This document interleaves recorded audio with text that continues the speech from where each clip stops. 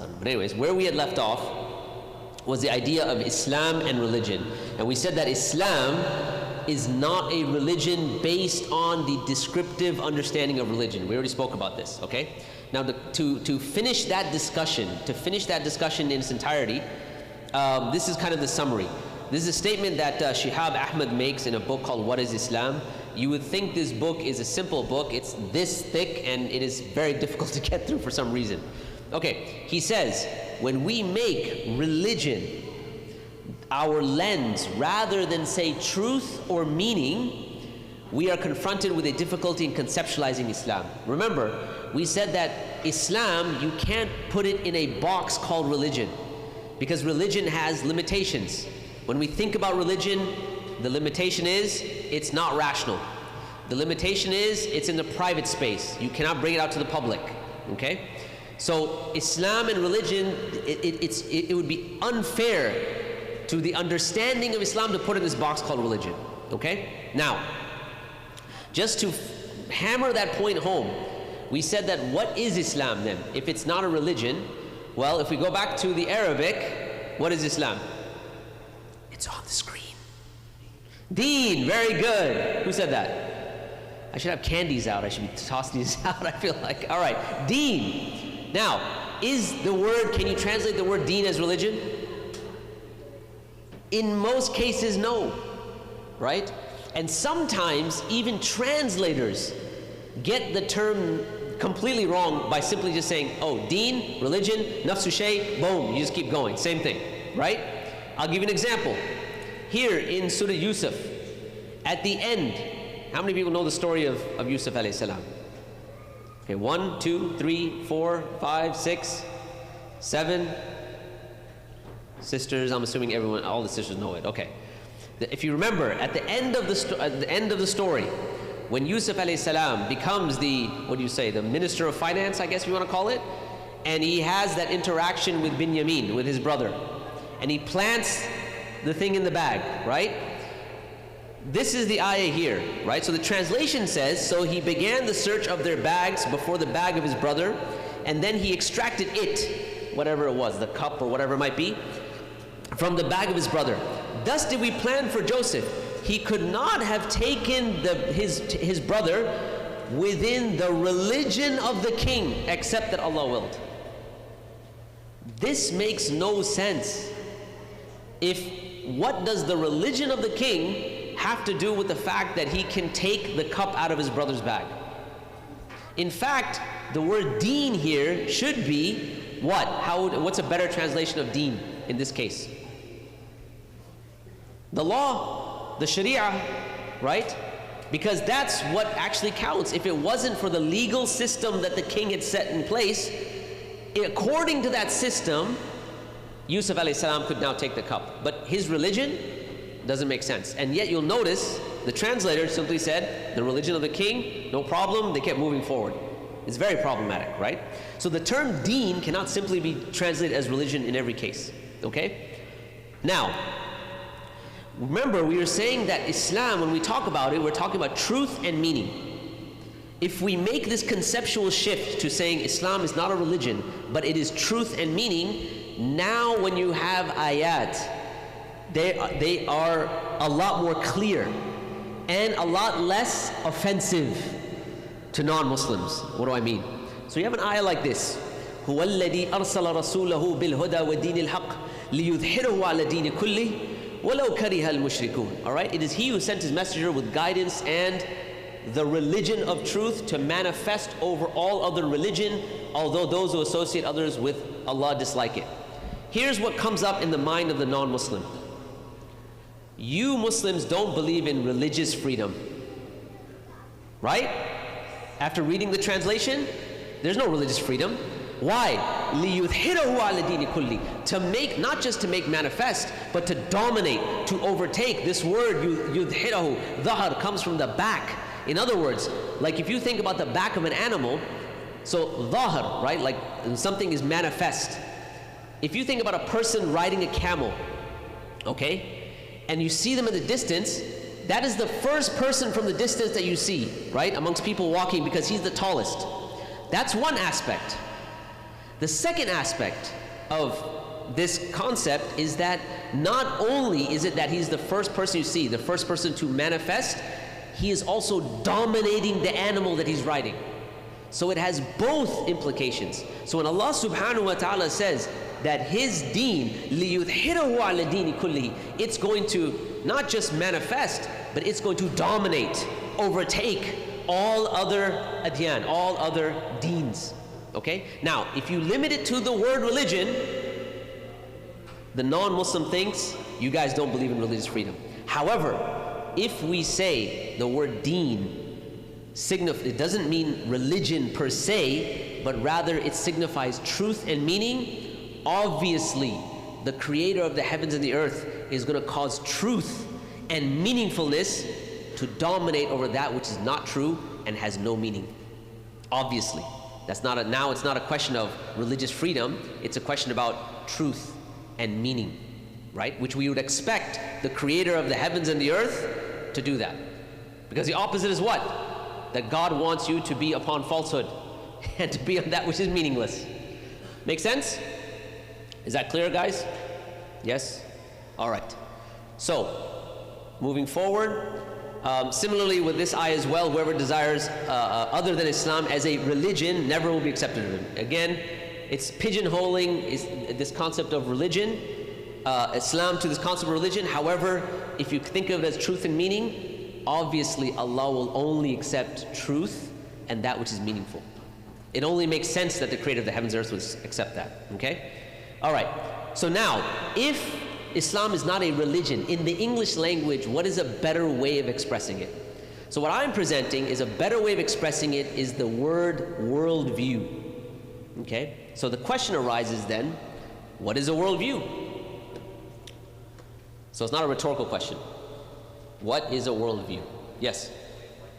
A way of life? Okay. Sisters, what is a worldview?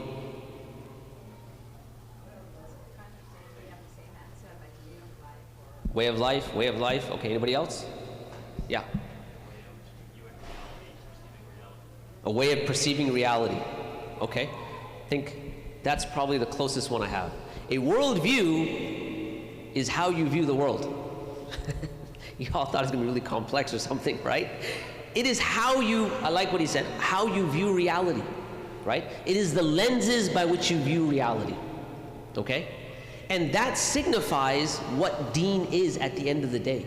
It is the lenses by which you can view what you consider reality and truth and meaningfulness.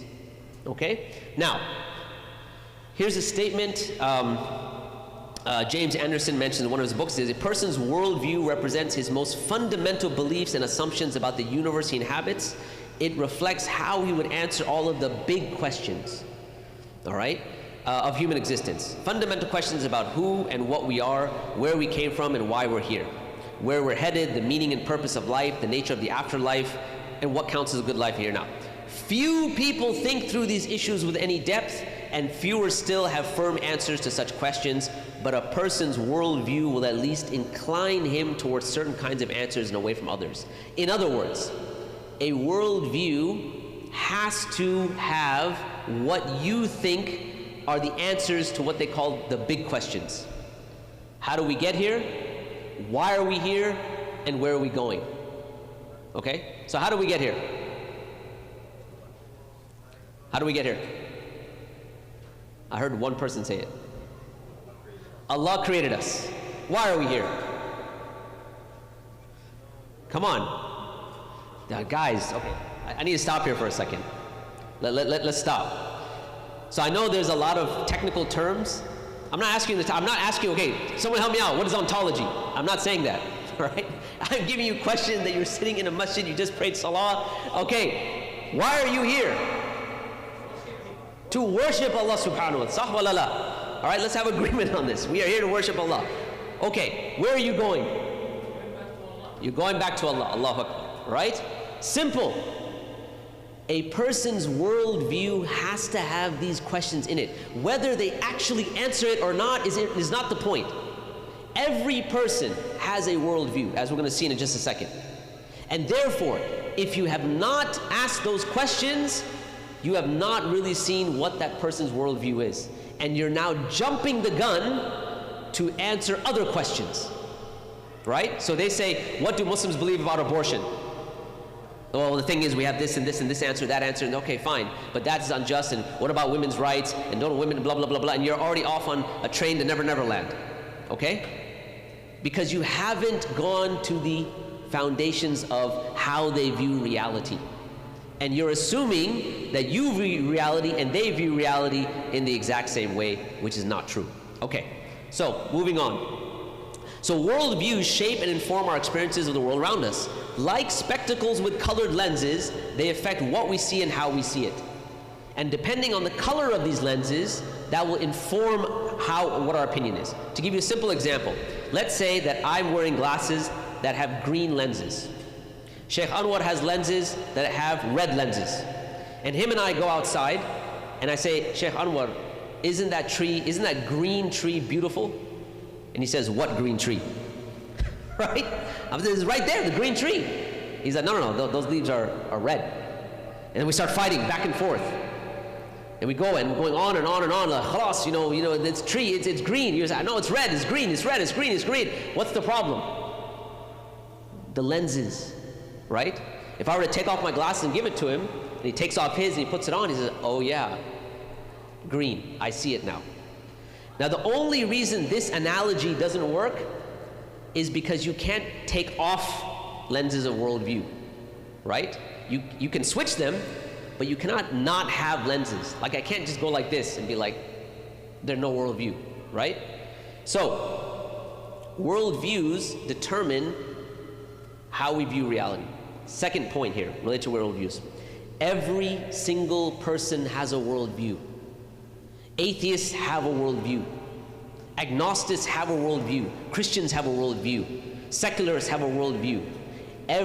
Just like language, every person speaks a language. Maybe not the same language, but every person speaks a language. And I don't mean the articulation of sound per se. I mean you think in a language. You cannot not have a language. Similarly, you cannot have a private language that only you know.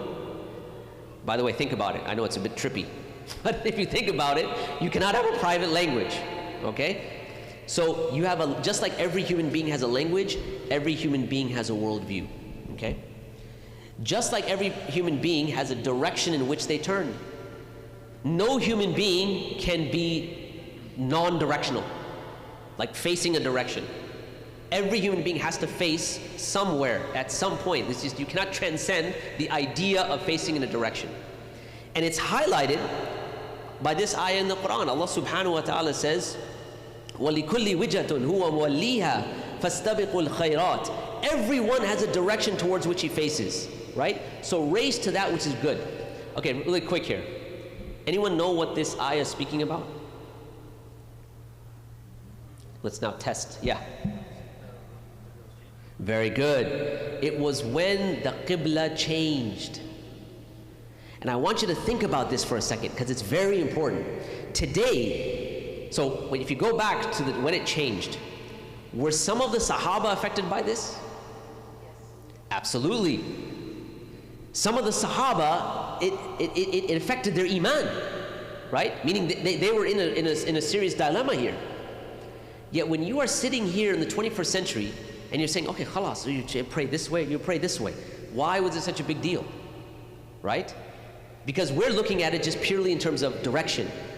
They're looking at it in terms of an entirety of a worldview, the direction in which they're facing. So first now they're facing towards Bayt al-Maqdis, and now they're going to be facing all the way, meaning some of the precepts, what are related to Bayt al-Maqdis, how we understand Bani Israel, how we understand the Jews, how we understand these things. Now, we're in changing this, how is this possible, right? Because they're not looking at it just as a physical direction. It has a lot more meaning than just a physical direction, okay? So what does this mean? So everyone has a direction to which it faces. Here's what Ibn Kathir mentions. He says, وَلِكُلِّ وِجَةٌ هُوَ مُوَلِّيهَا. This talks about the followers of the various, I know it says religions, but we'll go with that. Hence, every nation and tribe has its own qibla that they choose, while Allah's appointed qibla is what the believers face. You have your own worldview. You have your own direction, right? So he continues, the Jew has the direction which he faces, the Christian has the direction which he faces. Allah has guided you, O Muslim Ummah, to a Qibla, which is the true Qibla. Then he continues on, he says, this last ayah is similar to what Allah said, and this is what I find fascinating. To everyone we have made a law and a method, right? لِكُلٍّ جَعَلْنَا مِنْكُمْ شِرْعَةً وَمِنْهَاجًا. To everyone we have made a law and a method, meaning part of your worldview has to do with a law, a morality, and a way to understand all of that. Okay? Now, this will make a little more sense in the next section, and that is this. So if we say, before I get there, hold on. If we say that every human being has a worldview, what are worldviews made up of? What are the components of a worldview? And here's where we get into that. All right, now there's a whole bunch of words up there, and they're very technical, so I won't ask you all to define it. We'll define it for you, okay? Now, one thing I want you to appreciate before I tell you what all these terms are, is everyone notice the color gradation? Everyone notice it's dark and it gets lighter? Yes? Everyone got that? It's really dark and then it gets lighter. That's done on purpose, okay? Because when you think about the components of a worldview, most people, when they're having discussions with other people, let's say other like non-Muslims or ex-Muslims or whatever it might be, they're usually in this space here, morality and ethics. Tell me about the marriage age of Aisha. How was slavery possible in the Islamic framework? You know, how can a man have 4 wives? Whatever. I mean, that's in this domain here. And what you'll notice, that's not the most important domain. In fact, you've skipped so many things before you've gotten to those questions. Okay, so let's break this down now. We start off with ontology. Ontology is the question about what exists. Do I exist? Does this table exist? Does the tree outside exist? These are questions about ontology. All right? The most important question in this case, however, is, does God exist? If the answer to the question is yes, God exists, then you have a theology, which is the question about who is God and what is the relationship between God and man. Okay? So the most important aspect of your worldview is theology. That comes from your ontology. However, if I'm asking questions about what exists, how do I know? Those questions are part of epistemology. What is knowledge and how do I know? Okay? The study of knowledge. The sources of knowledge. All right? That's in epistemology. So far so good? So ontology, what exists? Epistemology, how do I know? So far so good, right? Then we have anthropology. Here I'm not talking about the university study, the university field. When you go to college, university, they have the anthropology department. That's not what I'm talking about. What I'm talking about is who or what is the human being. Are we just material matter, or do we also have a soul? Okay, depending on your answer, that's going to affect certain things, right? So those are questions about anthropology. Who or what is the human being? Who is man? Okay? Then you have a teleology. Teleos means purpose. Do I have a purpose? Does the universe have a purpose? Does this table have a purpose? Do my shoes have a purpose? Those are all teleological questions. Okay? After all of those, then you get to morality and ethics. Questions about what is right and what is wrong. What is moral, what is immoral. So far so good? After that, then you have law and politics. Because people love talking about politics. If you ever go to dinner, especially in Indian Pakistani circles, which I find myself in, people are always in this domain. And they're always skipping all of this and going right down to here, right? I'm sure it's similar with all y'all. So anyways, so law and politics. The last one is aesthetics, beauty, questions about beauty, okay? By the way, my dissertation's on this, so I'm inshallah finishing up my PhD soon. Make dua for me, please. I finish it soon and it's accepted. It's on the question of beauty. Can I do a thought experiment? Because this is a little bit in my field. It's not directly, Bismillah. Okay, all right. I'm going to say a word, and it just kind of, it's going to highlight how worldviews affect people, okay? I'm going to say a word, and I want you to tell me what's the first thing that comes to your mind. You guys ready? Brothers and sisters, we're going to do this, okay? Here we go. The word is, I want everyone's attention, all right? So if you're writing notes, put your pen down for a second. Here we go. The word is art. A-R-T. Okay, tayyib. What's the first thing that comes to your mind? Quick. A drawing. What's the first thing that comes to your mind? Painting. First thing that comes to your mind, sister.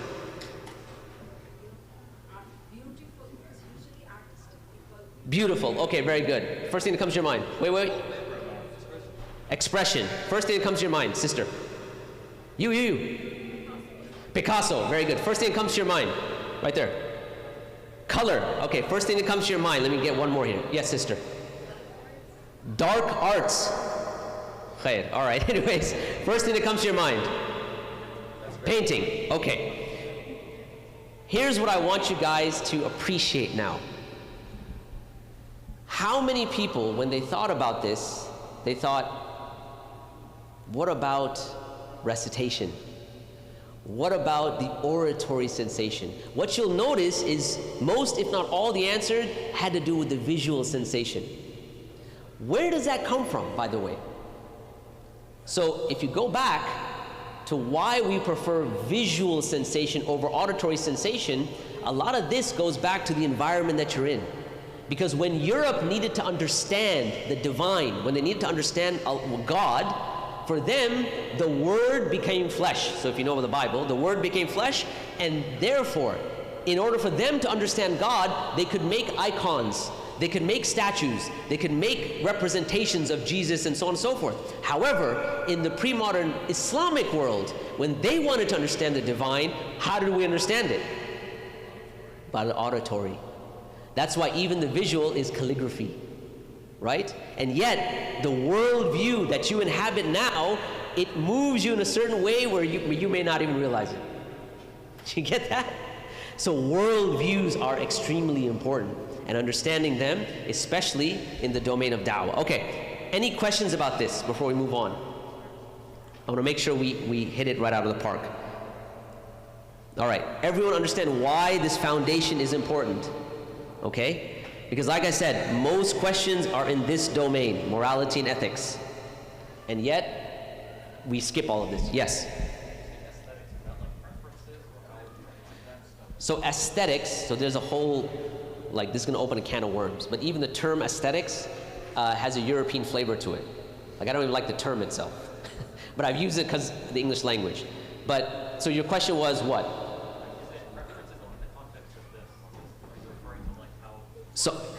So I'm saying that when we look at our worldview, how we view reality, how we view beauty comes at the last position because it not only informs how you look at things, but your environment also informs your worldview. It has a terminal position for that reason. It's two-way, right? That's why it's all the way at the end and it has the lightest color. Does that make sense? Right? So, and the other way around. And there's a whole, my dissertation, so let me just take it out there. Wait, before anyone asks any more questions, hold on a second. So my dissertation is going to be talking about natural beauty versus man-made beauty. And my thesis is that natural beauty is that which brings you closer to Allah because it is related to the fitrah that we're going to talk about, okay? Man-made beauty is what they call subjective. So you know they say beauty is subjective? I say no, not all beauty. Man-made beauty, maybe, because that is subject to the human being that's doing the artwork. Therefore, it is subjective. But natural beauty is objective, meaning there's no like, oh, you think it's beautiful and I don't think it's beautiful, and that's not how natural beauty works, right? And natural beauty, if you think about this from the vantage point of the Quran, Allah is constantly asking us to explore the natural world. إن في خلق السماوات والأرض واختلاف الليل والنهار لآيات. For who? لأولي الألباب, right? In the creation of the heavens and the earth, alteration of the night and the day are indeed ayat for the people who have lub, who have deep thinking. So, and you look at the Quran, a lot of it's pointing to the natural world. And by the way, marketers know this. Whenever they're trying to sell you something, it's always all natural. You want cream, all natural cream, right? Cereal, all natural cereal. They know it. They know the fitrah screams out for you. Understand, I'd rather have something natural because you think of it as pure. Not subjectively pure, objectively pure. Anyway, I went on a tangent that I should not have gone on. But anyways, that's what I was afraid of. Is it about beauty? Okay, go ahead. I just want to just ask. Sure. You have these things categorized and you're saying this is more important and then it goes down the list. Yes. That's important to what though? Yes, good question. That's excellent. So this is just extracted from our aqidah. Let's put it that way. Okay? So, obviously, that's why I said theology is at the highest. Right? Allah subhanahu wa ta'ala is at the highest. Obviously, existence comes after that, because Allah, the existence of Allah. Then you have, how do you know? Sources of knowledge, which we'll talk about in just a second, right? They have sources of knowledge, we have sources of knowledge. Then you have who or what is a human being. We believe in a ruh and a qalb and etc., right? And so on and so forth. So, and by the way, this categorization is not set in stone. This is one representation. People can divide it up into other ways, other categories. It's just for us to simplify components of a worldview. Okay? All right, good questions. Any other questions? Sisters, do you have any questions? Yes? Why they ask morality? Why they don't? What's the reason behind? Why they? Like what is right and what is wrong? You said they venerate dawah and things. People will ask the question about morality. Yeah. Which is very not like you said. It's on the Lower end, yes. But why they're asking? Because those are the questions that kind of surround us, right? Like if you think about the political domain, right? People are not asking, okay, let us discuss God or the existence of God. They're asking about, well, we have to make legislation, so is euthanasia allowed, right? To kill someone who wants to die, basically, right? Is that allowed? So you have political debates and things like that, okay? Abortion, is it allowed? Again, that's a moral question, right? Even though with interestingly enough, with abortion, this anthropology becomes really important, right? Because if we can't define who or what is a human being, then how are you going to answer the question about abortion? And yet, we never ask this question. We skip down here and say the scientists will tell us who can only deal with material realities, you know? But everyone kind of focuses in this domain, and this is true in da'wah as well. People, when they're asking questions about Islam, you'll rarely find it. I mean, sometimes they'll be like, hey, tell me about God, tell me about, you know, how do you know it's true, whatever. But a lot of times, they're trying to undermine the morality and ethics, the Sharia specifically, right? And it's just my experience. I don't know, I have 20 years of it, so hopefully it means something, all right? Anyway, does that answer your question, sister? Okay. All right, moving on. So let's do a quick comparison, all right? What I have here is the Islamic worldview and the modern worldview, all right? And we'll look at a few of these. We're not going to go through the entire list, otherwise we'll be here all day. Well, let's start with comparing the Islamic worldview in ontology versus the modern worldview. We'll start with that. So, in the Islamic worldview, number one, we believe in Allah. The modern worldview, question mark. Maybe he exists, maybe doesn't exist, not our concern. Number two, the unseen realm, what we call alamul ghaib. Absolutely, we believe in alamul ghaib. Okay? So that includes angels and jinn and the barzakh and the ruh, all of that is part of al-ghaib.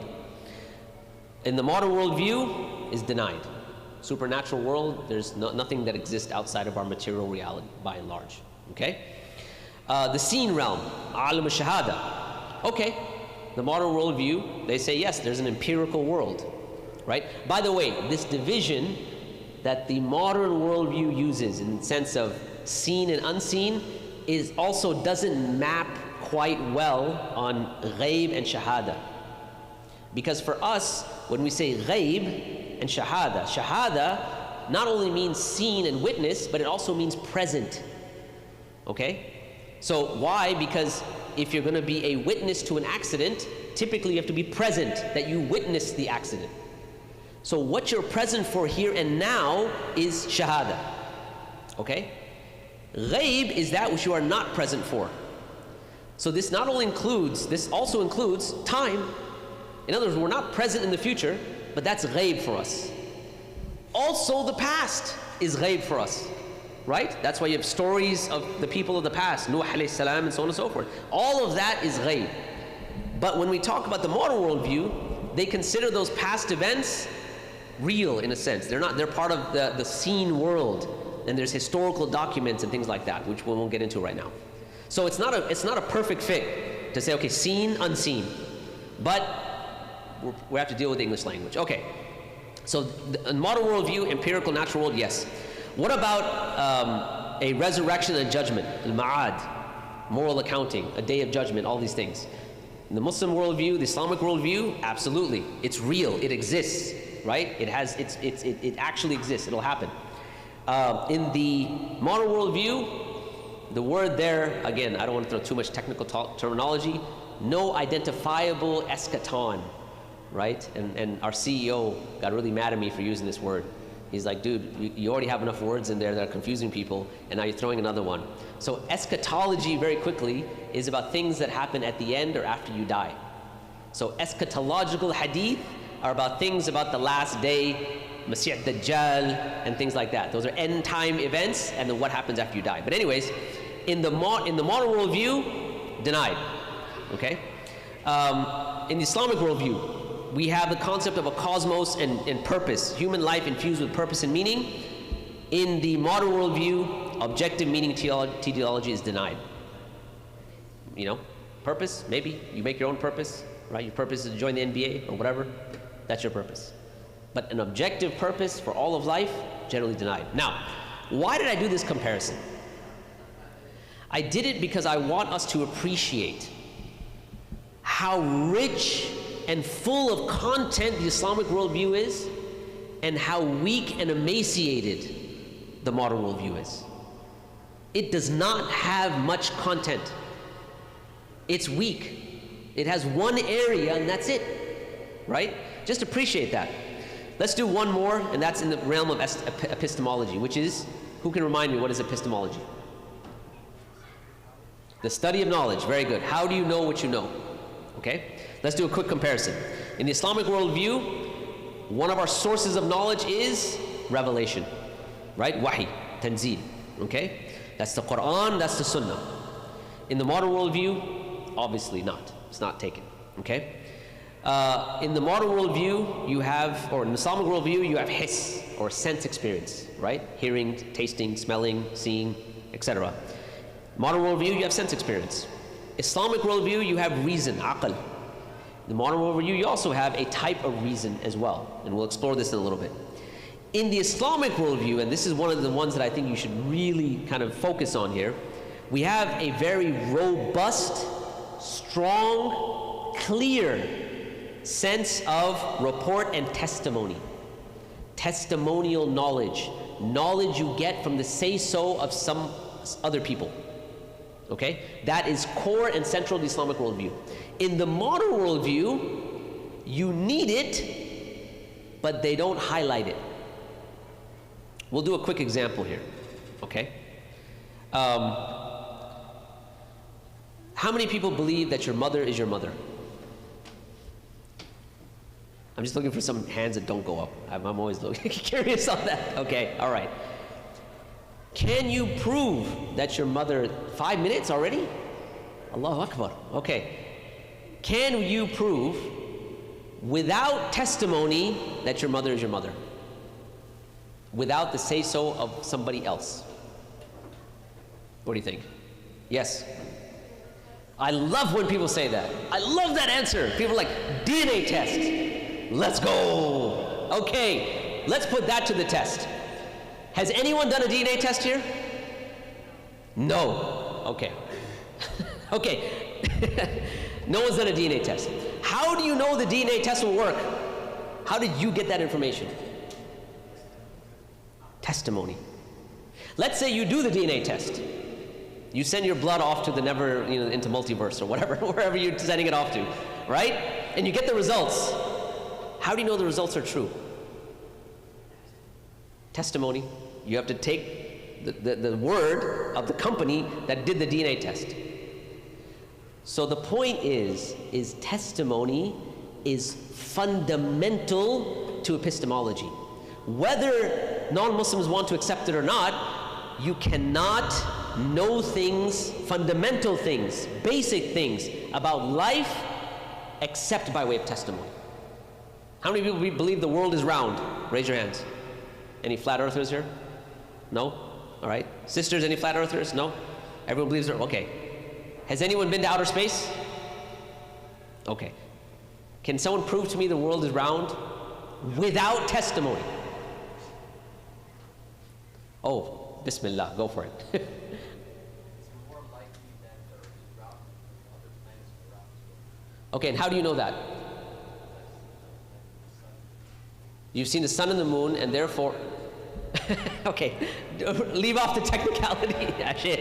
Okay, so you're judging that based on that they are round, most likely it's round. So is that absolute knowledge? Do we know that for sure? Or is it just probably?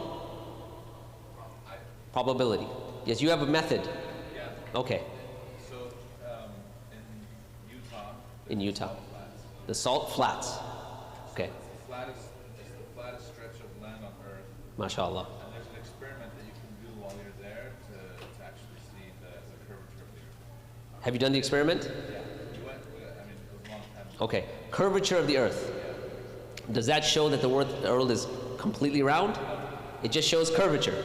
Okay, again, we're talking about the entirety of the earth. Anybody else?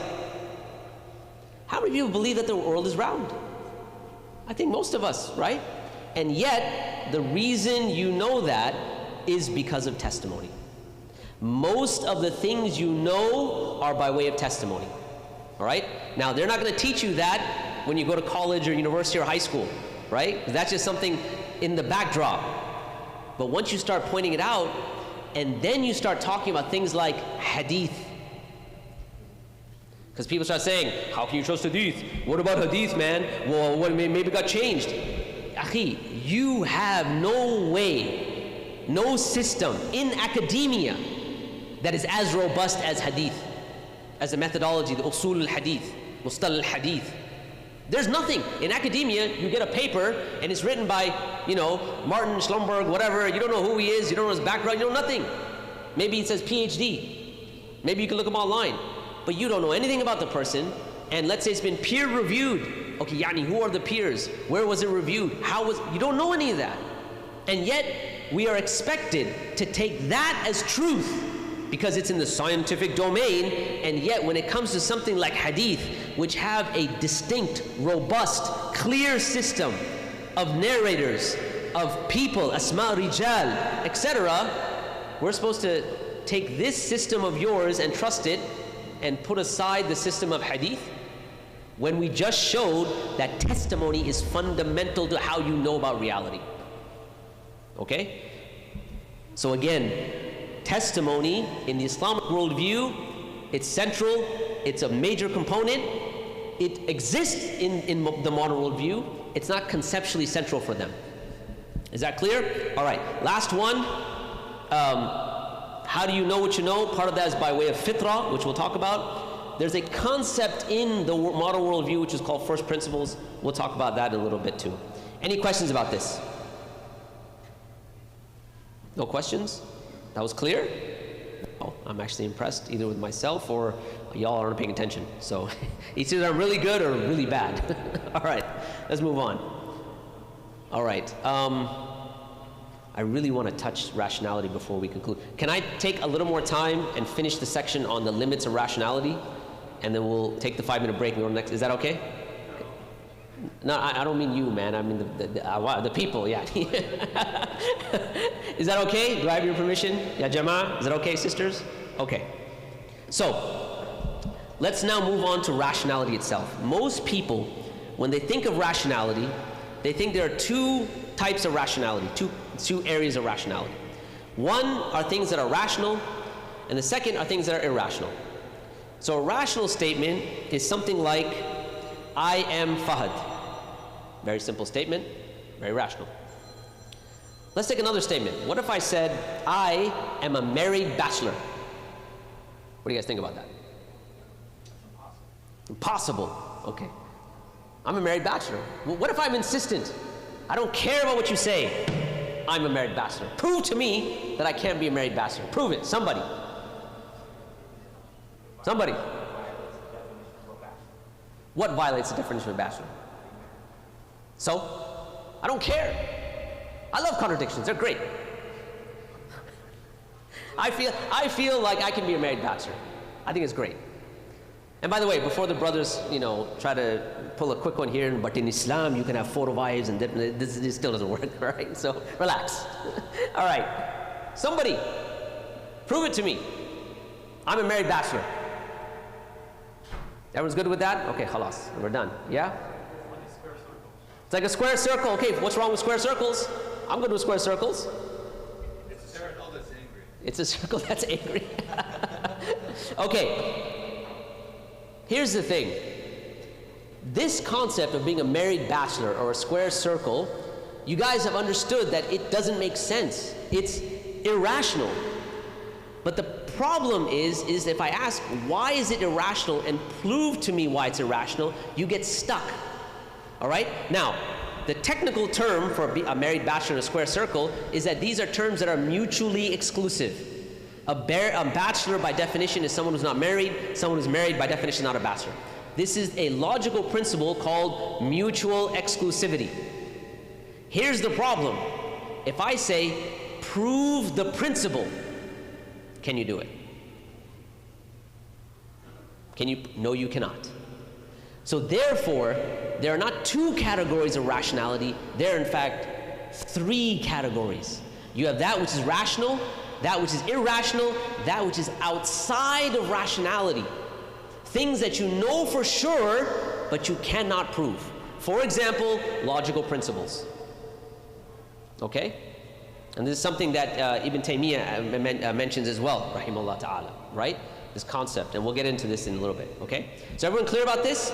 Now, when they come to you and say, no, but this is something that you Muslims, because you believe in your fairy tales, that you guys want to talk about the super rational. What's super rational? Every system of thought, whether we're talking about Islam or Christianity or the scientific domain, every system of thought has elements within the super rational. There's no system of thought that's safe. And let's explore why. Because when you say, I will not believe something until you rationally prove it to me, what are you saying exactly? You're saying that I doubt what you're telling me, and you have to give me proof. And the sister had mentioned a bit earlier, can you prove things infinitely? Okay, I'll give you an example. I have my second born, okay? I have 5 children. Qul mashallah ya jama'ah. What is it? Okay, thank you. All right. Okay, I have 5 children. The second born, his name is Abdurrahman. Abdurrahman is, how do I put this nicely? Animated. He's an animated guy, okay? So Abdurrahman one day, let's say when he was much younger, now he's in college, but anyways, when he's much younger, he comes to the kitchen and he takes out the knife. And I'm like, Abdurrahman, put the knife back. What is his question? Why? Okay, i.e., give me rational proof as to why I should put this knife back. Okay? Now, I tell him, I say, Ya Abdurrahman, listen, this knife, it'll cut you. What's his next question? Why? Okay? Because Abdurrahman, the knife is sharp. Next question? Why? Okay. Abdurrahman, that's how the manufacturer made it that way. Next question. Why? I was like, because the manufacturers, they want to sell knives, and therefore they made it sharp so that they can sell knives. Next question. Why? Okay. Oh, because when they sell, people buy these things because when they want to cut things like apples, there's a better way of eating apples, so people need to cut things. Next question. Okay. You know what the answer will be eventually? Because I'm your dad and I said so, khalas! Right? You cannot ask why forever. You can't. No system of thought is infinitely defendable. You can't say because this, because this, because this, because this forever. There has to be a stopping point. There has to be something that you know for sure, but you cannot prove. And that is what is part of the supra-rational. And in philosophy, they have definitions for these things. They're called axioms, first principles, basic beliefs, different things, all right? And when people say that, no, I'm not going to believe it until you prove it to me, I have to have a rational answer. The reason why this falls apart is because you can't, anything that you give them, they can just keep on asking for more proof. Even if you say, look, I'll prove to you God exists, right? Which we'll get into some of the rational proofs, they could still keep doubting. Doubts have no end. But the main problem with saying I'm only going to take an answer that's rational, and I can keep on asking why forever, I'm going to doubt. And then you give me an answer and I'll doubt. And you give me an answer and I'll doubt. Here's the problem. If you keep on going, eventually you have to doubt your doubt, which leaves you intellectually paralyzed. You can't go anywhere after that, right? And that's why somebody said that you have to have one thing that you know for sure, at least one that you cannot prove but you know for sure. And it's like someone who says, oh, I'm not going to believe it until it's rationally proven, and I can prove everything rationally. It's like a person who says, I have the perfect solvent. You guys know what a solvent is, right? It dissolves paint. The person says, I have the perfect solvent. It will dissolve anything. Perfect solvent. Okay, no problem. You have the perfect solvent. What bottle will you keep it in, akhi? You need at least something that it does not, so the solvent could be perfect, but you need at least one thing that is absolute, that which is not soluble, that which is not solvable. You need at least one thing that you know for sure, at least one, okay? And this is why rationality is not broken out in two categories, but rather three categories. Now, all of this stuff, it sounds very overly, philosophical. Let's give some Islamic parlance and vocabulary to it. So when we talk about rationality, we use the word aql. Irrationality is something like ghayr aqli. The supra-rational is what we call the fitrah. The fitrah is where you have logical principles. The fitrah is where you have the sense of beauty, right? It's not like I could go up to, give me a nice place in Utah, Sheikh Anwar, a beautiful place. Astaghfirullah. Zionist National Park.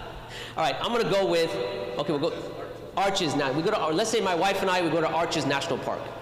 And we get there right before Fajr, right? And we and we want to see the sunrise. And I see the sunrise, and I tell my wife, I say, you know what, dear? That is absolutely gorgeous. It's beautiful. And she looks at me and says, that is the ugliest thing I've ever seen. Prove to me rationally that that's a beautiful, okay, khalas. It's not a question of rationality, right? So beauty is part of your fitrah. Certain smells, you walk into a room and someone says, something stinks, man. And somebody else walks in and goes, take it in, bro, it smells amazing. And the other guys will prove to me rationally, it's not a rational question, right? Those are concepts that are part of your fitrah, okay? And they're not subject to proof, but you know them for sure. And a lot of that has to do with your own experience and things like that. All right, is this clear? Because this is going to be important in a section I'm going to do after Sheikh Anwar, which is going to be called self-evidently true. How do we know God is self-evidently true? This is going to be important for that. All right. I'll take a few questions related to this, and then we'll take a break. Yes? Can you always rely on your instincts? Like you say something is supra-rational. Right. Correct, absolutely. So, when it comes to our understanding, we're not saying rationality has no value. This is where sometimes people say, oh, it's just fitrah. La. We're saying in order to get to certainty, you need a sound fitrah and a sound intellect. You need both. And in fact, when you go through the Quran, Allah assumes, or rather not assumes, but Allah subhanahu wa ta'ala is talking to people that it's already understood that they have a fitrah, because the Prophet ﷺ told us that every child is born upon the fitrah. We already know this. And so with that in mind, you have the fitrah and you have the aql. You don't sacrifice one for the other. And in fact, there's a whole course that we have on the fitrah where we get into a lot of how do we distinguish between a fitrah that's salima versus an aql, and etc. So we get into this, but for now, because I didn't want to draw out this section too much, we don't sacrifice one over the other. In fact, you cannot do that. Even people that come with rational arguments, they are already in the backdrop assuming certain things. That's why I said in philosophy, they call them axioms. So let's take an example. What is an axiom in science, by the way? So people talk about science and the scientific endeavor, and we're scientific, and we're suit and ties, we have PhDs from Harvard, although they're not as valuable as they used to be. That's a separate issue. Anyways, because you can do it online now. Okay, so, all right. They have assumptions too, right? One of their assumptions is that nature is uniform. That is not something you prove every time you do an experiment. Now, what do I mean by nature is uniform? Meaning that if I let go of this mic, what will happen? It'll fall, okay? How do you know that? I haven't dropped it yet. How do you know that? It's an assumption. Meaning that because we have observed 1,000,000 times that when you drop something, it drops, you drop it, it drops. And so now you have assumed, based on all of this observation over and over and over and over again, that when I do this, it will drop. The problem is there's no way to know that 100% certainty until I actually drop it. That is the assumption that nature is uniform. And this is a problem because when you have this assumption, and this is the only assumption, you cannot entertain things like miracles. You cannot say, okay, Isa alayhi salam had no father. Why? Because in our observation we observed mother, father, mother, father, mother, father. But now you're saying you're breaking our axiom? La. But you can't prove the axiom, so now where do you go, right? In fact, if you think about this particular axiom or first principle, whatever you want to call it, if you think about it, is it really knowledge or is it belief? Is an interesting question. Just because you've seen something over and over and over and over again, is that really knowledge or is that just justified belief? It's an interesting philosophical question. I'll leave it with you. Yes? Oh, it's okay. It's a belief. All right. She settled it. Khalas, it's a belief. Anyway, but so the point is, every system, every intellectual system of thought has things that they assume and they move forward from there. Whether we're talking about science, whether we're talking about Christianity, whether we're talking even Islam. But for us, the difference is we understand where those things come from, right? There's a very deep discussion about the fitrah, which, like I said, we have a whole course on it that we get into it. If I can't get into it now, you can ask specific questions later, bi'idhnillah. Okay, we need to stop here. We need to move on to the next section. If you have questions, write them down on your phones. If you have phones or whatever it is, we can always take them up later. So we'll take a quick 5-minute break, and then I'm going to hand it over to Sheikh Anwar, who will take us to the next section, which is called the implications of atheism. What do those things imply? What do they indicate, etc.? All right? Jazakumullah khair. So we'll get 5 minutes. I'm actually going to put a timer on, so please be back in 5 minutes, and please come back in 5 minutes, and we'll start then. Jazakumullah khair. Assalamu alaikum wa rahmatullah.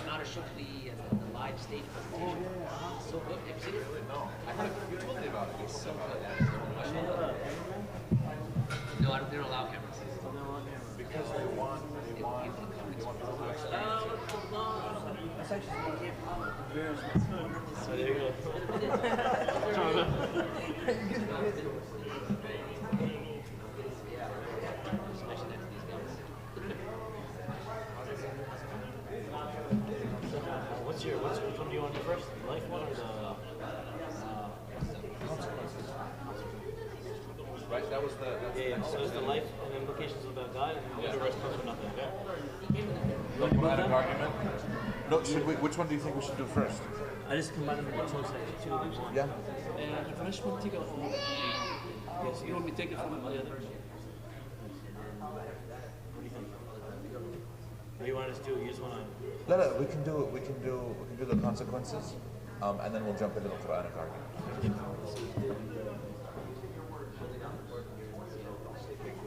Then do Yeah, that's what I was like. all slides, right? Okay, where are you? So it's all separated like this. No, he has one where it's all the slides together. Does that make sense? Where you don't have to jump around. Because that way, otherwise we'll have to open up 2 different files at the same time. I mean, we could. Actually, you already have that. If you're opening them in separate tabs. This one? Yeah, but what I'm saying is you already have them open up in separate tabs. Oh, it's all of them. Right? Yeah, that's going to be huge to. You know what I mean? Just do it one by one and open them up in tabs. Which one is it? So Life, implications of life without death. yeah, so number 3 and number 5. You already have them open up. Yeah, that's it. Yeah. Number 3 and number 5. So I'll do number 3 and then we'll go to number 5. Right? Let me see. Yeah, no hope. Okay, we got it.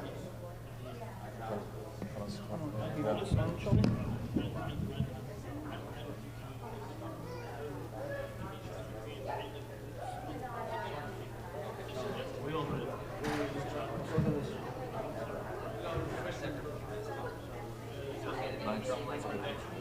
I'm not trying to gas myself up, but this might be one of my favorite photos ever. Yeah, I like it. Oh, what's so long?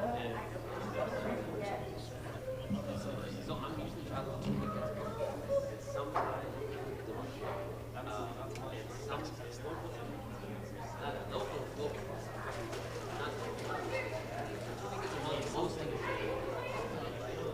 like sometimes you have 10 days.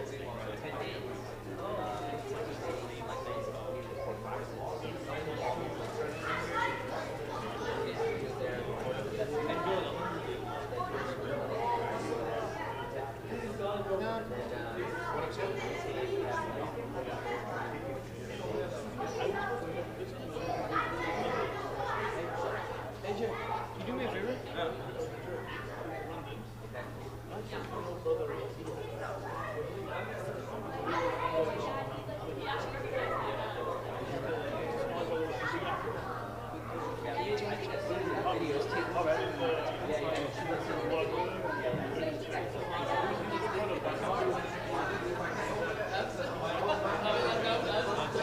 Can you take more pictures again? And then when you're done, can you leave it on this table? Also, once Chef Anwar starts speaking. Okay. You also want Chef Anwar speaking. Okay, for the next like 10, 15 minutes. Okay. So like when Chef Anwar speaking, can you take pictures as well? Thank you so much.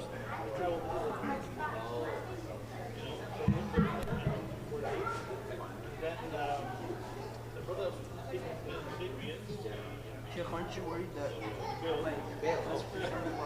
It wasn't part of Sapience. It's not beans.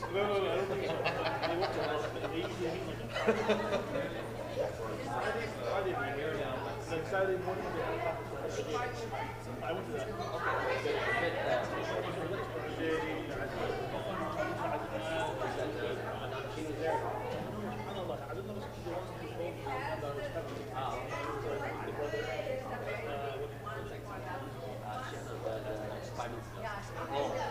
Just letting you know if you want to be on time. It's up to you. So,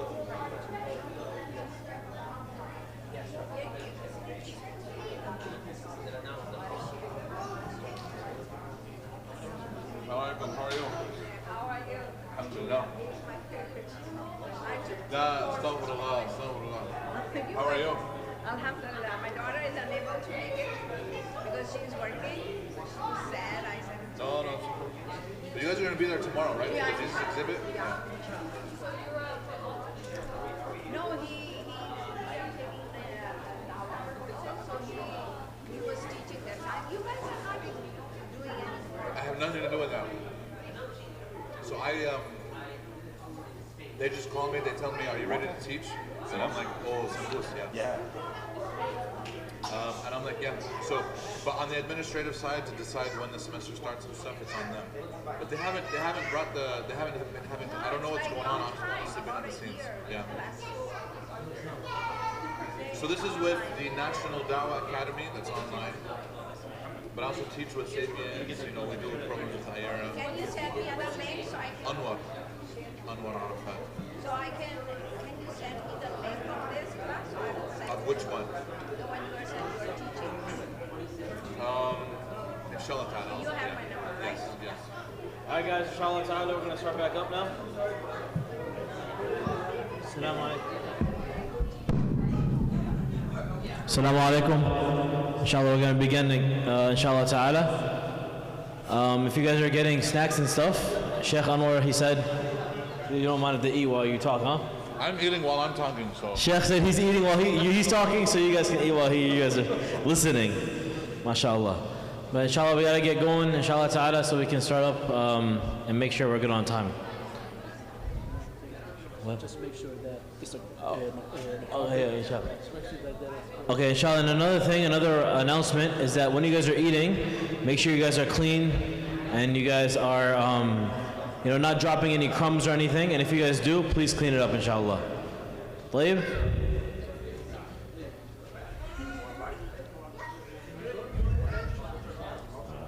Let's wait for a second.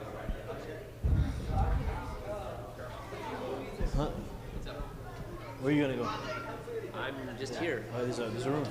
There's a Speaker room, yeah, for you. All right. Let me grab get my bag. yeah, inshallah. Yes. It's right there, yeah.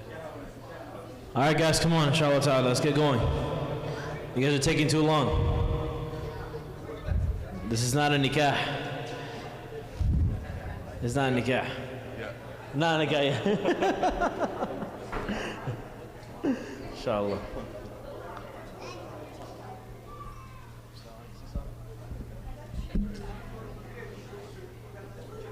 All right, you guys ready, inshallah?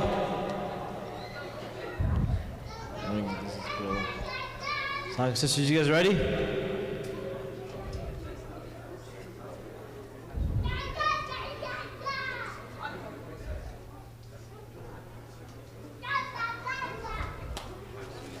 right, bismillah.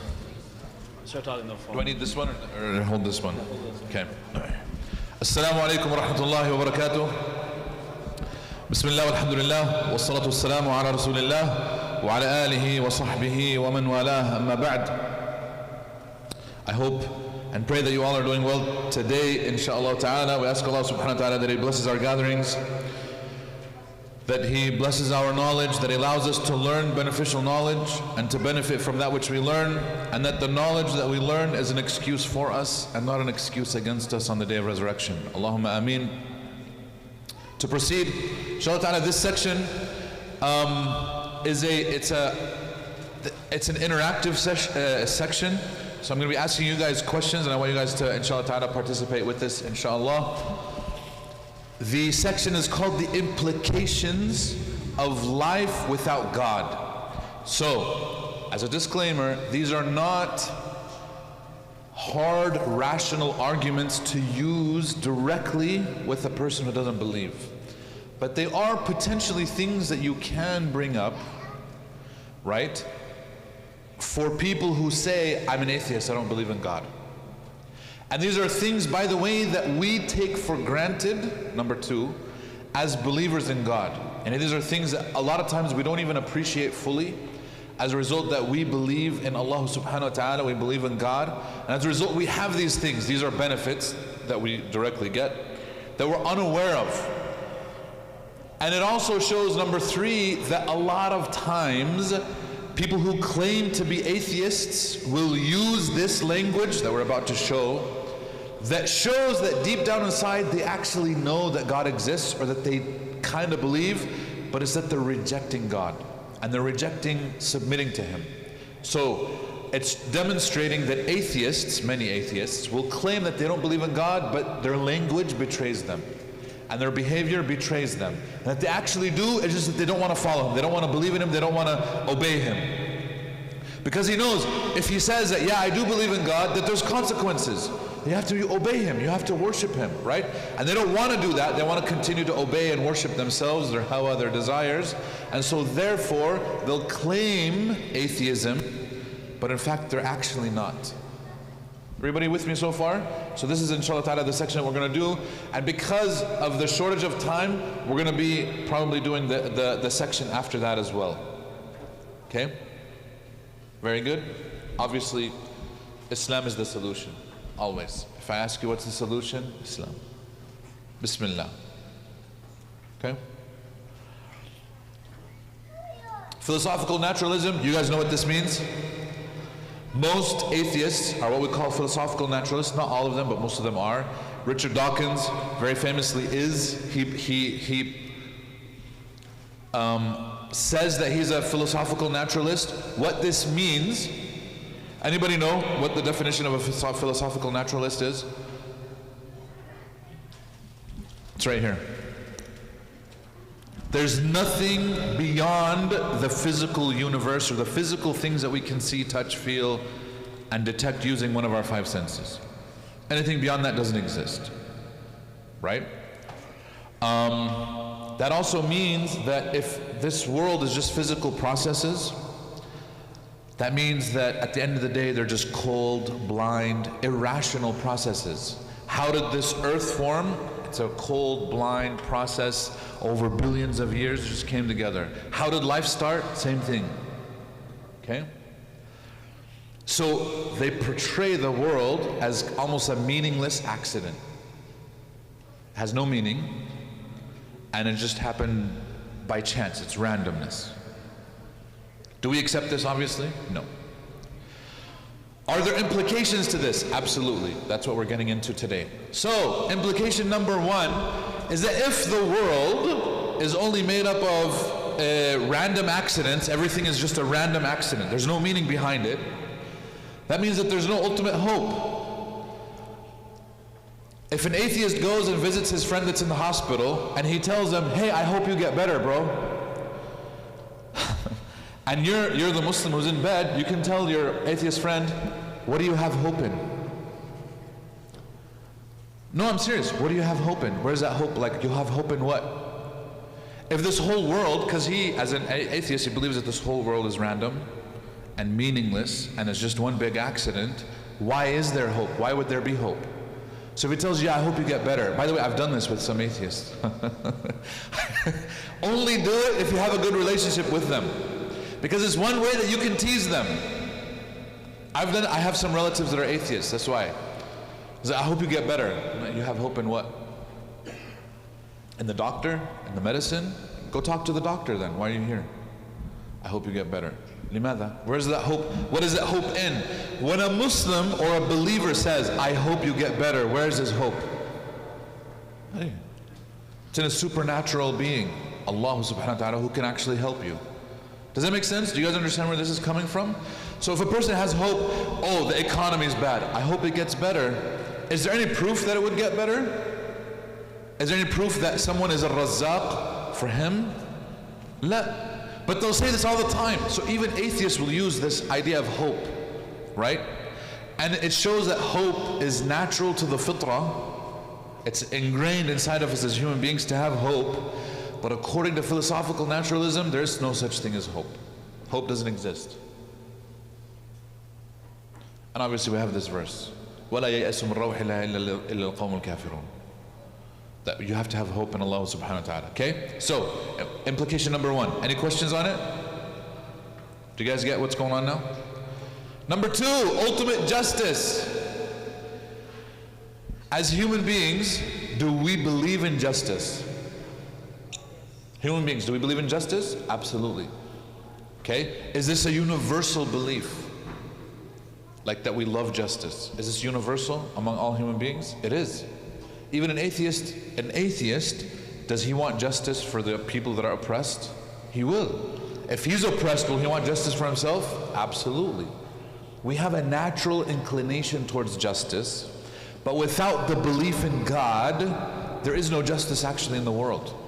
Which shows you that the way that we are as human beings doesn't match with the way that the world is. If we believe that the world is just one big accident, why is there justice?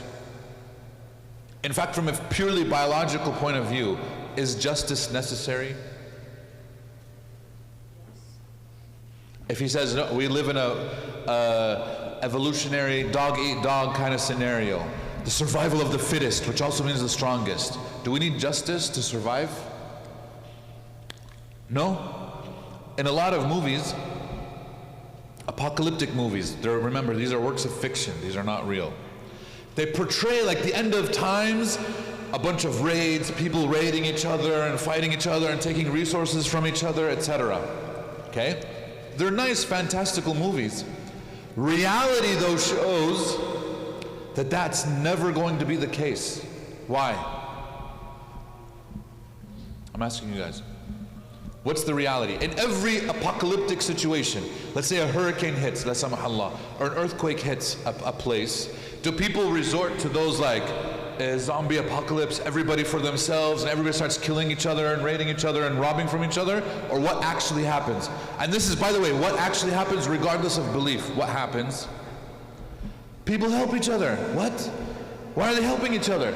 But that doesn't make any sense. Like for survival, we would think that I'm gonna go after everybody and I'm gonna, but human beings always, in every scenario that's been studied, they resort to actually supporting one another and helping one another and not hurting one another. It's a weird phenomenon. From a purely physical, philosophical, naturalist point of view, that doesn't make any sense. But it shows that deep down inside in our fitrah, it's like we know that justice is in fact not only good, but it's necessary for us to continue to flourish as human beings. It's a human trait, which, remember, this doesn't match physical reality according to an atheist worldview. Let's say, for example, there's a bank robber who went around pillaging, robbing banks, killing, and then he passed away. And nobody ever got their money back. Nobody ever got their life back. What would a person say? Is there justice in the world? No. This person did all those evil things and then got away with it. There was no retribution whatsoever. Is there justice actually in the world from a purely dunya perspective? Is there justice? La. In fact, there can only be justice if we believe in a hereafter, number one, a hereafter. And a hereafter where there is a judge who's perfect, who can judge perfectly according to everything that we did in this life. And he can judge according to intentions. Intentions matter. If, for example, you get a ticket, a speeding ticket, and you tell the police officer, hey, my intention in speeding was because I had a medical emergency with people in my car and that's why I was speeding. Does the police officer care about your intention? Doesn't care. Oh, it doesn't matter to me. You were trying to get to the hospital, your wife is sick or your mom is sick in the hospital, tough luck. You were speeding, here's your ticket. Does he care about your intention? Most of the time he doesn't. A perfect judge would not only care about your intention, he would know your intention. And that's why he would either reward or punish according to your intention, more important than actually what you did. That's why Allah subhanahu wa ta'ala is the perfect judge. That's why one of the righteous predecessors, one of the Salaf, he says, and in fact it was a companion. A companion said this to the Prophet, but there was another of the righteous Salaf where he says, I am happy that Allah is my judge, and by Allah I would not have my own mother be my judge. Even though my mother is merciful, he's like, I wouldn't want her to be my judge, I want Allah subhanahu wa ta'ala. And he's saying this, not because the mother, like he's doubting his own mother, but because he knows that Allah subhanahu wa ta'ala in his knowledge of intentions is the most merciful judge.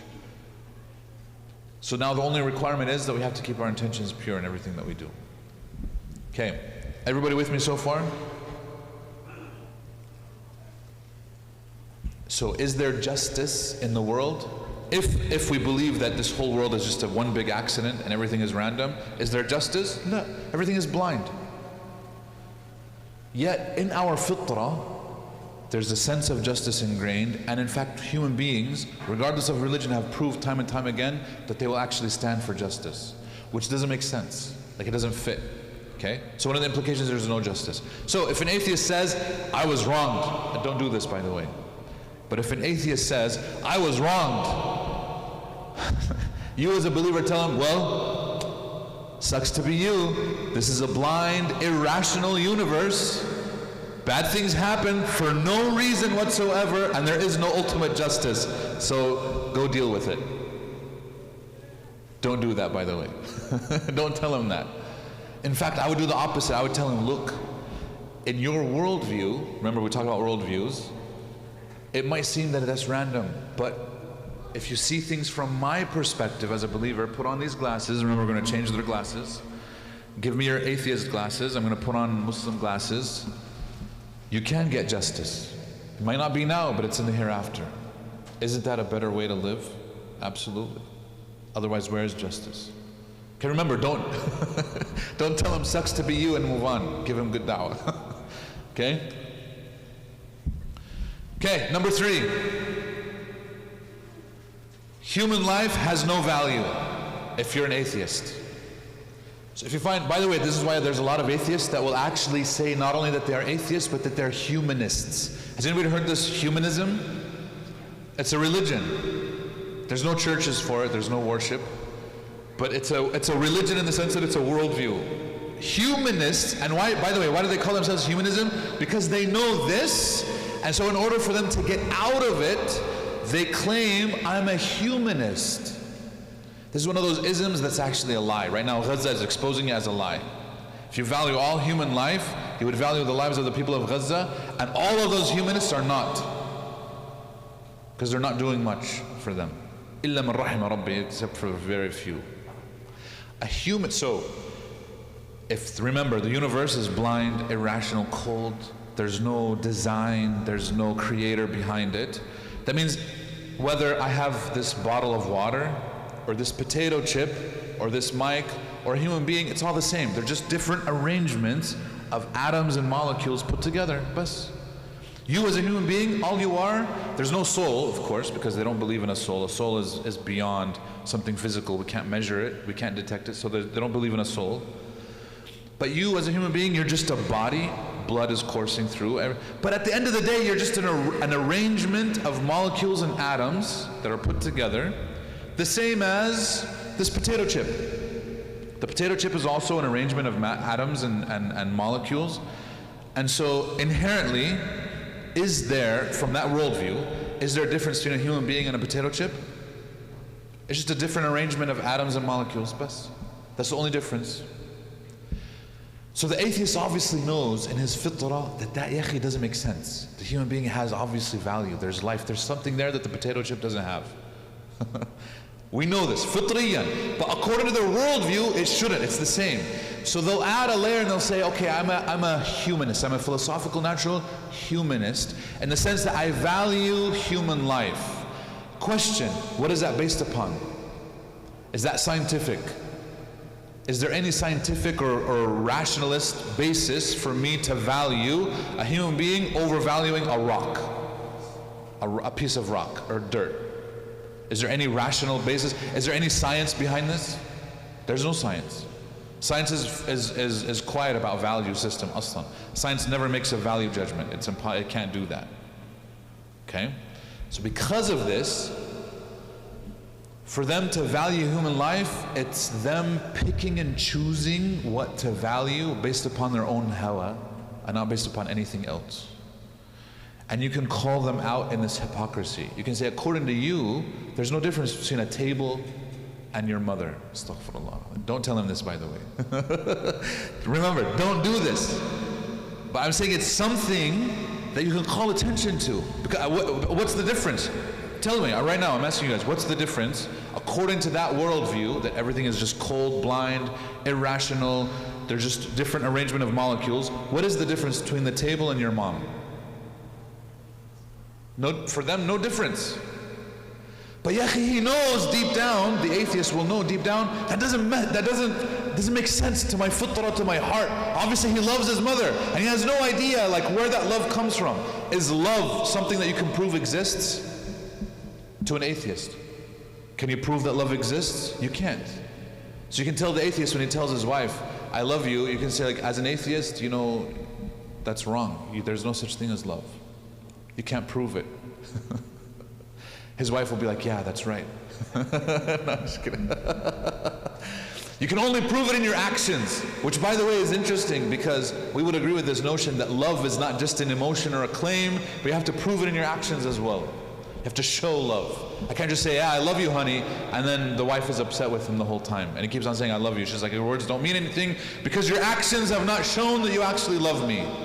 If a person says, I love Allah, but then doesn't pray, doesn't fast, and doesn't give charity and doesn't go to Hajj, is he truthful in his claim? La, he's a liar. We would say he's a liar.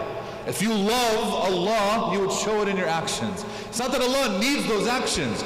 It's that you have to show, you have to prove it. It's not just a claim. Does that make sense? Love is more than this. طيب, going back to this. If there's no value to anything, then what's the point? Why would I go out of my way to save human beings? Why would an atheist be a doctor? Why would an atheist aslan be care about animal rights? Forget human beings, animal. Why? What's the difference? You understand what I'm saying? One of the things that, and this, maybe you can do this, I've attempted to do it and I've offended some people. That I'm speaking from experience when I tell you don't do this. Is if you meet a vegan atheist, tell him that doesn't make any sense. Why not? You have a vegan atheist. By the way, has anybody met a vegan atheist? I'm sure there's a ton of them in Seattle. No, I'm just kidding. Right? Tell him it doesn't make any sense for you to be a vegan atheist. Limada? Who can tell me why? By the way, when I'm saying a vegan, this is an ethical vegan, like a person who says, I will not eat animals because I value animals, because animals are alive, and so I'll only eat like plants. Why doesn't that make any sense? There's multiple reasons. Who can tell me why? Yes. Yes. Exactly. So number one, there's no basis for them to say, scientifically from their philosophical naturalism, that an animal is inherently valuable over something else. Number one. Number two, very good. Why are they saying, yeah, I'll eat plants and not animals? Who's to say that an animal is more valuable than a plant? Because you still have to kill the plant to eat it. Sah? Can you eat, so here's a question, aslan, for them. Can you eat anything that's dead, that has no life? You can't, by definition you can't.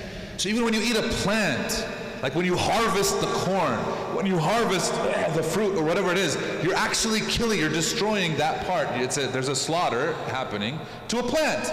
But a vegan is saying animals are more valuable than plants. Man qala hada? أين تجد هذا? Where is this proof? ما الدليل? What's the proof that an animal is more valuable than a plant? Who said this? There's no proof. So you can call him out on this. You can say, لا يا أخي, I'm an what's the opposite of a vegan? Naam? A carnivore? Did you say a carnivore? You guys heard of the lion diet? Don't do it, by the way, it's like too dangerous. Even though I would love to sign up, it's expensive as well. Where you only eat meat and you don't eat plant-based food. Like they only eat animal-based foods. There's a small group of people, these are those hardcore, like conservatives that are like, MAGA, red hat wearing, obviously you still need to eat plants, right? Don't do this, it's not healthy for you. But they'll eat predominantly animal products best, okay? According to that worldview, that's just as valid as any other diet. Sah? What does Islam say though? There's a balance. Animals are valuable, they have rights. Plants are valuable, they have rights. But that's based on the one who created them, not just your arbitrary, you picking and choosing what you think. Because ultimately it's what they think. Because he's friends with his dog, and Miskin because he doesn't have any human being friends. So he values animals more than he values something else. Have you guys heard that? Like a lady will say, I'm a dog mom. Right? You heard this? Or a cat mom. Yakhi, why? What's happened to us? Anyways. Okay, these are out of order, by the way. Hold on, let me go this. Number 4.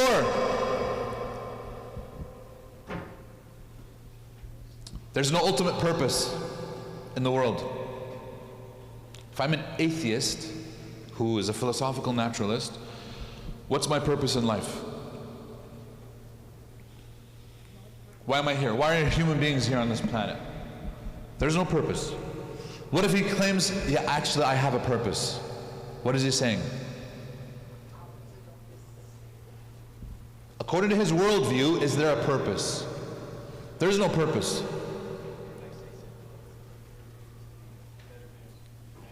To contribute to the betterment of humanity. Where did he get that from? By the way, a lot of them do say that. Where did he get it from though? He made it up. He pulled it out of that magical hat. It's like a rabbit. Here you go. I made up my own purpose. But what are you basing it off of? Where did you get it from? Just how I feel. So no, I'm serious. He's following his hawa. So what's interesting is I want you guys to know a pattern here. A lot of these atheists will claim that they are very rational, thoughtful, scientific-based human beings, but we're showing one after the other that there's actually no rationality or basis for a lot of what they do. Okay? What's your purpose in life? He makes up his own purpose. But it's made up at the end. It's imaginary. It's like cosplay. You can claim to be Batman now. Or Superman. It's the same thing. Okay? Yeah, my purpose is to give back to my community. What? Okay, sure. I mean, that's a good purpose. But what it also betrays is a sense of fitrah, that it has to have a purpose, and that the purpose has to be bigger than himself. Because he knows deep down that living, and I want you guys to note this, just for myself, does never lead to happiness. A person who's living a life where he only seeks to please himself and to fulfill his desires, ultimately will be an unfulfilled human being. And he won't be happy in life. He won't be content with anything.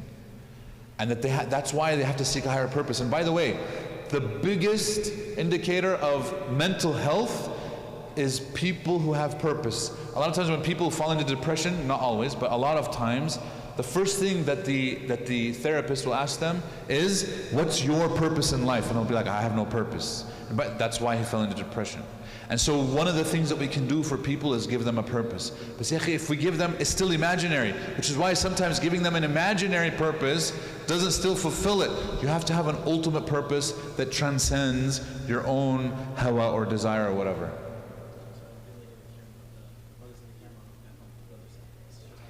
The sisters have the camera. There's a camera over there. Can we get it? Yeah. La, it's okay. They were getting my good angle. That's why my good no. Salah. So, what is your purpose? As a Muslim, what's your purpose? It's to worship Allah, to recognize Him. Best. Imagine how simple of a purpose that is. And not only this, it solves so many problems. For the atheist, they live a life where they're wandering their entire life. He's like, I don't know what I'm doing here. I don't know what my purpose is. You just, so many people are looking for purpose, and Islam gives it to them. And this is one of the best questions, by the way, to ask an atheist. What's your purpose in life? Okay, where did you get it from? Why is that your purpose? Oh, just, but you're, at the end of the day, it's following his hawa and his desires. Okay?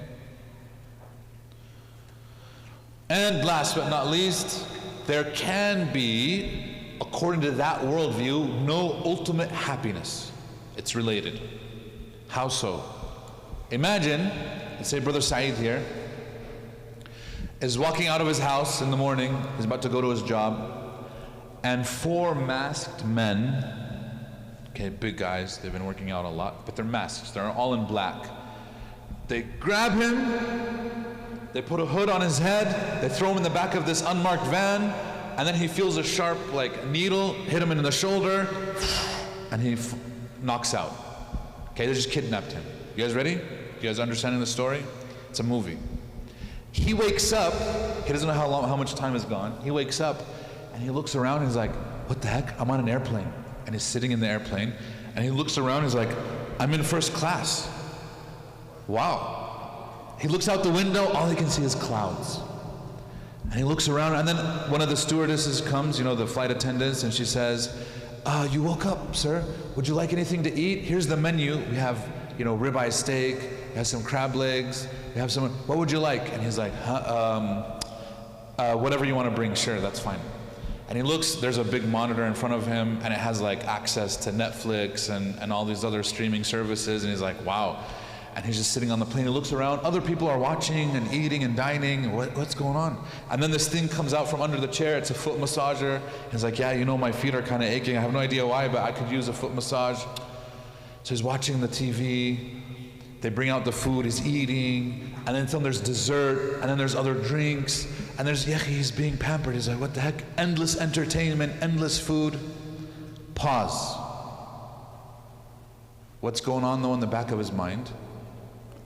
And then number two, can he, if that keeps on going, right, imagine that scenario, would he ultimately be happy? Maybe he's happy now, he got fed but imagine this going on for another while, hours and hours continue to go. Could you fully enjoy it? And would you be perpetually happy? I'm a bad example. He's like, I'll enjoy this as long as it lasts.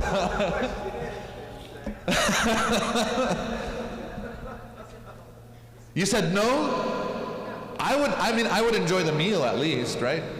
But then after the meal is done and after the dessert is done, what's going on in the back of my mind? Where am I going? Where's this plane going? Okay, there's one question. What else? How did I get here? Yeah, what happened? He's like, last thing I remember is being abducted. Okay, number two. What else? More questions. Why am I here? Yeah, what? Like what?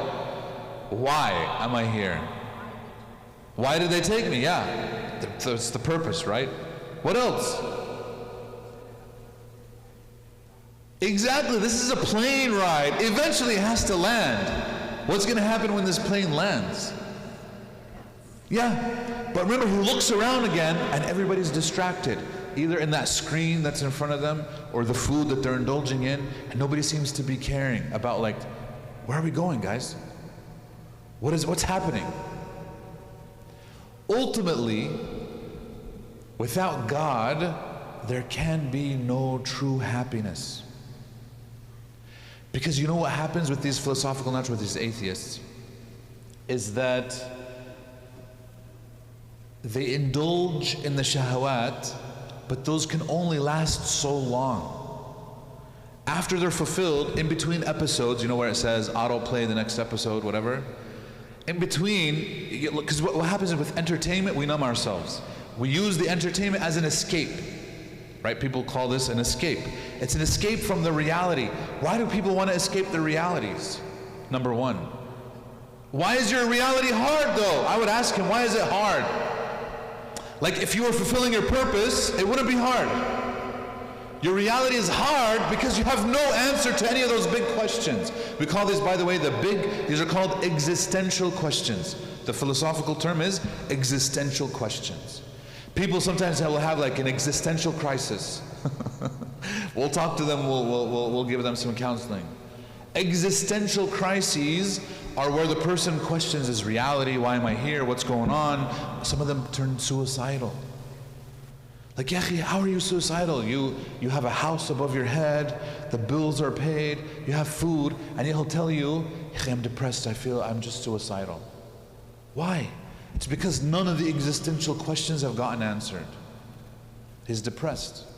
He's going through so much. Yeah. A suicide, I heard that. Is that true? Man, a'udhu billah. Seattle has one of the highest rates of suicide in the country. But it's one of the richest cities in the world.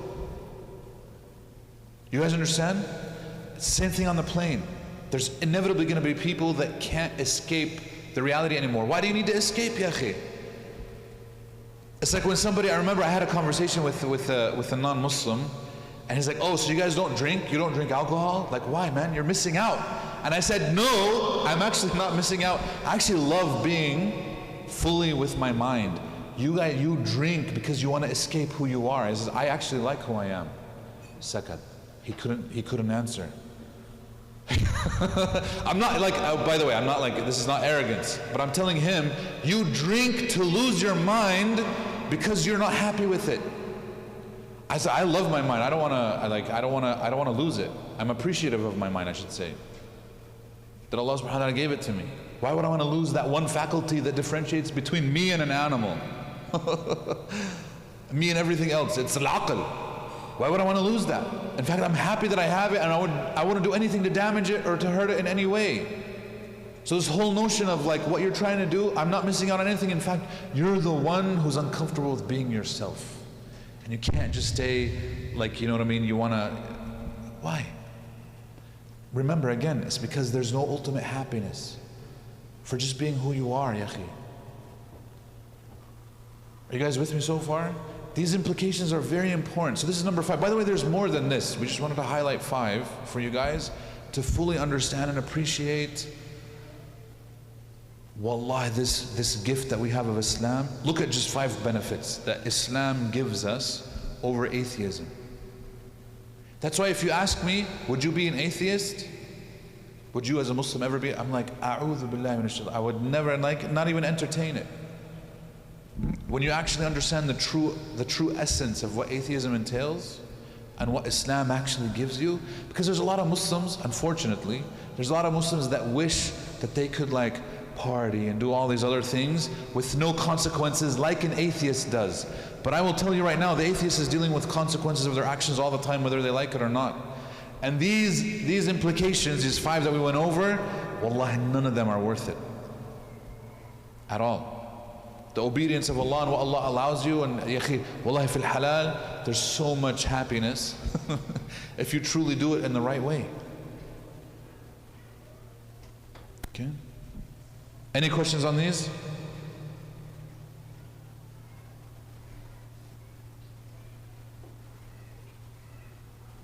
Yeah.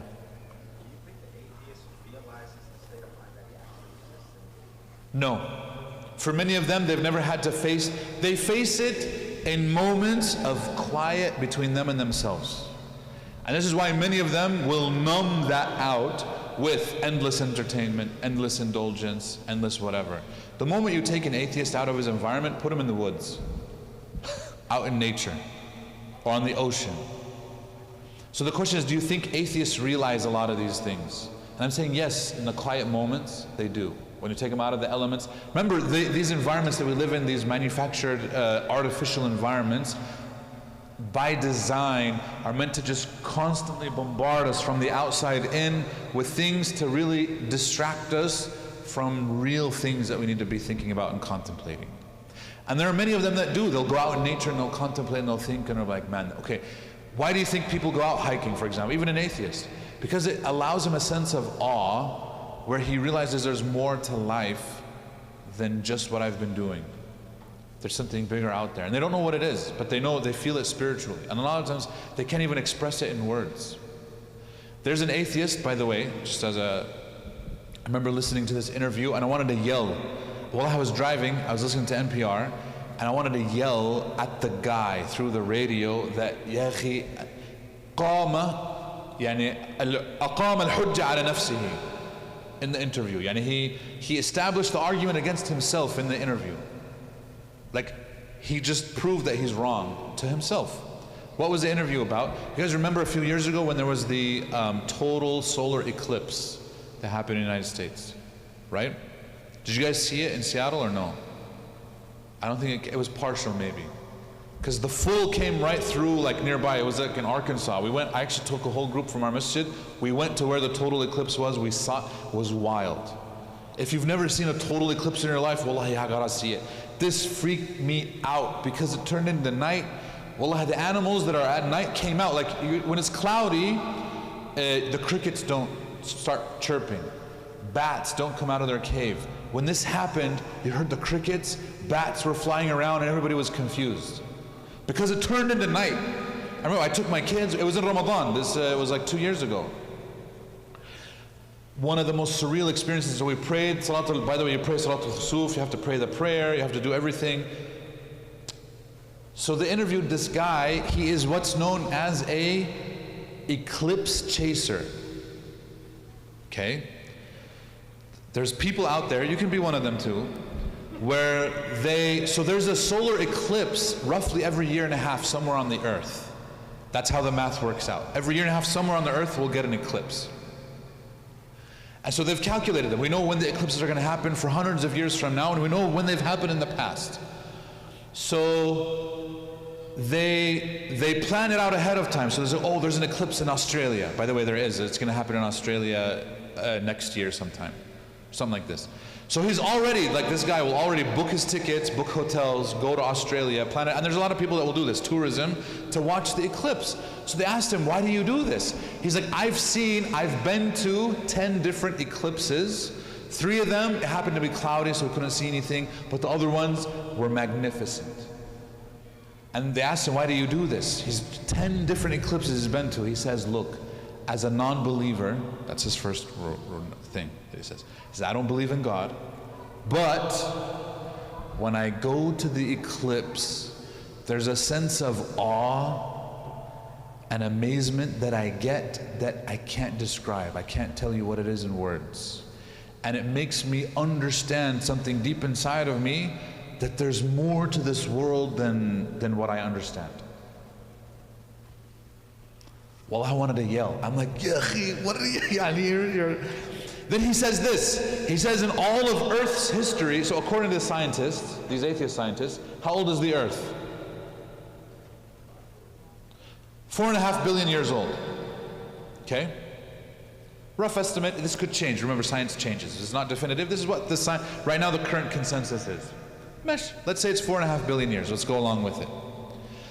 The moon didn't always exist. According to the modern theory, is that the moon was actually a piece of the earth, and it got separated when another almost planet-sized crashed into the earth early on in the first 500 million years, crashed into where is now the Pacific Ocean, separated the moon from there. So where the Pacific is, it actually perfectly matches, by the way, the sizes. Where the Pacific is essentially where the moon used to be. And over the years, everything became uniform again.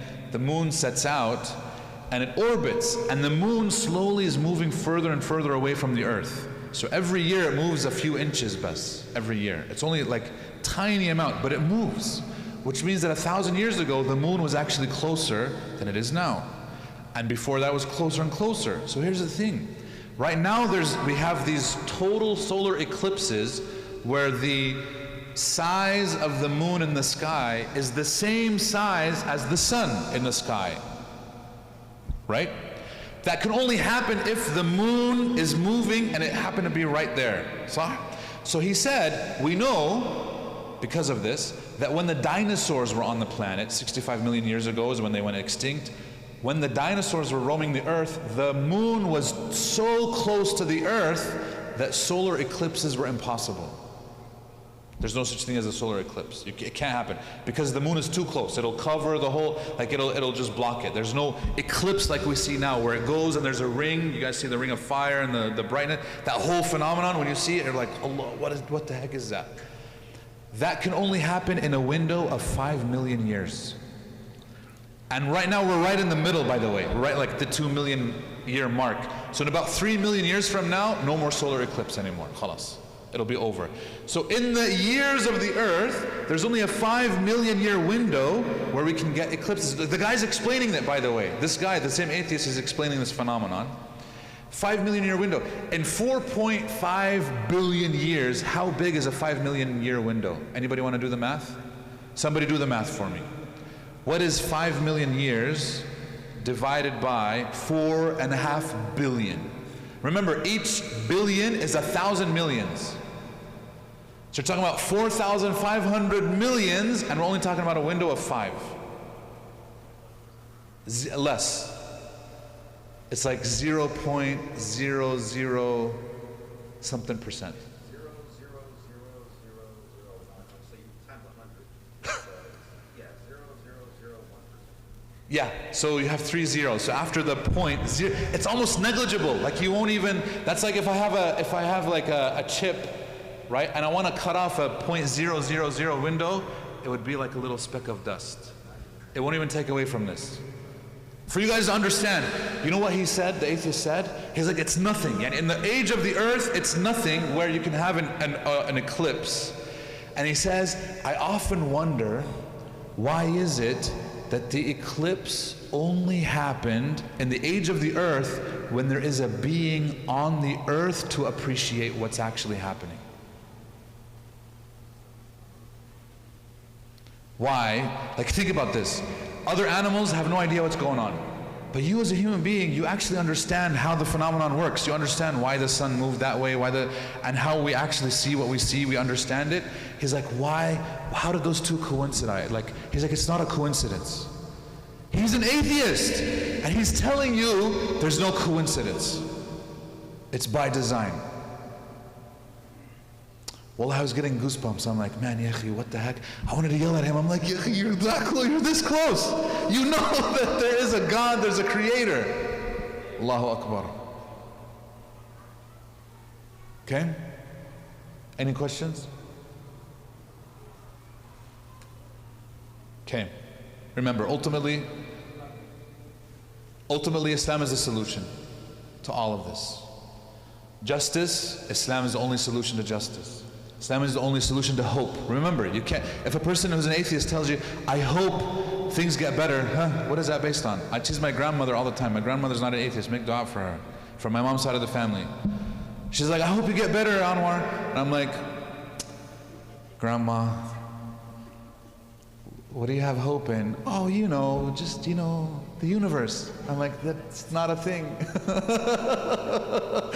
Don't worry, we've had many debates, alhamdulillah, wallah, I'll tell you, the last thing that I did for her is that I bought her a book, and she said it changed my perspective on a lot of things. And inshallah, she's close, she's like 85 years old. She used to be an English teacher, so she reads books like nothing. The book, she finished it in 2 days. It's a 300-page book. No, she's like, it'll take me a week to get through. It takes her nothing. It was the book written by Muhammad Asad called The Road to Mecca. Has anybody heard of this book? It's called Road to Mecca by Muhammad Asad. Muhammad Asad is a Jewish convert to Islam who went to Saudi Arabia and met with the king of Saudi Arabia in the 1920s and 30s and accepted Islam there, hanging out with the Bedouins that were in the desert, because they taught him more about life than he ever knew that he thought. He's originally from Austria and Hungary and those areas. And then eventually he became the ambassador of Pakistan. So he went to Pakistan when it was formed. After that, and then they got Pakistani citizenship, because according to the constitution, any Muslim who wants citizenship can get it from Pakistan. If you prove that you're Muslim, by the way. But right now, they're not as easy with this rule. But originally, this was the rule. So he went there, got citizenship. They liked who he was so much. He's an intellectual writer, etc. They made him the ambassador of Pakistan to the United Nations. So he would meet with these European delegations like, what, you don't look Pakistani? He's from Austria. And they'd be like, what, you're Muslim? Why are you Muslim? And so he would have conversations with them, and they would be like, wow. So he wrote his book talking about his own personal journey and how he became Muslim, and not only this, but how Islam, yakhi, makes so much sense for the entire world, not just for people that choose, certain things. Okay? Alhamdulillah, it helped my grandmother. Like she said, she's like, okay, there's something there. And I'm like, we made progress. I've been giving her da'wah for 20 years. So make dua, okay? Ultimate value, there's no value. There's no purpose, and there's no meaningful happiness unless you have Islam, okay? Any questions? See, I'm finishing early, but I didn't do the second section. Any questions? Right now, yes. So one thing you mentioned is how atheists basically can't rationalize the ultimate value. Yeah. Sometimes they'll try to by saying things like, it just makes sense for you to value life so that others will value your life. Based upon what though? Like when we say it makes sense. Out of self-interest, like self-preservation. Yeah, so then your life is more valuable than others. Which, by the way, many people would agree with. Which is inherently not human. It's inhuman for me to say that my life is more valuable than someone else's life. You understand what I'm saying? What if they're saying like it's rational for them to value others' lives so that they will value their life, and that's the only way you can actually But that's a trade-off that you can't prove either. Who says that they will actually apply the same rule? Because in order for that to work, they also have to apply it too. And they don't. They might not. Which is why a lot of atheists imagine that the world will turn into that dog eat dog. Everybody's out for themselves, everybody's gonna clamor, everybody's gonna be shooting and killing each other, right, when an apocalypse hits. That's why like gun sales went up during COVID. Did anybody actually resort to gun violence, even when there was like little food, little whatever? La. In fact, people started sharing their resources. In fact, it actually made people happier when they cooperated in difficult times to help one another. It never turns into what the atheist assumes will happen with the world. It's always the opposite, which proves that there's something inside of us as human beings. It's beyond that logical or rational thing that people assume. So those zombie apocalypse movies where everybody's out to get the other person, to me don't make any sense. Has anybody read like the book with the Lord of the Flies? Right? It's been disproven time and time again that that's actually not what will happen. Right? Where everybody's, you know, la, it's not Lord of the Flies. It never is. It's an act, it's a work of fiction. And we believe in human goodness. And human goodness has been proven time and time again. Any other questions? Yeah.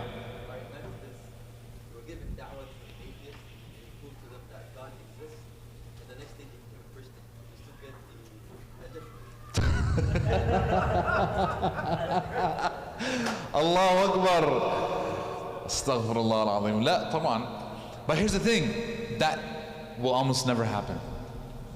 It's very rare. Like you're giving him da'wah, but why would he, what are you giving him da'wah to? Are you telling him worship the Trinity? Ma'at, your da'wah is confusing. Yani you're the one who gets the, yeah. Okay, any other questions? It's one of those irrational ones. Yes?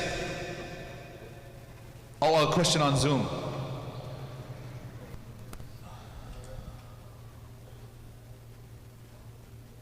What is the best medium of entry into intellectual discourse on eventually disproving of the atheistic worldview?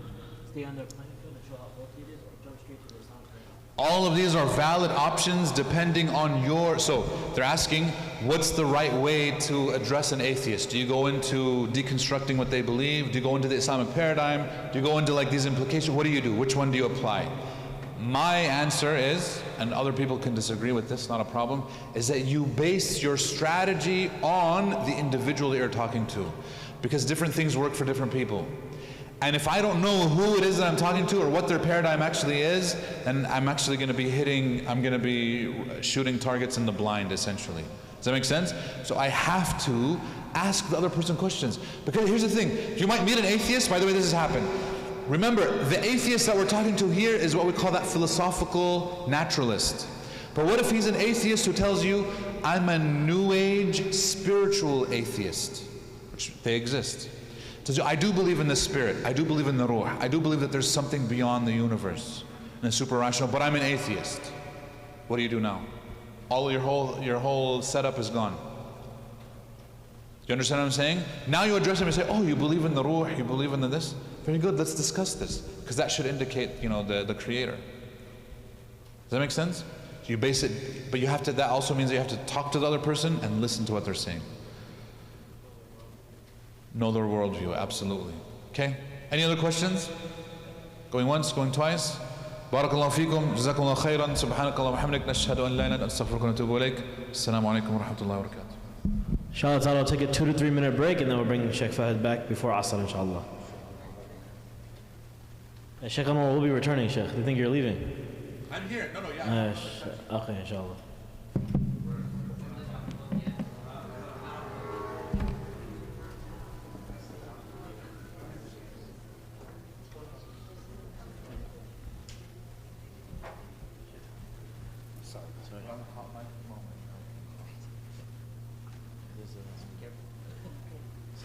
You got my text, right? I did, yeah. Here's for you. Let me there's a speaker. Okay. Inshallah. You have not like it? Yeah, Inshallah. So you didn't he didn't go to he didn't get to the section. I didn't get to the, yeah. So we gotta, you still don't want to do it. He didn't get. I didn't get to the Quranic argument for God. Which is implicated because they were engaged. They're like, So listen, we'll go to self-evidence. Okay.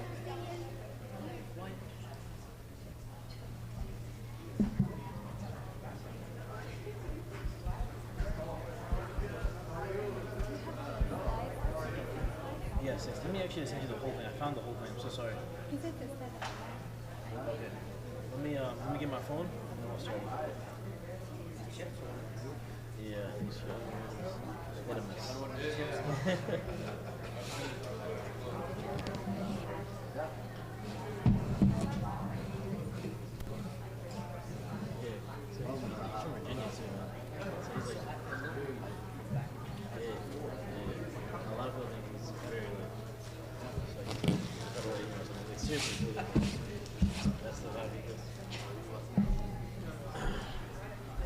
Assalamu alaikum, inshallah ta'ala. We're going to start the second session. Sheikh Asr comes in at 4:45. 4:45. Yeah, so yeah, I'm taking you back there. Yeah? 4:45. Does they start getting packed up early? Sure. So can you give me like 10? I got you. 5 or 10? No, I'll give you 10. Is that good? Whatever you want. All right, guys, come on. Okay, Assalamu alaikum wa rahmatullah. All right, Bismillah ar-Rahman ar-Rahim, Alhamdulillahi Rabbil Alameen, wassalatu wassalam ala Rasulih al-Kareem, amma ba'd. So, how have you guys been enjoying the session so far? Beneficial to some extent? A little bit? I hope, everyone? Okay. This next section that we're going to be speaking about, it's called Why God's Existence is Self-Evidently True. Now, if you remember when I was talking about the supra-rational, we said that there is always something that you know for sure but you cannot prove. All right? So we talked about that. We went into some details about that. When it comes to the fitrah, there's basically 3 things that you can say that are part of the fitrah. The existence of Allah subhanahu wa ta'ala, the fact that He alone is worthy of worship, and certain morals, right? Because you have that certain morals, you understand some things to be right, some things to be wrong. That's why you can have business transactions with non-Muslims, right? Because that's part of the fitrah. Okay. That being the case, when it comes to giving rational arguments for the existence of Allah, those rational arguments are not, how do you put this? They're not a means for the person coming to Islam in the sense that they get intellectually convinced. They're a means to clear their fitrah so that they can recognize Allah. Now I know this might sound a bit strange. I don't know if we have a slide on this, but so when it comes to, if we say that the existence of Allah is part of the fitrah, okay? What it means is when a person rejects Allah subhanahu wa ta'ala or the existence of Allah, this is not necessarily based on the fact that there is some rational argument that's being presented, that they've now rationally come to that conclusion. Okay? Why I'm saying this is because when you think about rational arguments, you can always bring them, you can always doubt them. Because when it comes to doubt, you can keep on doubting, like we said earlier. So no matter what argument you bring, they could always just be like, well, what about, well, why? Well, why should I? And eventually it gets ridiculous. So when it comes to the existence of Allah subhanahu wa ta'ala, in this section, when we talk about why God's existence is self-evidently true, we need to make a couple of... You can pass it around, they get all the course materials here. Okay. Jazakallah khair. So we got the course material QR code, all these slides, inshallah. If you want to get them, scan the code and sign up, inshallah. So, when it comes to the why God's existence is self-evidently true, a couple of things we want to now know right off the bat. First, this is not an argument for the existence of Allah. Okay? Now you might be thinking, wait a minute, this is a class on atheism, so why would you not be presenting a class on the argument about Allah? Well, we'll get there in a section.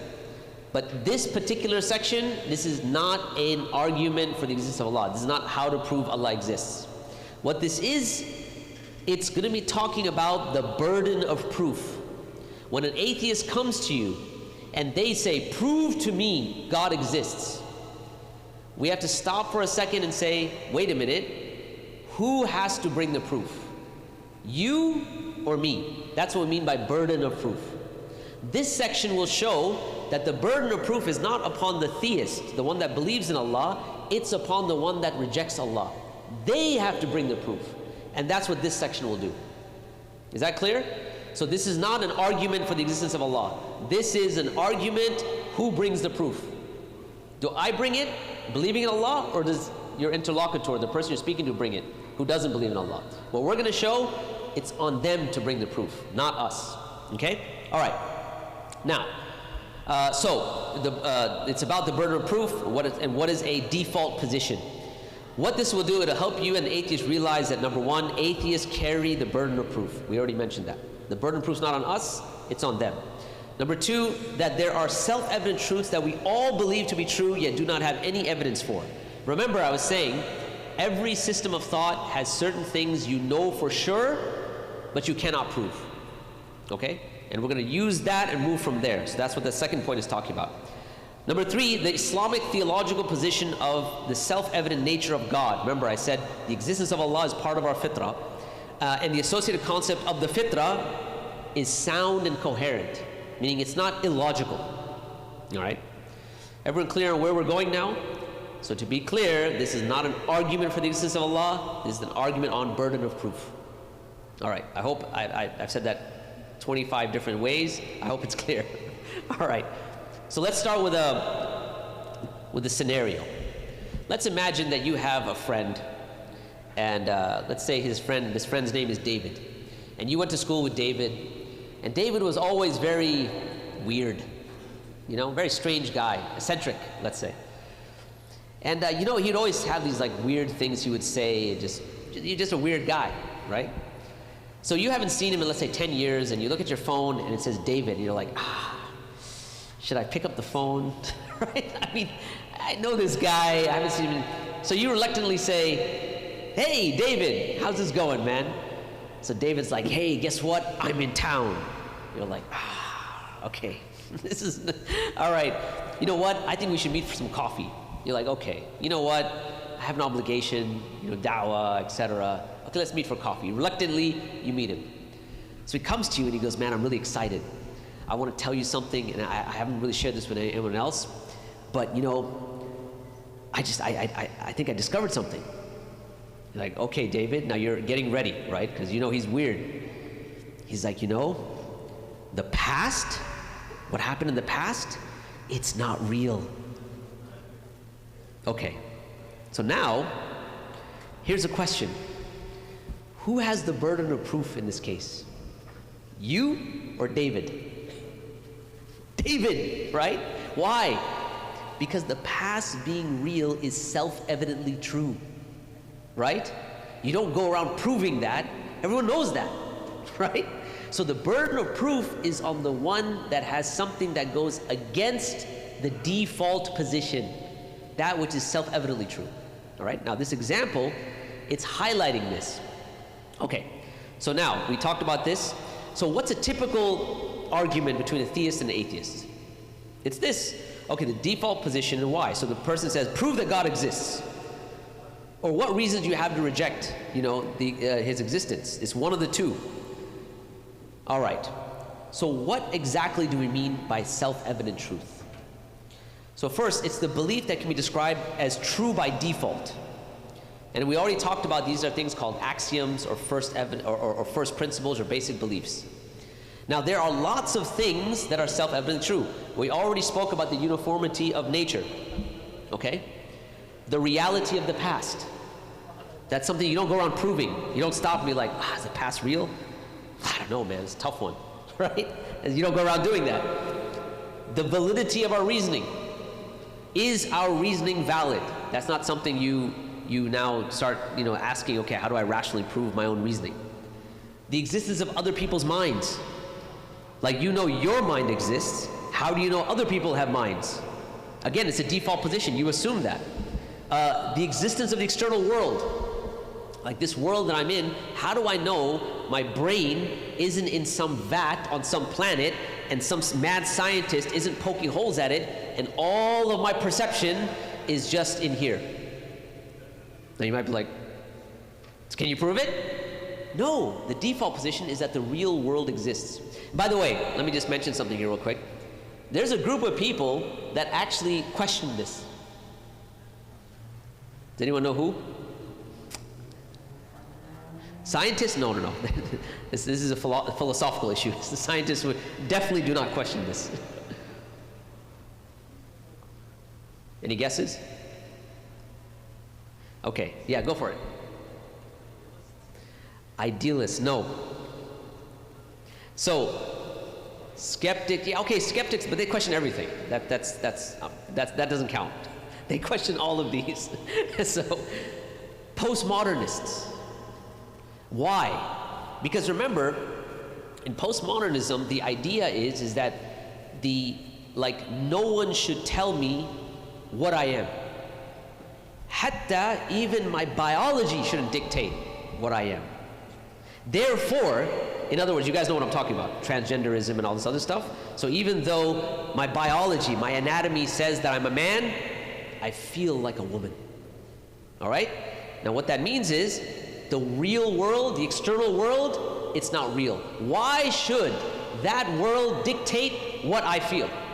Therefore, we don't take that as default position. So it's not like people out there exist that are like, or don't exist that don't hold these things. There are. Anyway, the existence of objective moral truths. Certain things are morally true objectively, right? You don't go out and start asking like, okay, well, why is this the case, so on and so forth. So there's lots of things that we take as default positions. Your existence, the existence of the natural world, the real world, the world around you, the existence of other minds, those are things that you don't go around questioning that. The existence of the reality of the past, you don't go around questioning that, okay? So these default positions, or self-evident truths, they are true by default. They can be wrong, but self-evident truths are to be accepted until we discover empirically and philosophically why they're false. In other words, a default position, one other aspect of it, is that it takes a lot of cognitive effort to show that it's false. All right? So if you wanted to say, okay, the real world doesn't exist, it would take a lot of effort to now go in and try to figure out, okay, how can I show that the real world doesn't exist? The easy thing is the default position. That's one of the kind of the characteristics of default positions. All right? In order to go against them, it takes a lot of brain power. All right. So now, when someone questions these truths, we do not blindly accept their conclusions. Usually reply to what evidence you have to reject them. All right. Now, there are certain characteristics of self-evident truths. Now notice, did I say there are certain proofs of self-evident truths? I did not. Why did I not say that these are proofs for self-evident truths? Exactly. Self-evident truths are true by default. If we say you can prove them, they're not self-evidently true, right? So therefore, I did not say this is the proofs of self-evident truths. These are the characteristics, things that self-evident truths have in common, okay? So number one, that they are universal. Now by universal, I don't mean that every person in the world accepts them. That's not what I mean by universal. What I mean by universal is that they are not limited to a certain culture or a certain context. Okay? They're universal. So let's take an example. Let's say the past being real. That's not an American phenomenon, right? It's not like if you go to like, I don't know, the Aborigines in Australia, that they believe the past isn't real, right? Or you go to the Eskimos in Alaska, they special people that believe the past isn't real. No matter what culture you go to, it's universal from that perspective. Now, is there someone like David in one of those cultures? Maybe. Doesn't mean everyone believes it, but by and large, you're going to go to any culture that's trans-historic and it's cross-cultural. Make sense? So that's number one. It's universal. Number two, it's untaught. There's no information transfer. You are not taught these things. So it's not like when you were 5 years old that, your mother came and said, come here, sit down, sit on my lap. The past, it's real. That did not happen, okay? So it is untaught. There's no information transfer. There's no external information transfer, all right? It's not acquired via information transfer external to your own introspection senses. Number three, it is natural, formed due to the natural function of the human psyche. Okay? So in other words, it is something that is part of the natural state. right? It's as long as you have a functioning rationality, you're a functioning normal human being, it's natural. The fourth is that is intuitive, the simplest and most comprehensive interpretation of the world. In other words, if you try to give a different interpretation, that becomes more complex. The simplest interpretation, the past is real. The thing that's really hard is to say that the past is not real. All right? So if you take the past is real and put these up, you'll see that A, it's universal. Number 2, it's untaught. Number 3, it's natural. Number 4, it's intuitive. Okay, tayyib. Now, what does this have to do with burden of proof and the existence of Allah? What we're arguing is that the existence of Allah as a creator, al-Khaliq, is self-evidently true. What I'm not saying, and this has to be very clear now, I'm not saying that Allah as we understand Him with all of His beautiful names and attributes is self-evidently true. Okay? Because those things, when it comes to knowing Allah, how do we know who Allah is? How do we know who Allah is? By the revelation, right? We would not know that He is a shakur except that He told us. We would not know that He's a sabur unless He told us, right? And so on and so forth. However, when it comes to Him being khaliq, malik, right, that rububiyah, that He's Rabb, that we know by revelation, but we also take that as being self-evidently true, that there is a creator. So when we're talking about the self-evident truthfulness of Allah, we're talking about Him as a creator. That's what we're talking about. Is that clear? So now, that being the case, we talk about this, what we in English call the basic idea of God, that there's a creator, and we put it to the test. Number 1, is it universal, cross-cultural, trans-historical? Yes. It's across the board. Yes, you might have some people that don't, like we said, you have people like David, but by and large, it's a cross-cultural, trans-historical phenomenon throughout history and across cultures. Number 2, is it untaught? By and large, of course, right? Yes, you may sit down and teach your children who Allah is and He's worthy of worship and so on and so forth, but the concept of there being a creator is untaught. Okay? Let's put this in a different perspective just for a second, because I know some of us might be thinking, well, wait a minute, but aren't we really taught about Allah when we're growing up and things like that? Again, what we're talking about is the creator. And this goes back to what we call causal links. In other words, when something is caused, when there's an effect, we assume there's a cause. Okay? When you see a painting, you don't assume that it just happened. You assume that there was a painter or something in some way that this painting happened. That is self-evidently true. You're not taught that. When a child hears something, right, being thrown, they automatically look to where it's coming from. Cause, effect, right? That is not something you're taught. That's something that you know. And even children know this. So what are we talking about here? Prior causal conditions being created. That is something that comes naturally, intuitively, and you don't need to be taught that. So that is untaught. Clear? All right. So number 3, we said natural. It's formed by people with normal cognitive psychological faculties. The most simplest explanation. Now, you could get to what if God didn't exist? But that leads to more complexity. Because if God doesn't exist, then you have to explain a number of things. Let's start with your ruh, your consciousness. How do you explain that? You know, in science, they have this thing called the hard problem of consciousness. In other words, so do you guys understand what I mean by consciousness? So like when I say consciousness, what I'm saying is what is the thing that actually perceives? So I'll give you an example. You guys can hear what I'm saying right now, right? I hope. At least the people that are nodding can hear, right? Okay, good. Now, when I speak, there are sound waves. They go into the mic. They're amplified. They enter into your ears. They hit your eardrums. And you hear. Yes? Okay, tayyib. When you dream, do you hear as well? Okay, are there any sound waves? No. Who is the one that's doing the hearing? Your consciousness, right? It's not the function the physical function of hearing, the fact that you can hear, it is who you are, it's your consciousness. This is known as the hard problem of consciousness in science, because when you're trying to find out where does this consciousness exist, what brain cell, what neurological functioning where you can find consciousness, you can't. Everyone clear about this? Okay, so now, outside of the divine, outside of God, how do you explain it? You're stuck. And that's just one element of your own personal consciousness that you have a first-person experience of.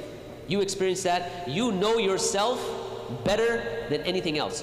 Your knowledge of yourself is at the highest level. All right, I'll give you a quick example. Am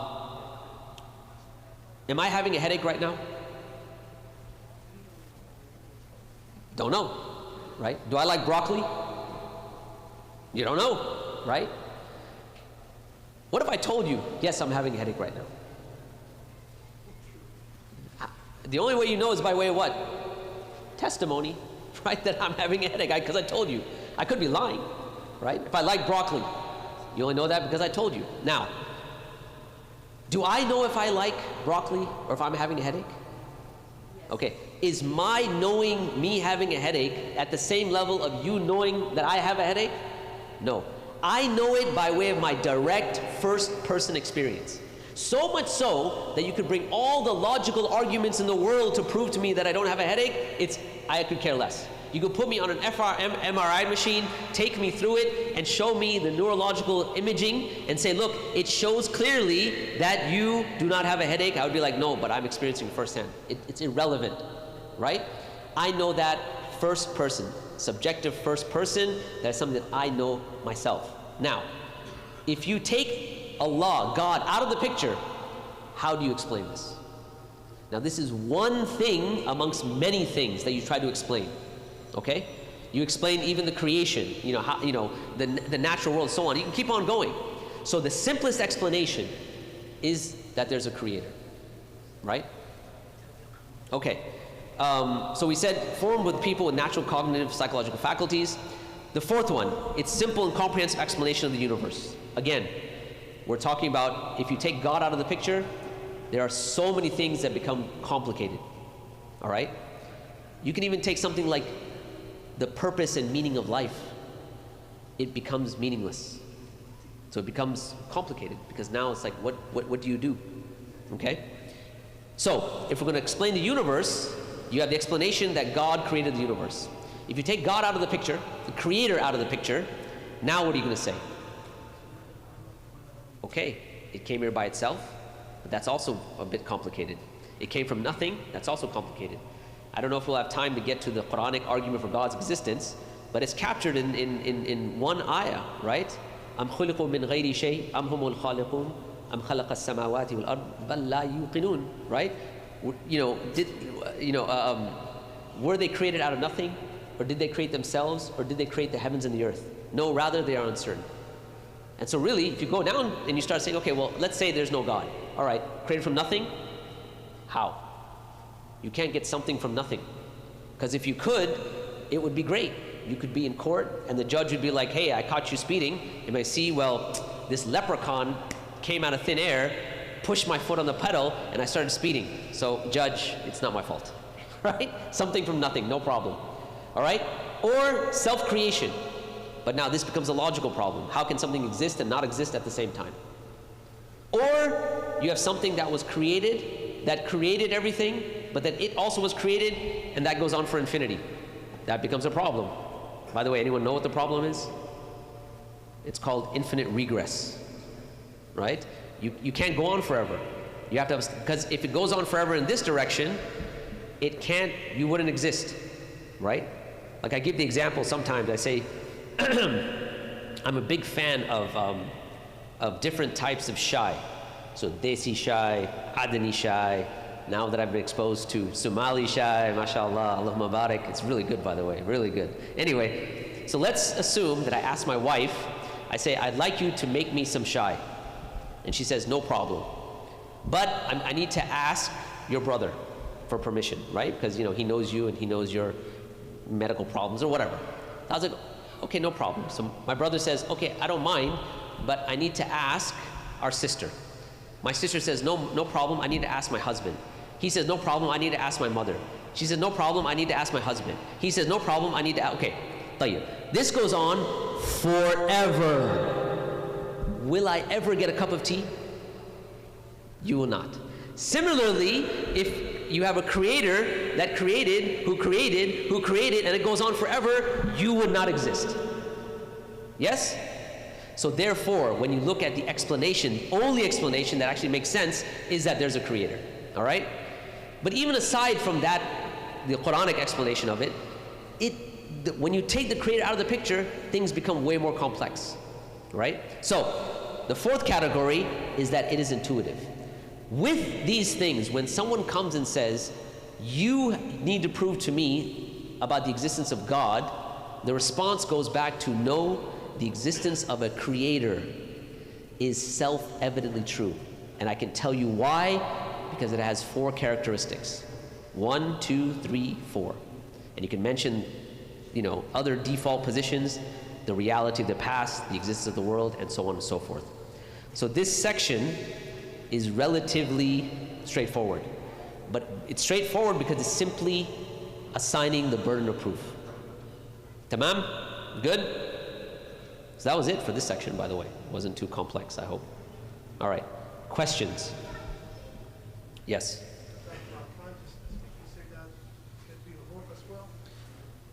Is it ruh? Is that what you're saying? Absolutely. Yeah. So I was mentioning my dissertation on beauty. So the first section speaks about consciousness and the ruh and how beauty impacts it. So yeah, absolutely. Yeah. If humans are just looking to follow their nafs, take out any authority figure over their, above them, and just remove Allah from their life or God from their life, they could claim to be spiritual. They could claim to be like other things other than any kind of like Sure.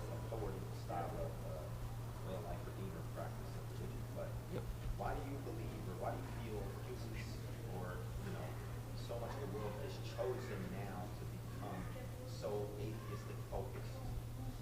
Why would humans make such an unnatural turn? Why would they choose that instead of so many other ways that they can still follow their desires? So we have a whole course on this. It's actually my master's dissertation, interestingly enough. So a lot of that, so let's take a few steps back. First, I don't know if it's true that a big majority of the world is moving that direction. I know a big majority of Europe is moving that direction. But I think globally, you're actually finding the opposite. In fact, I would say even in the US, you're finding in many places, in many states, the opposite's happening. Okay? So I'm not sure if that particular part is true globally. Yes, in Europe, especially in the UK, churches are becoming empty. That's why they're having all the issues they're having over there. We're taking over their churches and making them into masajid. The Muslims are coming, run for the hills, whatever, right? So, but I don't know if it's a global phenomenon. Now, to give a quick and short answer, a lot of that has to do with the phenomena that happened in Europe related to the Enlightenment, how they shifted from a theocentric worldview, a God-centered worldview, to let's say, a material-centered worldview. And that shift, it happened because of their reaction towards the church and the institution of the church.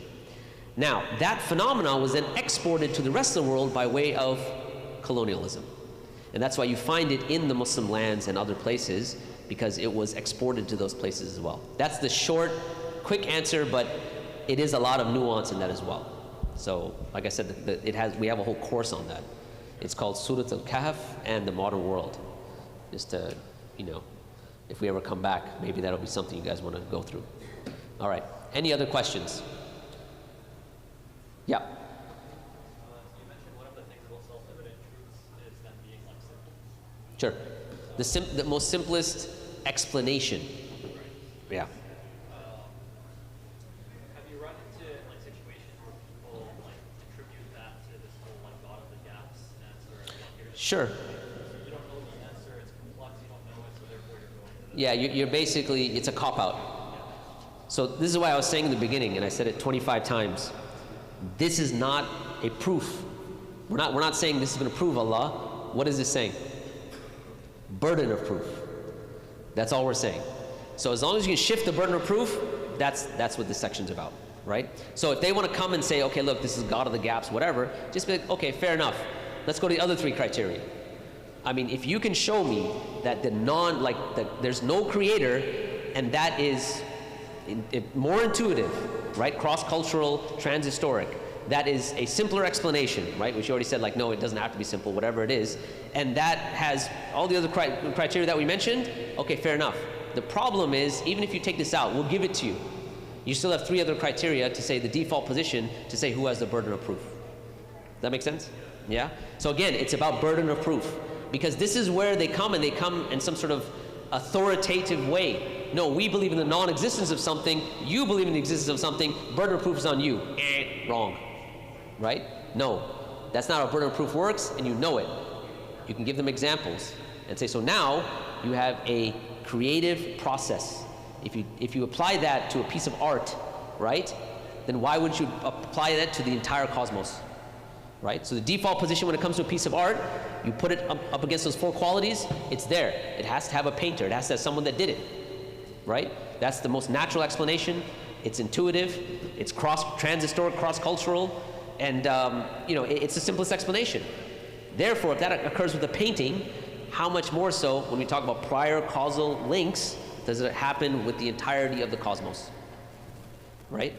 And again, I'm not saying this is not a proof of God. This is just who amongst us needs to bring the proof. I think I had the default position. Yeah? Okay.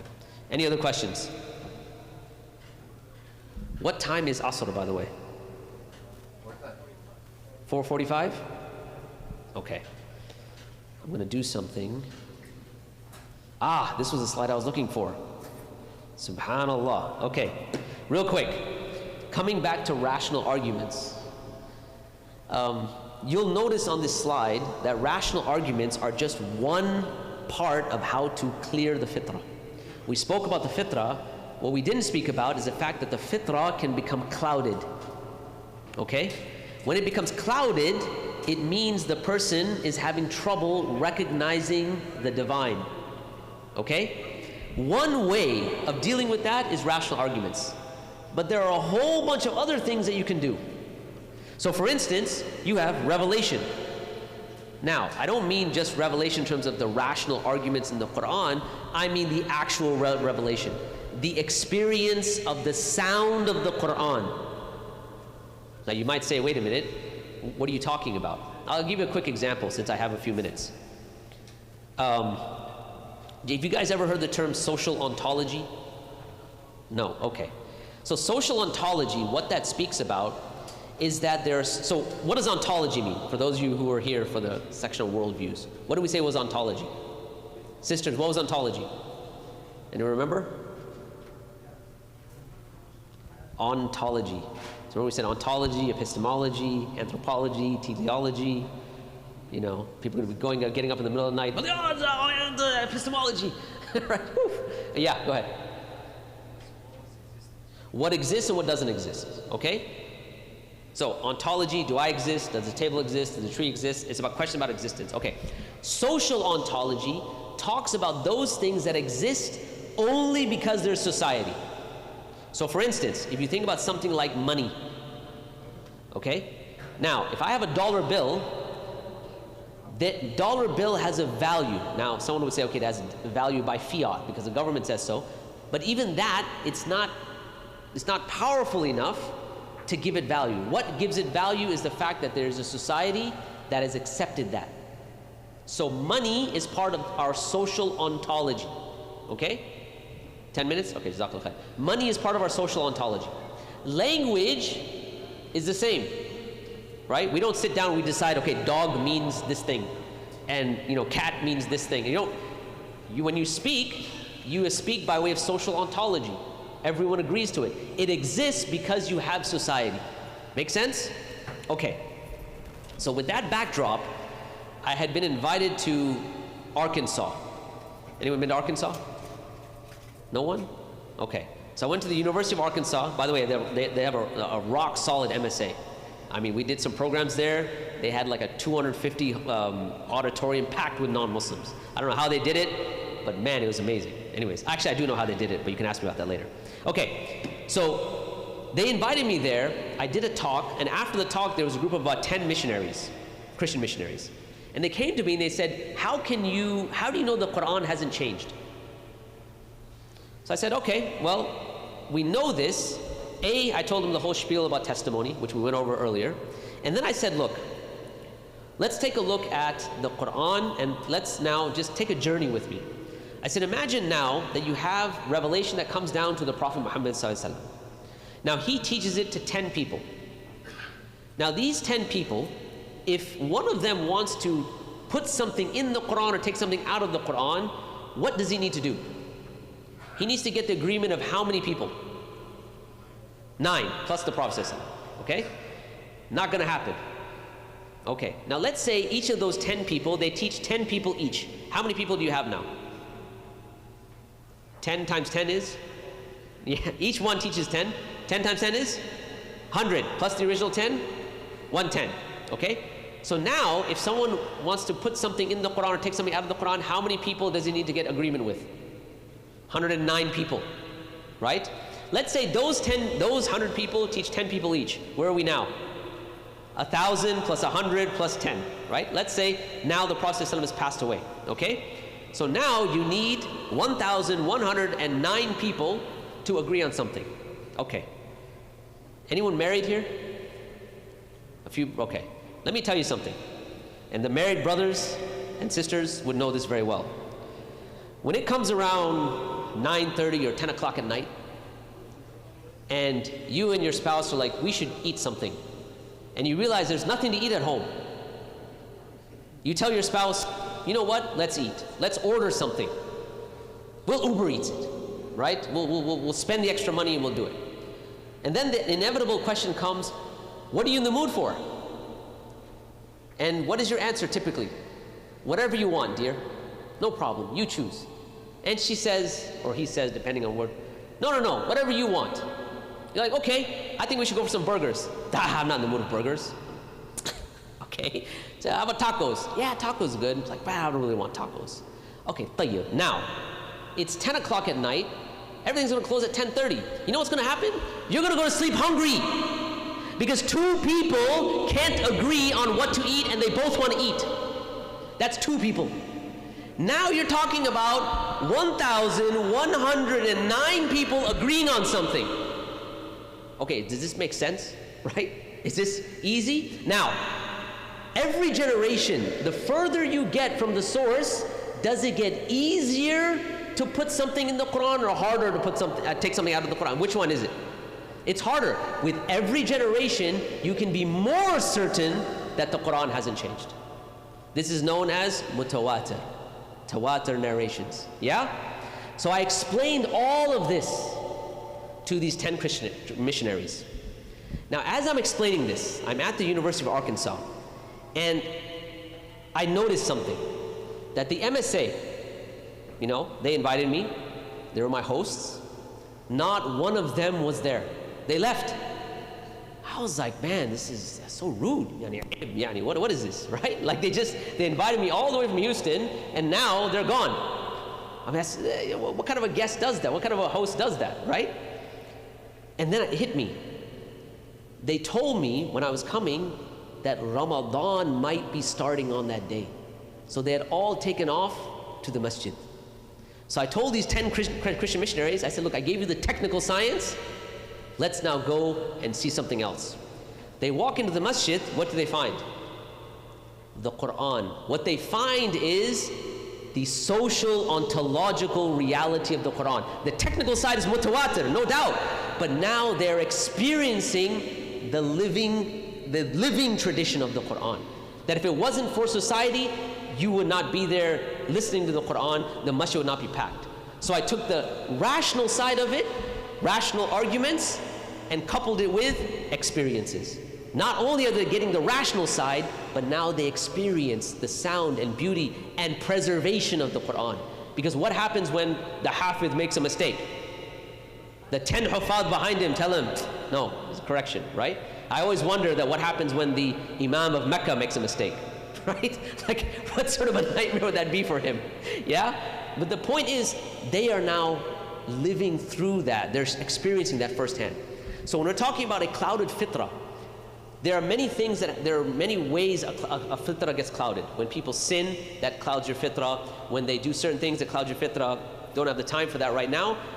But your goal is not to win a rational argument. It is to bring their fitrah back to its normal state. We say its state of homeostasis, to use the medical term for any doctors, right? And you do that not just by rational arguments, and sometimes rational arguments don't even work. You do that by way of experiences, you do that by way of revelation, exposing people to the Quran. You do that by even inviting them to join with you in acts of worship.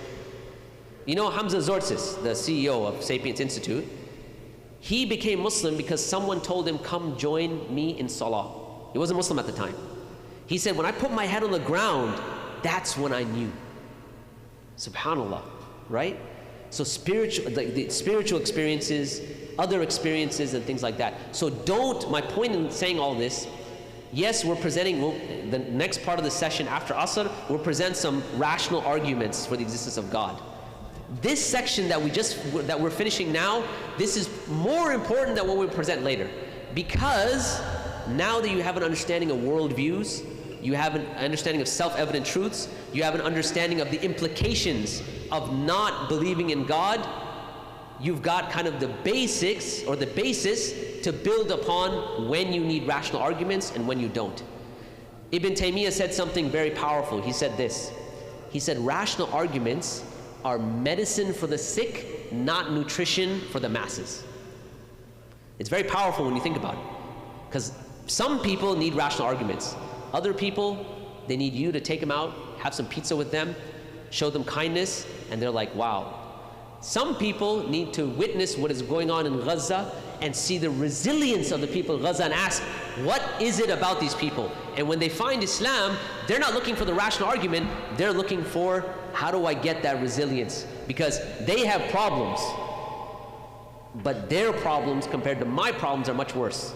And yet, they can come out with their heads up high.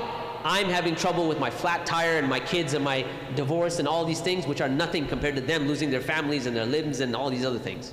So keep in mind, clearing the fitrah is the goal. And that is the goal of your da'wah as well. It's not about the rational argument, because it's not about winning the rational argument, it's about winning the person's heart. We'll go ahead and stop there, bi'idhnillah, jazakumullah khair, and we'll continue after Asr. Assalamu alaikum wa rahmatullah.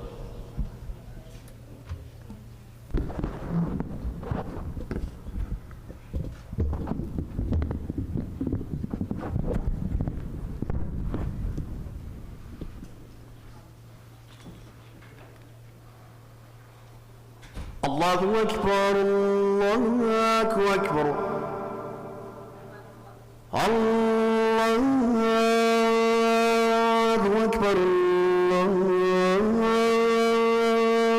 الله أكبر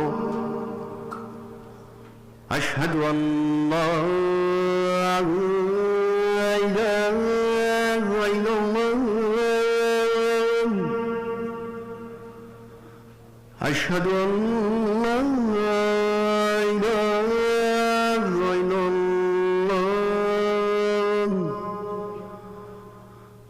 أشهد أن محمد رسول الله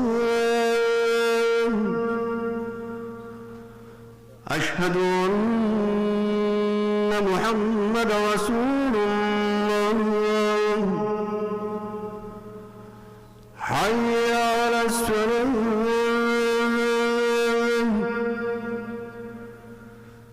حي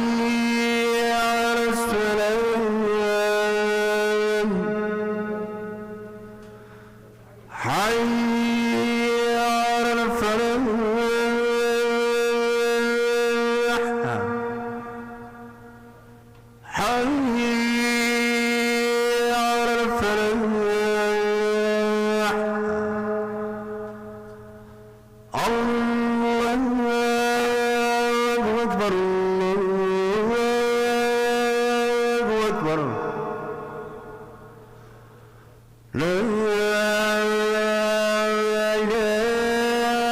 إلا الله.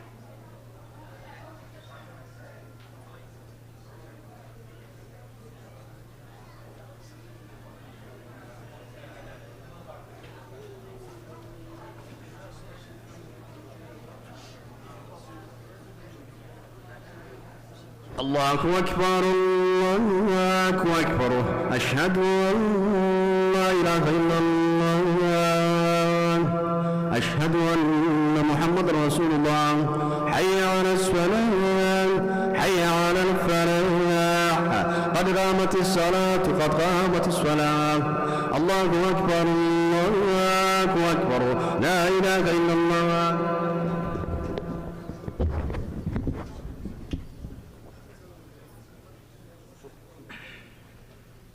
استووا استقيموا واعتدلوا حاذوا بين المناكب والأقدام وسدوا الخلل.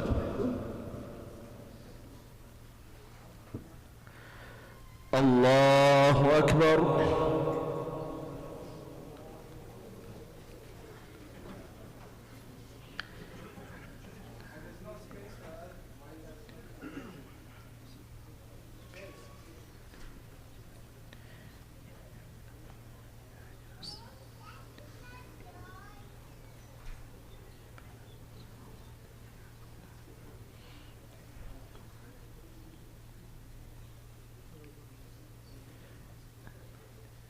بسم الله.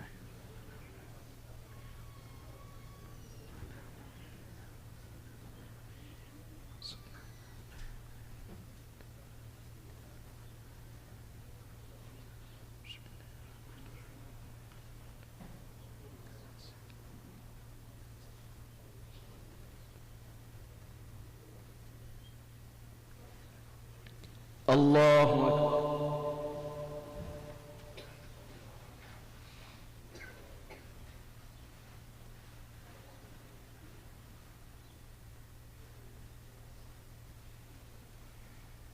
سمع الله لمن حمده. طيب. الله أكبر.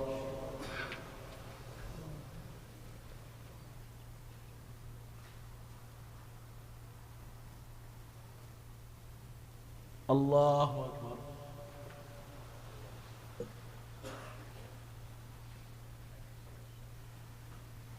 الله أكبر.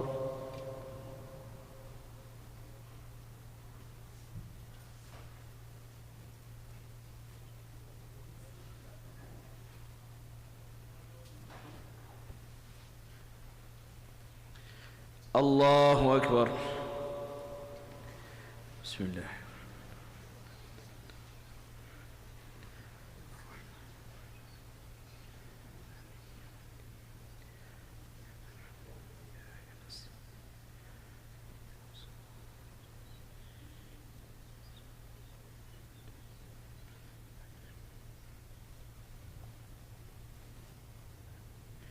بسم الله.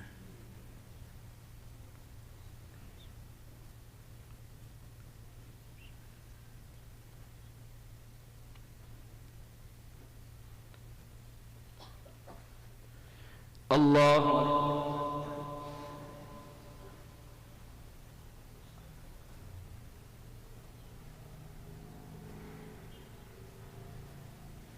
سمع الله لمن حمده. طيب. الله أكبر. سبحان الله.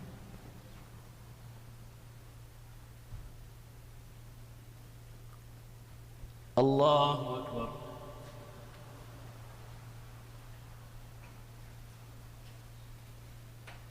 الله أكبر.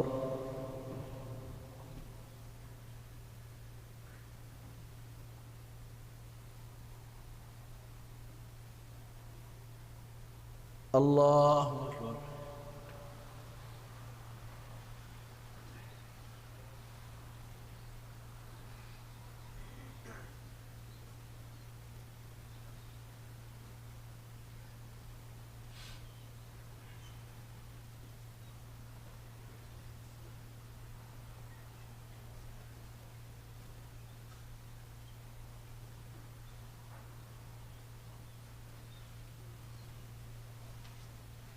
الله أكبر.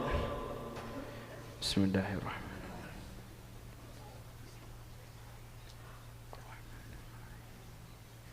مالك.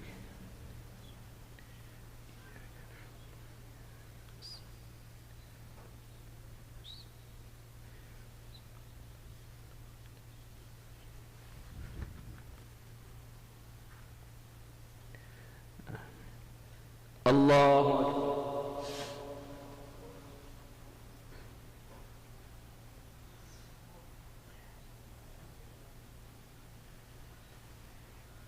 سمع الله لمن حمده. طيب. الله أكبر.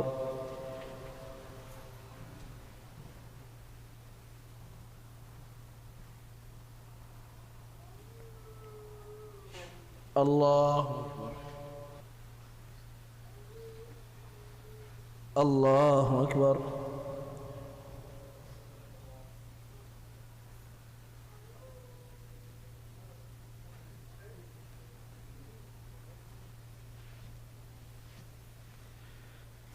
الله أكبر.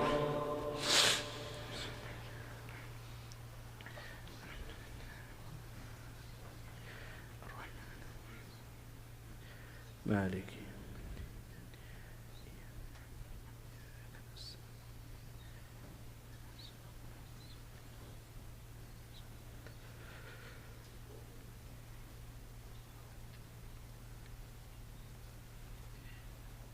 الله أكبر.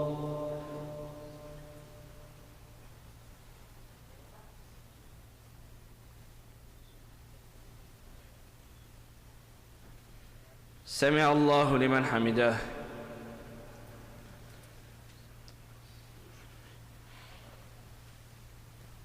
الله أكبر.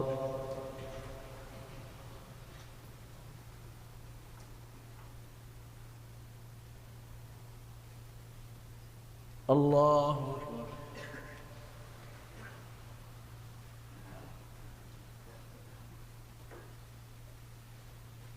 الله أكبر.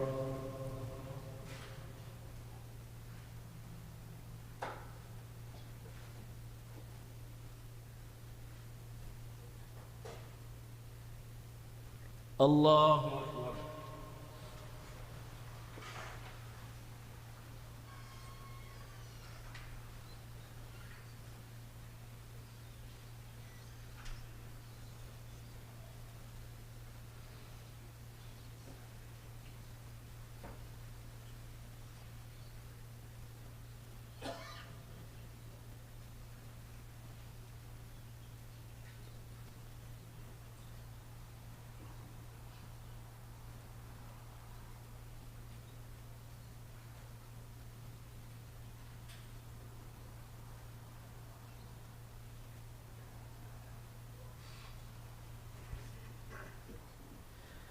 السلام عليكم ورحمة الله.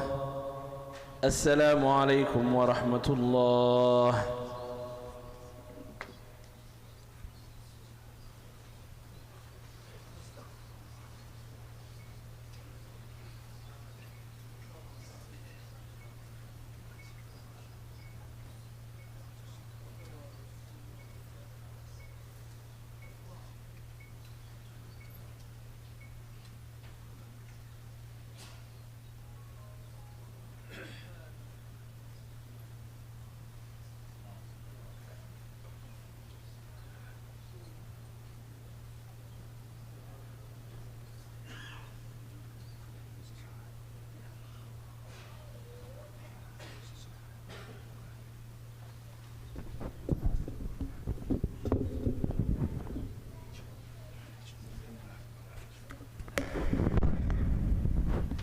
بسم الله الرحمن الرحيم. الحمد لله والصلاة والسلام على أشرف الأنبياء والمرسلين نبينا محمد وعلى آله وصحبه أجمعين. أما بعد, as you guys know, inshallah, we will continue our dawrah after Asr until Maghrib, inshallah.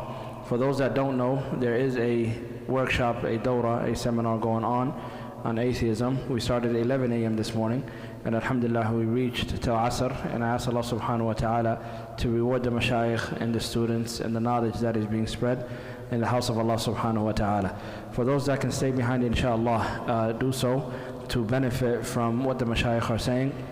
I believe Sheikh Anwar is next, inshallah, and he will be speaking about Hujjaj al-Qur'aniyya, the Quranic evidences of Allah subhanahu wa ta'ala being there. These are evidences and arguments that we all need لتثبيت إيماننا, so that our iman is firm, and so that we can also call to Allah subhanahu wa ta'ala and argue with or debate those that don't believe in Allah subhanahu wa ta'ala. So benefit, inshallah. There is refreshments. The class will continue.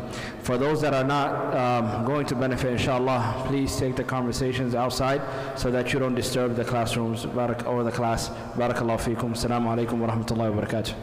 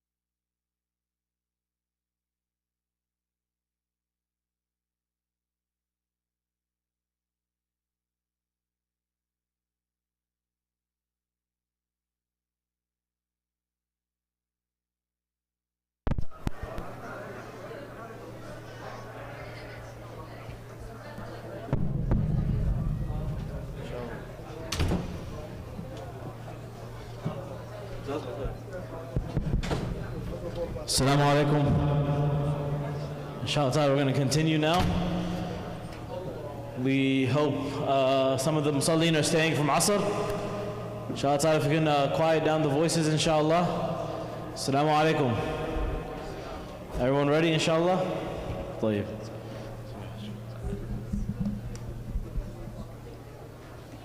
Okay, Bismillah ar-Rahman ar-Rahim, Alhamdulillahi Rabbil Alameen, wassalatu wassalam ala Rasulih al-Kareem amma ba'd. So, I know you guys were expecting Sheikh Anwar, but when we looked at the time and how we're arranging things, it was kind of becoming a bit weird. So he'll do the next section, then we'll go back and forth, and then it'll culminate with him doing the last section. That's what we had originally planned. So don't worry, we're still going to look at the argument from the Quran.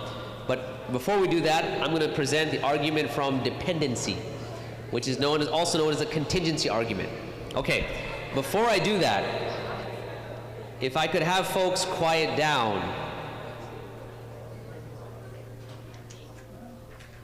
Jazakumullahu khair. All right, so before I do that, so if you remember, when I finished the last section, I said at that point, we hadn't reached the specific arguments related to atheism.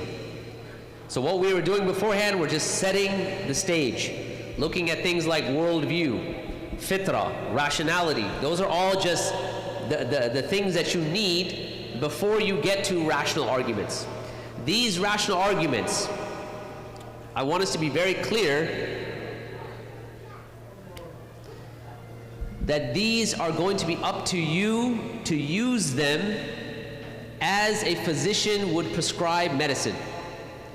Okay? Just because you run into an atheist doesn't mean you start arguing with them and using these evidences or proofs or whatever you want to call them. Okay? I want you to take this and internalize it from the vantage point that you will use it when you think it's necessary, but in most cases, I'm just telling you from experience, these arguments are for a very select few people.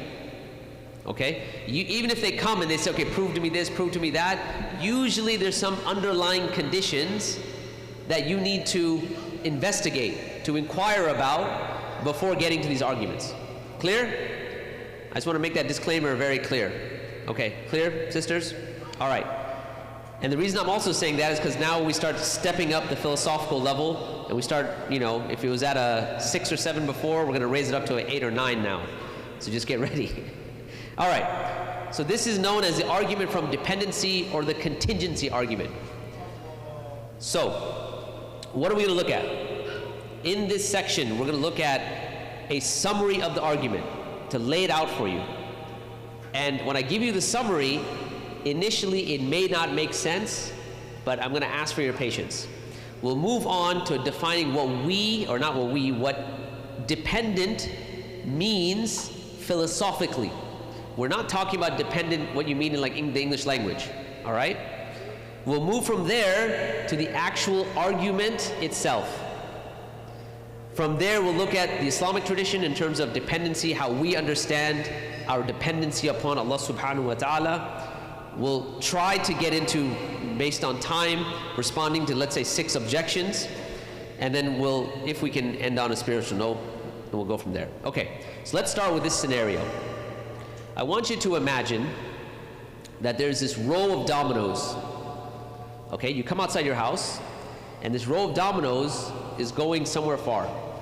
So eventually, as you now follow this line of dominoes, where do you come up to? You find out that this line of dominoes ends somewhere. Okay? Now, you have witnessed, let's say, the dominoes falling all the way through. So you're tracking it back, and you come to the last domino, the one that started it all.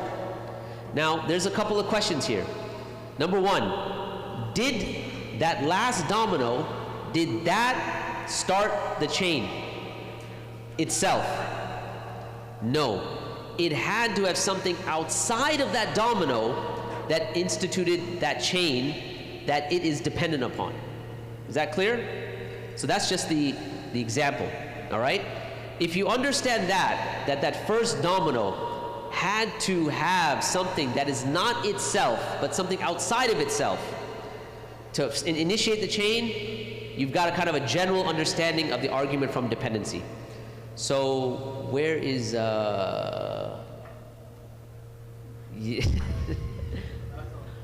there she is. All right. Okay.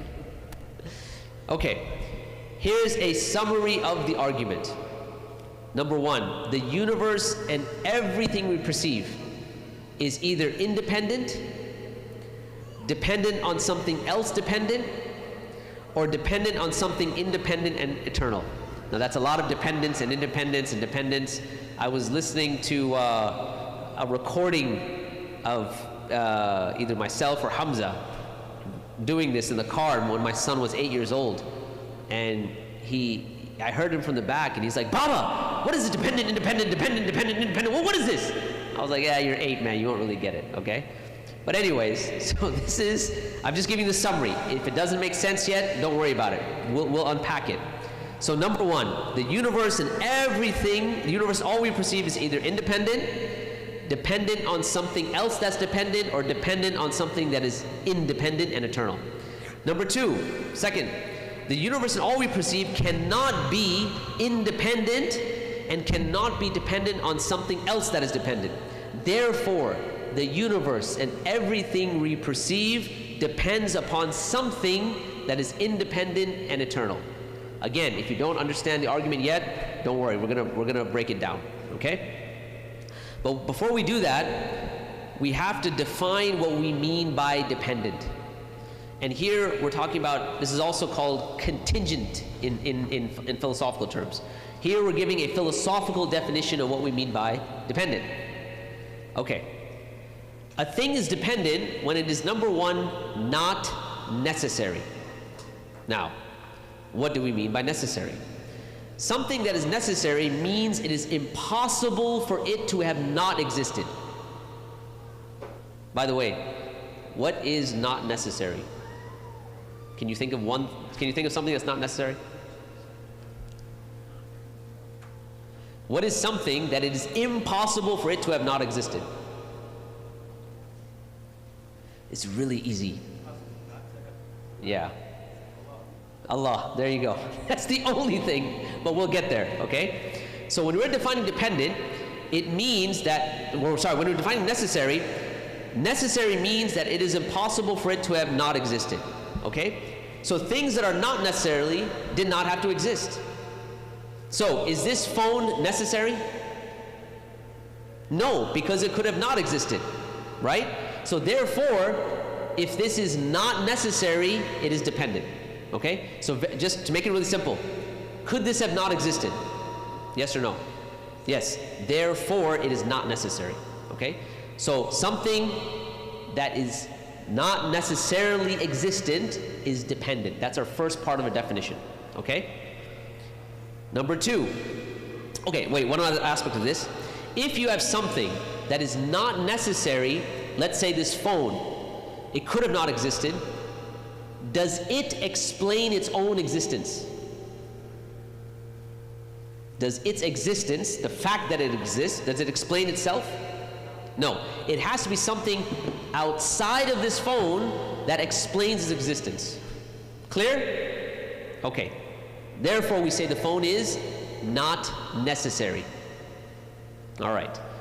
And one part of our definition of dependent is that it is not necessary. So based on that definition, could this phone have not existed? Therefore, it is dependent. All right?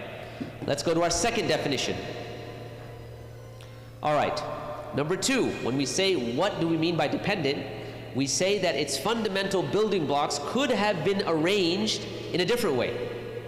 So if you take, again, the phone, could this have been built in a different way? It could have. It could have a different shape. It could have a different size. It could have a different charge. It could have a different color. So its basic building blocks, so it could have been arranged in a different way. And the phone itself does not explain the building blocks. In other words, something outside of the phone will explain the building blocks of the phone. Does that make sense? That's our second definition of dependent. Okay? So, there must have been something outside of this phone that gives rise to its its building blocks, right? How it is arranged. That is not the phone itself. Third definition. And by the way, there's an example here, so I'm using the phone. Imagine now you see, like you go down one of the highways and you see this LOVE. Okay? It's arranged as a flow. Now, did this have to be, first of all, did this have to exist? Okay. That means it's what? Not necessary. Okay? It's arranged like this. Did it have to be arranged like this? No, it is arranged in a specific manner. Its building blocks are specific, and it could have been arranged in a different way. Okay. Does its existence explain its existence? No. Does its arrangement explain its arrangement? No. Something outside of this has to explain its existence and has to explain its arrangement. Therefore, it's dependent. Okay? So those are two definitions of dependent. We have one more. Everyone's like, oh my God, there's another definition of dependent? Yes.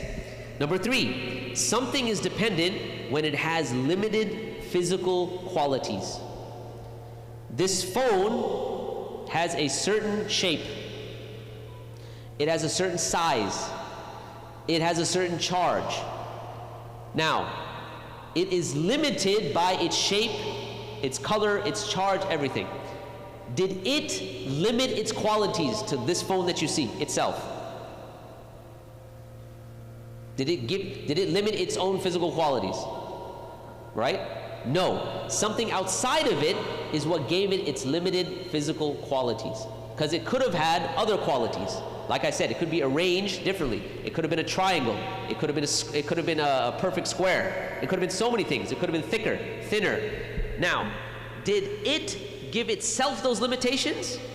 No. It had to be something outside of itself that gave it those limitations. Therefore, it is dependent. Okay? So, it has number 3, if something is dependent when it has limited physical qualities. Is that clear so far? Because I know this is a tough one. So, I want to make sure that everyone's kind of clear on this. All right? So, if something has a limited physical feature, that feature has to be limited by something external to itself, an external source or external set of factors. It cannot give rise to its own limitations. The phone did not give rise to its own physical limitations. Yeah? Everyone clear on this so far? Like I said, this is a tough one. All right. Let's now apply this to the universe.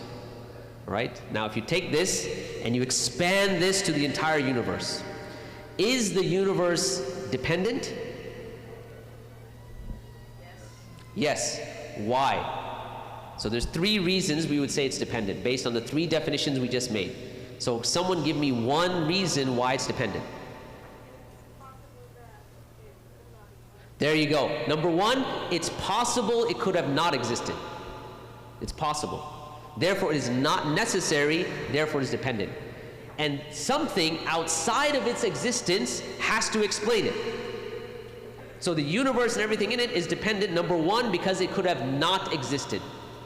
And something outside of it has to explain its existence. That's number 1. Give me another reason, number 2. Yes? So limited physical qualities, right? So it itself did not give itself those limitations. Yes? Very good. So therefore it is dependent. What's the last one? Specific arrangement. The universe is arranged in a specific way. It did not give its own arrangement. Its arrangement has to be explained to something outside of it. Okay? Therefore, the universe and everything in it is dependent. Okay? So now, we apply this to the universe, we conclude the universe is dependent. Yeah? Based on our 3 definitions of dependence. All right, let's now come to the argument.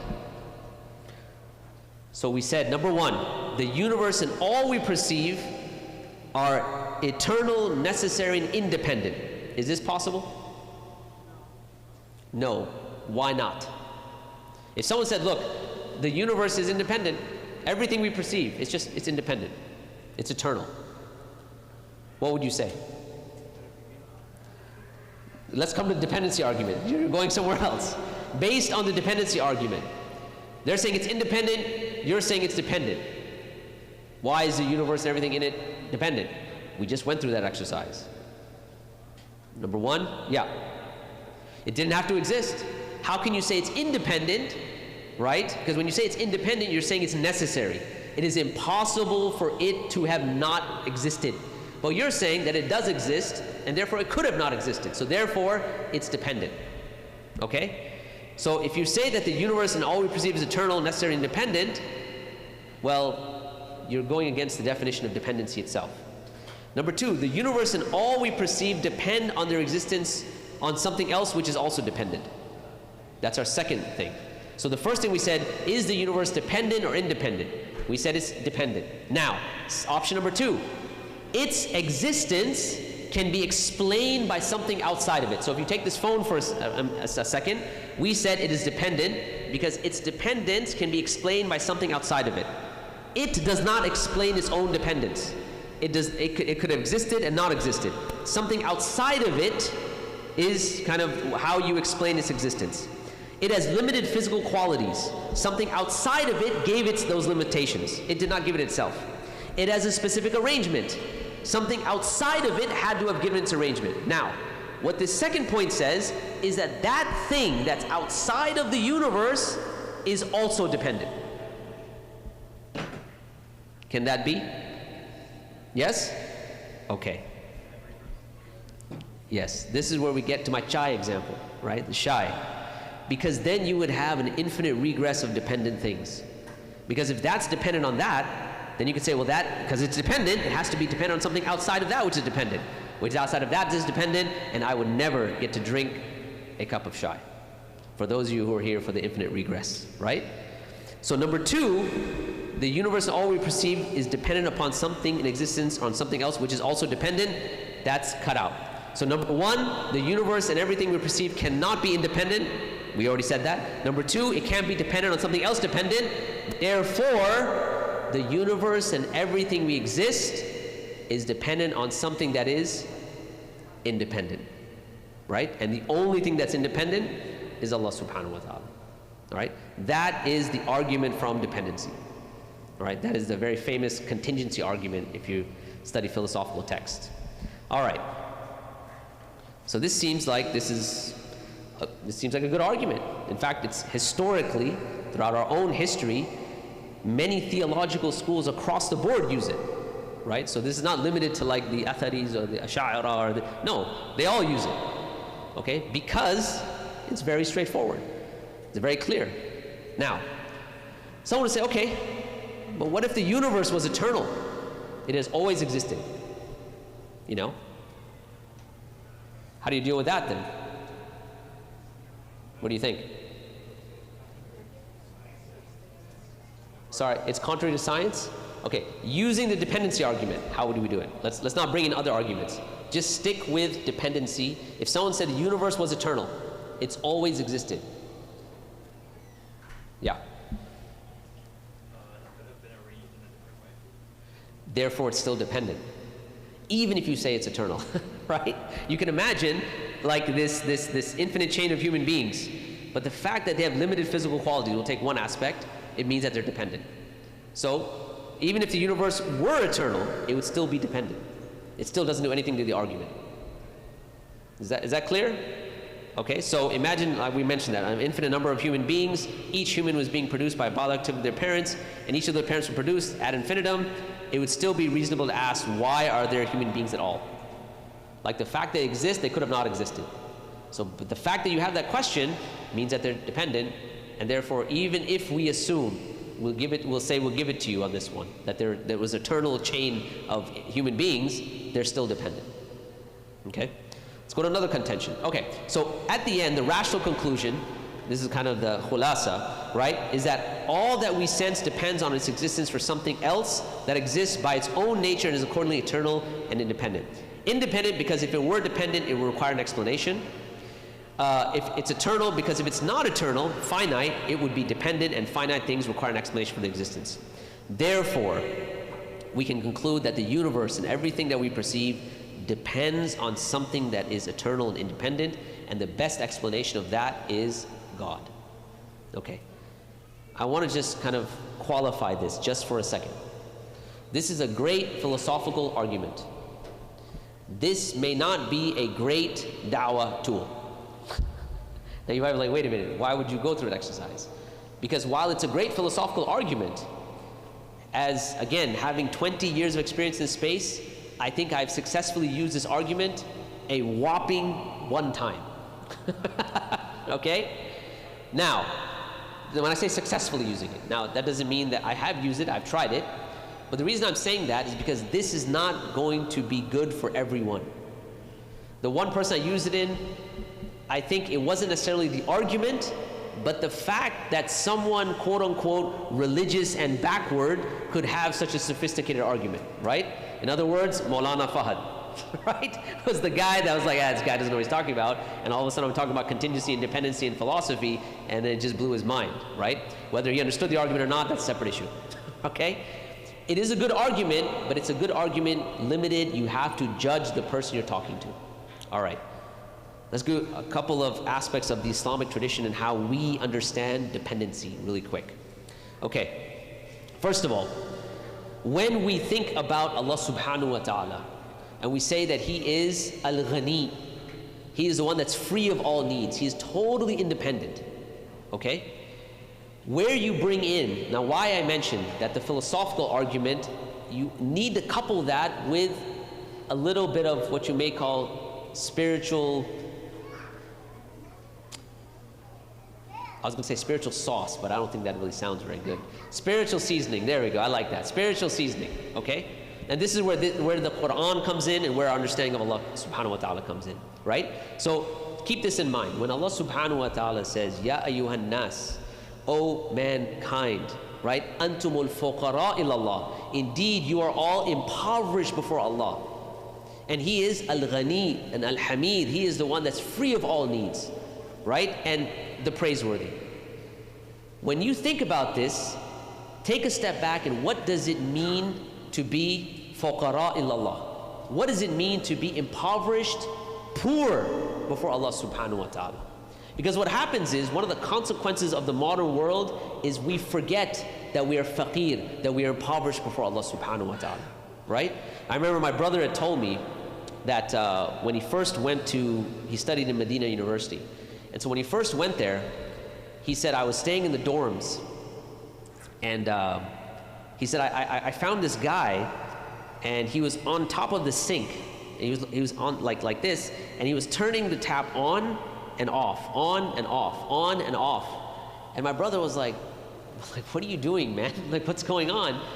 And he says this was the first time he had seen running water. And think about it. Like, when you think about the people of the past, their lives were more precarious. When they needed water, they'd have to, travel miles to get water, to now bring the water back to their village, to fill their things with water. And then when they drank water, they understood their impoverishment before Allah subhanahu wa ta'ala. Whereas today, we forget that we are fuqara ilallah, and that we are dependent upon Allah for everything. It's one of the beautiful aspects of Ramadan, in fact. When you think about Ramadan, Ibn al-Qayyim al-Jawziyah, he mentions something really powerful. He says that, there's this concept of emulating the attributes of Allah. Not in some shirky way or something like that. I don't mean but obviously, he says that, Allah is alim, and He loves the ulama, right? He is the maximally perfect in His knowledge, and He loves the people of knowledge. He is the most merciful, and He loves the people of mercy, okay? And so on and so forth. And then, what's very interesting is that when you think about the month of Ramadan, in a sense, you are trying to emulate the independence of Allah. Why? Because what are you doing? You're not eating, you're not drinking, you're abstaining. And you do that, and all the way, by the time you get to breaking your fast, what is the state of your heart? You realize there is no way that you can emulate that, and you are totally, 100% totally dependent upon Allah subhanahu wa ta'ala. That's the end of the fast. You start off emulating Allah and realize it's not possible, right? And why do we forget that we are fuqara ilallah? What is the reason? distracted by the world, distracted by our lives, so many things. And what happens is, when we get this way, Allah subhanahu wa ta'ala says, Kalla innal insana la yatgha. Indeed, the human being is experiencing tughyan. He's going beyond the limits. Why does he go beyond the limits? Why does he transgress? Ara'ahu istaghna. He sees himself independent. You get a paycheck every 2 weeks, you forget where your sustenance is coming from. You can turn on running water, you forget where that water comes from. All of the concepts of ease that we have in our lives push us in this direction. Therefore, it behooves us to then come back and say, we have to remind ourselves that we are totally, utterly dependent upon Allah, and Allah is free of all needs. He is Al-Ghani, and we, nahnu fuqara, we are the people who are totally dependent upon Allah subhanahu wa ta'ala. Okay? So, when it comes to the dependency argument, it behooves us, it's important for us to now add this element to understand the Islamic tradition is not one just of rational arguments, but it adds the fitrah, it adds spirituality in these discussions. Okay? Okay. Now, I'm going to let's go to a few objections very quickly. So objection number one. And I think we already did this, that the universe exists independently. In fact, we already covered this objection because we already showed that the universe and everything in it is dependent. So we'll skip this one. How about this? The universe is just a brute fact. Why are you talking about dependence and independence, dependency? It's just there. Just leave it alone. Don't worry about this. It just exists. Right? So usually the person that's going to come to you with this argument, they're going to assume, or they're going to say about you, that you're not a critical thinker because you follow Islam, and Islam is a religion, right? And you're not open-minded, you're not scientific, you're not philosophical. These are all things that they say about us. However, what is this saying about them? Those exact statements, right? If you say, it just exists, don't worry about it. Well, who's the one that's not thinking now? Who's the one that's going against critical thinking? Who's the one that's not engaging with the rational arguments? Is it the quote-unquote religious folks? Or is it you, Mr. PhD in evolutionary biology from Harvard? Who is it, right? Even if you said that, as a scientist or someone that says we need rational proofs, imagine if you're now walking and you see this blue ball that's just hovering. As a person of inquiry, as a person of rational thought, would you just walk by it? Oh, that's nice, and just keep walking? Or would you be like, hold on a second, what explains that ball, right? You would demand an explanation. Now, if you take that blue ball and you expand it to include the universe, why shouldn't the universe demand an explanation either? Does it make sense? So don't get duped into these type of things like it just exists. Like, hold on a second, let's play by the same rules. Okay, science will eventually find the answer. I love this one. Someday. All right, how do we deal with this? If they say someday, man, science, we got artificial intelligence. Now you can do certain things with artificial intelligence. You can go to ChatGPT, you can have a conversation with it. The other day I was having a conversation with ChatGPT. And I had it on, and I had a friend of mine, and I was talking to and I had selected the African American voice on ChatGPT because I liked it, right? So I'm talking to it, it's talking to me, and everything's great. And somebody comes up to me and like, hey man, why'd you select a black voice? And I was like, bro, that is racist, man. You're gonna hurt. And I was like, wait a minute, it doesn't have feelings. Right? It's like, what am I talking about? I mean, it was racist, but whatever. But it's just a machine, right? So someone might say, look, artificial intelligence, science, you talk about human intelligence, now they can beat you at chess. And what's the other game that they use for artificial intelligence? Was it Go? Yeah, they can beat the masters of Go, 1,000-year-old game. So science one day will find the answer. How do you respond to that? Why not today? Okay, why not today? But say, okay, why not tomorrow? What do you think? has nothing to do with science. Because what question this is answering, science is outside of that domain. It is not dependent on science, because science can only talk about dependent things. So this is a philosophical argument about dependent things, and science can only talk about the material dependent world. So it's irrelevant. There's no amount of science that can, undermine this argument. It's not a scientific argument. Science has a limited domain, and that is the physical world. And the physical world in its entirety, as we showed, was dependent. Make sense? Okay. So it's not okay. All right, this is not, so I'm going to go ahead. So someone may say, you've assumed God's existence. Again, it's because they haven't understood the argument. We actually did this in a deductive way. So very quickly, before I conclude, there are arguments that are inductive and deductive. Okay? A deductive argument starts with two premises, two things that you assume to come to a conclusion. As long as those two are true, the conclusion necessarily has to be true. So if I say, number one, all presidents of the United States were men. Premise number two, Donald Trump is the president of the United States. Conclusion, Donald Trump is a man. If 1 and 2 are true, 3 has to be true. That's how this argument has been put up, as a deductive argument. Okay? You have premise 1, premise 2, 3 is necessarily true. Premise number 1, that the universe and everything in it is independent. Premise number 2, or option number 2, is that the universe and everything in it is dependent on something else dependent. Number 3, the universe and everything in it is dependent on something independent. If 1 is wrong, 2 is wrong, 3 necessarily has to be true. That is known as a deductive argument, as opposed to an inductive argument. Science does not work on deduction, it works on induction. They don't give deductive arguments. What is induction? What do we mean by inductive arguments?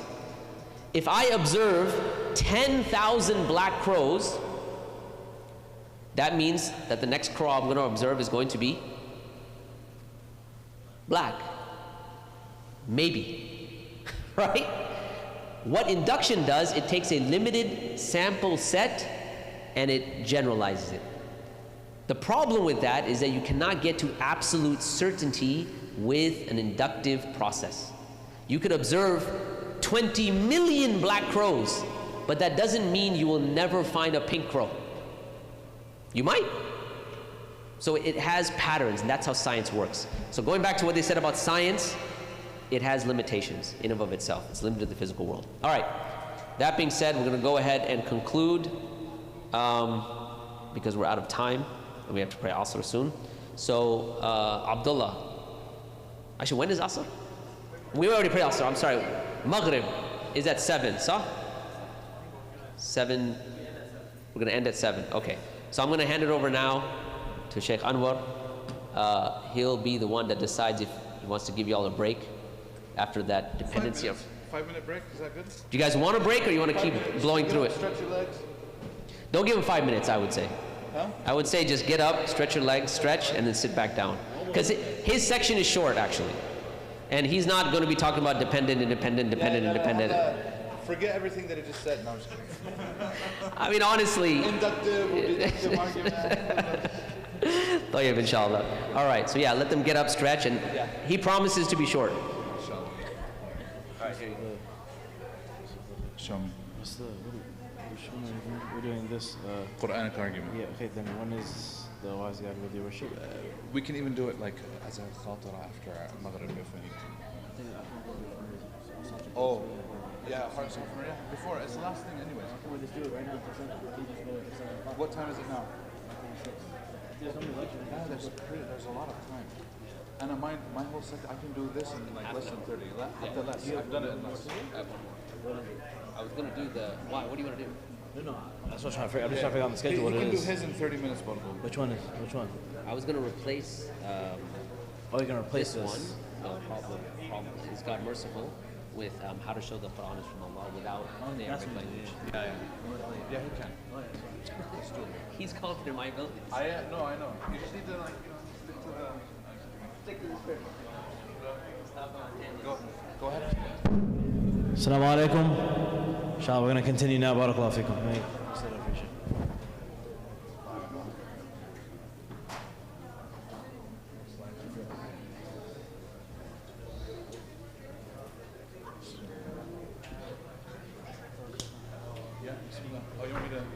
You good now. Okay. You got audio from here? Bismillah. Okay. Assalamu alaikum wa rahmatullahi wa barakatuh. Bismillah, alhamdulillah, wassalatu wassalamu ala rasulillahi wa ala alihi wa sahbihi wa man walah ma ba'd. Inshallah ta'ala, we're going to continue. This section is actually, honestly, one of my favorite sections of the entire workshop.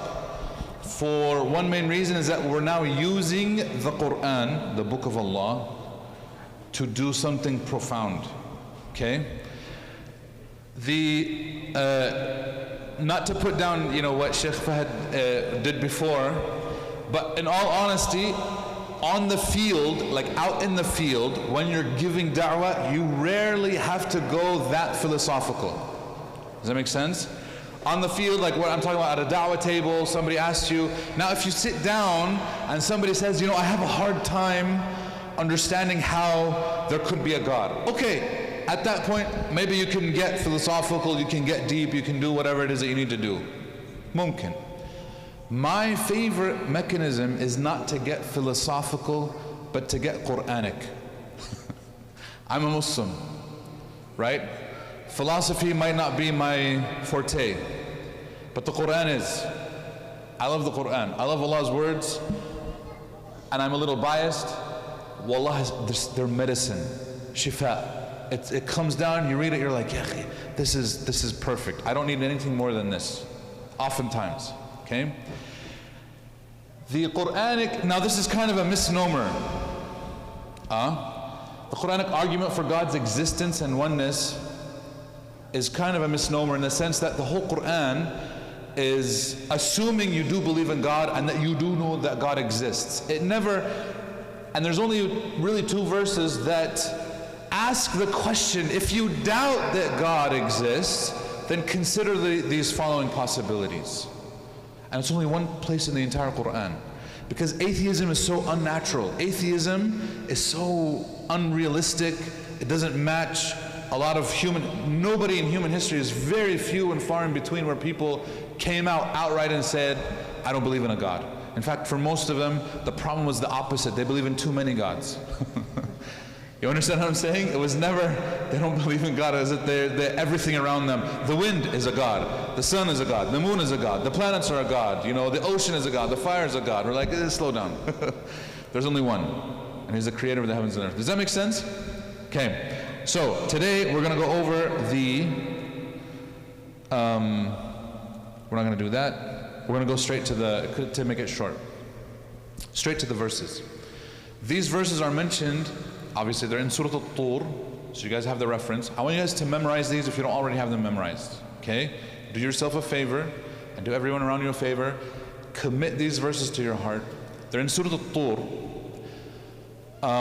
The companion Jubayr ibn Mut'im, radiyallahu anhu ardah, he in Sahih al-Bukhari has a narration, in Bukhari, so it's authentic. He says, I went to Medina, and the reason why he went to Medina was that he was trying to pay the ransom for some of the prisoners of Badr. After the Battle of Badr, the Prophet ﷺ and the companions were so victorious that they were actually able to gather prisoners of war. Okay? Where did the Prophet ﷺ keep them? Was it a prison? Where did he keep them? In the masjid. He kept them in the masjid. They were tied up in the masjid. A lot of them were exposed to the Quran as a result. One of them was Jubayr ibn Mut'im. Now he wasn't a prisoner, he came to pay the ransom for some of his relatives. He shows up in the masjid and he says, Ataytu al-masjid, I came to the masjid and it was Maghrib time. And I heard the Prophet ﷺ reciting from Surah Al-Tur. So he recognizes the surah now later on. Obviously he's narrating this as a Muslim. But he says, I'm listening. So he's there, he's listening to the Quran being recited. And he says, when he got to these 2 verses, he says, كَانَ ذَلِكَ أَوَّلُ مَا دَخَلَ الْإِيمَانُ فِي قَلْبِي. This was the first time that Iman entered my heart. Now he didn't become Muslim at this time. I want you guys to note this. Sometimes in our da'wah, right, It's not going to be like an immediate, I give him the verse and then bam, he's going to become Muslim. La, the Prophet was reciting, he heard this, he says, now it entered my heart. Why did it enter his heart? Because he's like realizing, these are questions that I haven't considered up until now. And he hadn't, this is true. And here's the questions right here, like it's, you can see them. He says, I hadn't really like thought about it. This is the first time that I'm actually seriously considering these possibilities, and I realized, wow, there's something here. What does that say, by the way? What does that say about the Quraysh and them fighting and opposing the Prophet ﷺ? What does that say? Most of the Quraysh opposed the Prophet ﷺ not theologically, but it was over tribalism.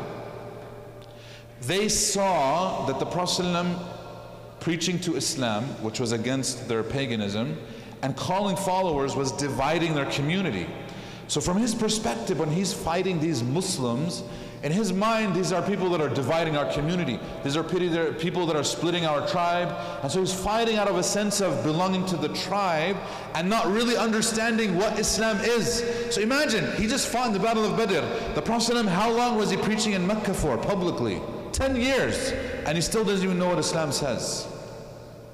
That's not a failure of the Messenger ﷺ, it's just a failure of him. Remember, propaganda is very strong. So if one of his leaders is telling him, don't listen to those Muslims, they don't know what they're talking about, they're terrorists, or they're whatever, he's gonna say, yeah, that's true. And he's not gonna investigate Islam for himself. And the moment that he does investigate Islam and he hears what Islam has to say, he's like, wait a second, there's something deep here, there's something profound. That's exactly what he went through. He says, it entered my heart then, he accepts Islam way later. Okay, Jubair ibn Mut'im, but he says this was the seed. Okay, so this is the backdrop of these verses that we're going to go over, where Allah subhanahu wa ta'ala is asking, he's positing some questions. Question number one, basically the premise is, if you doubt this message, if you doubt the Quran, if you doubt that there is a God, think about the following scenarios. If there is no God, that means, posit number one, the universe came from nothing. That's why Allah subhanahu wa ta'ala says, Am khuliqu min ghayri shay. Were they created from nothing? Question. Scientifically speaking, can we get something from nothing? Can we? Like if I like have a beaker and I put nothing in it, can I get like medicine at the end? Chemistry. Chemically, if I have something, it'll give me something else, right? I'm gonna mix things. Laws of thermodynamics, laws of physics. Any law that you want to mention, I can't start with nothing and then end up with something. A zero, mathematically, will always end up in a what? At the end, a zero. Does that make sense? It's interesting because a lot of scientifically inclined people also portray themselves as atheists. But you can tell them, with all due respect, believing that the universe came from nothing is unscientific.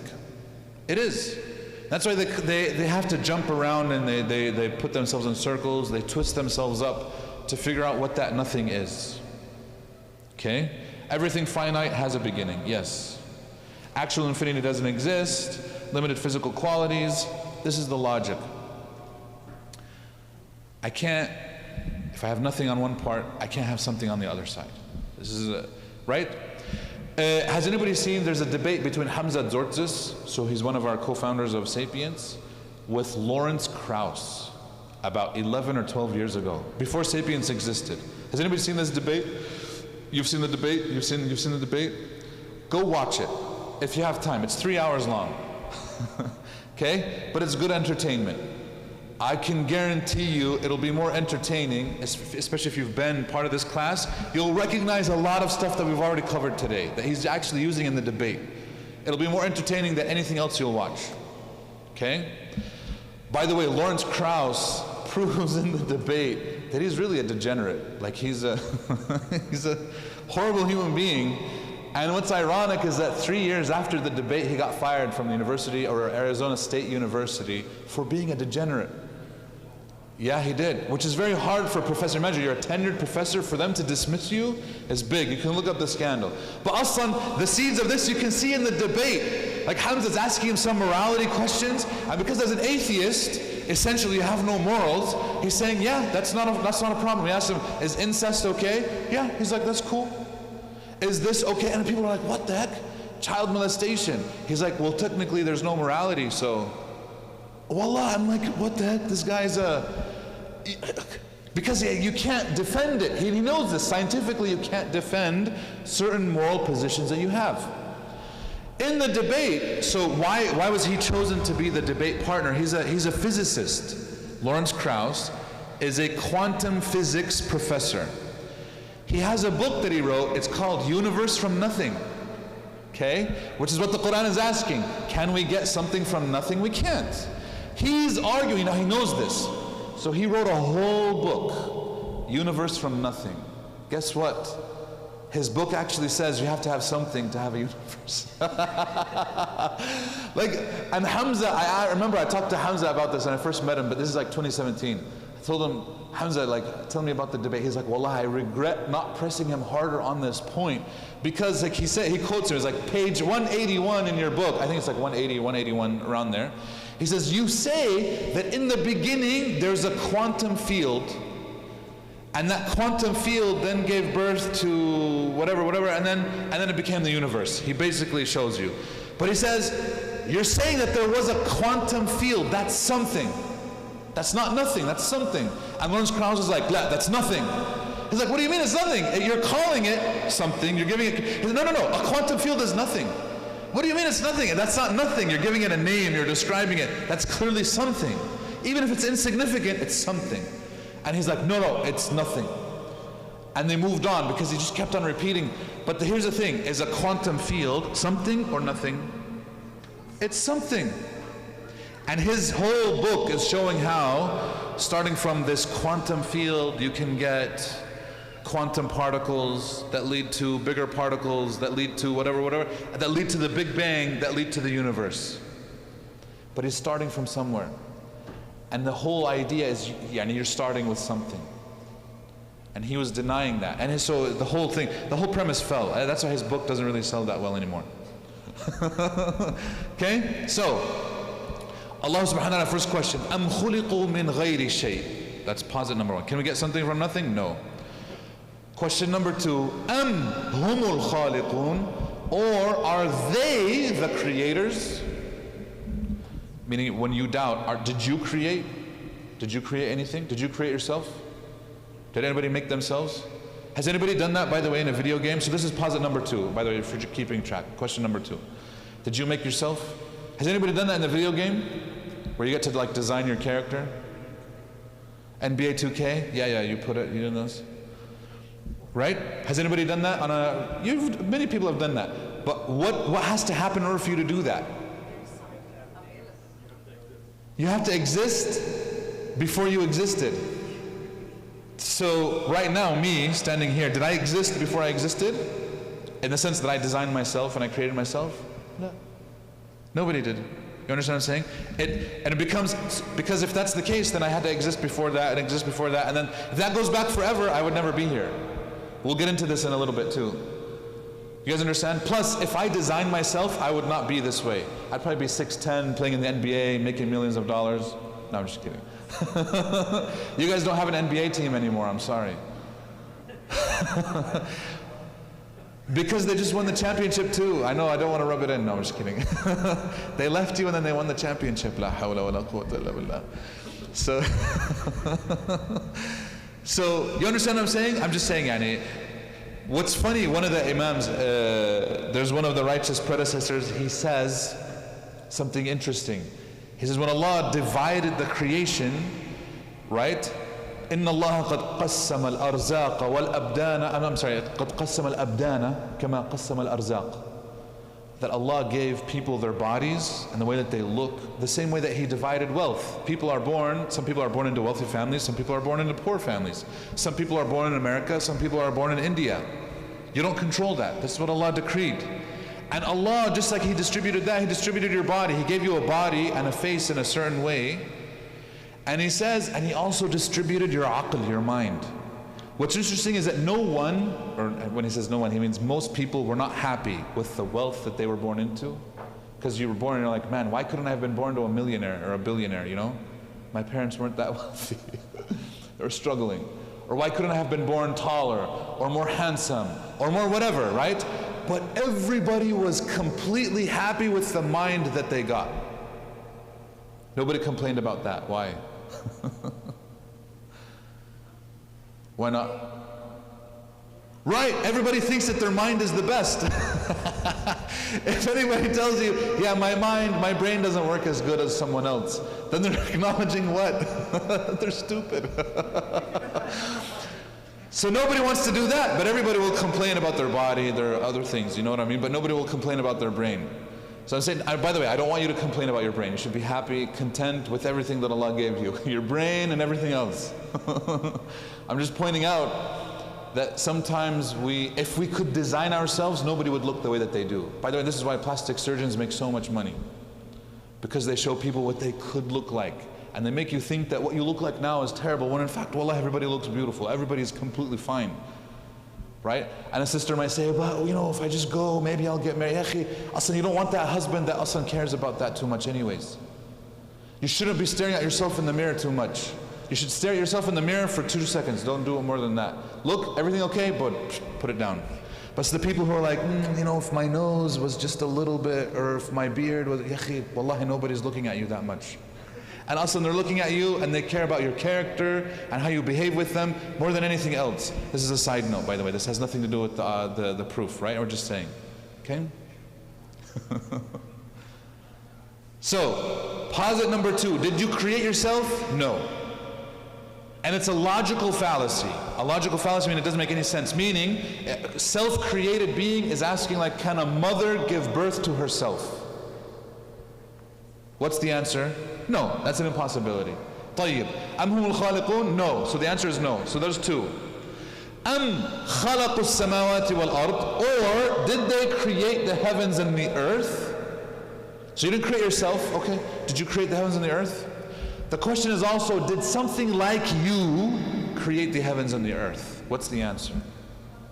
No. Another way to put this is to show the problem of infinite regression. Has anybody heard this term before? It's a fancy term. I know a few people. Infinite regression. We're going to go over it, yeah. We did, yes. Ahsant. When I came to Seattle a few months ago, we did the workshop. Oh, even he covered it. Okay, perfect. Khalas. So you guys, nobody raised their hands. Okay. Nobody raised their hand. You guys covered infinite regression. Khalas. Infinite regression is if Saeed tells me, hey Sheikh, I want to invite you over to my house for tea. I say, excellent, you know, but because I'm a good husband, I need to get permission from my wife. Hey honey, I'm going to go over to my friend's house for tea. Is that okay? She's like, you know what? Let me ask my mom. She calls my hoyo-in-law, you know, and she says, hey, you know, my Anwar, he wants to go have tea. Can he go? And my hoyo-in-law says, let me ask my sister, my walashe, you know. So she calls her, and then she says, let me call my son. She calls the son. She says, let me call my neighbor. Let me call my friend. Let me call. If that goes on forever, everybody's calling each other. That's infinite regression. Will I ever go drink tea? I'm never going to go drink tea. You guys understand? So it's an impossibility. The result will never happen if we have infinite causes. Does that make sense?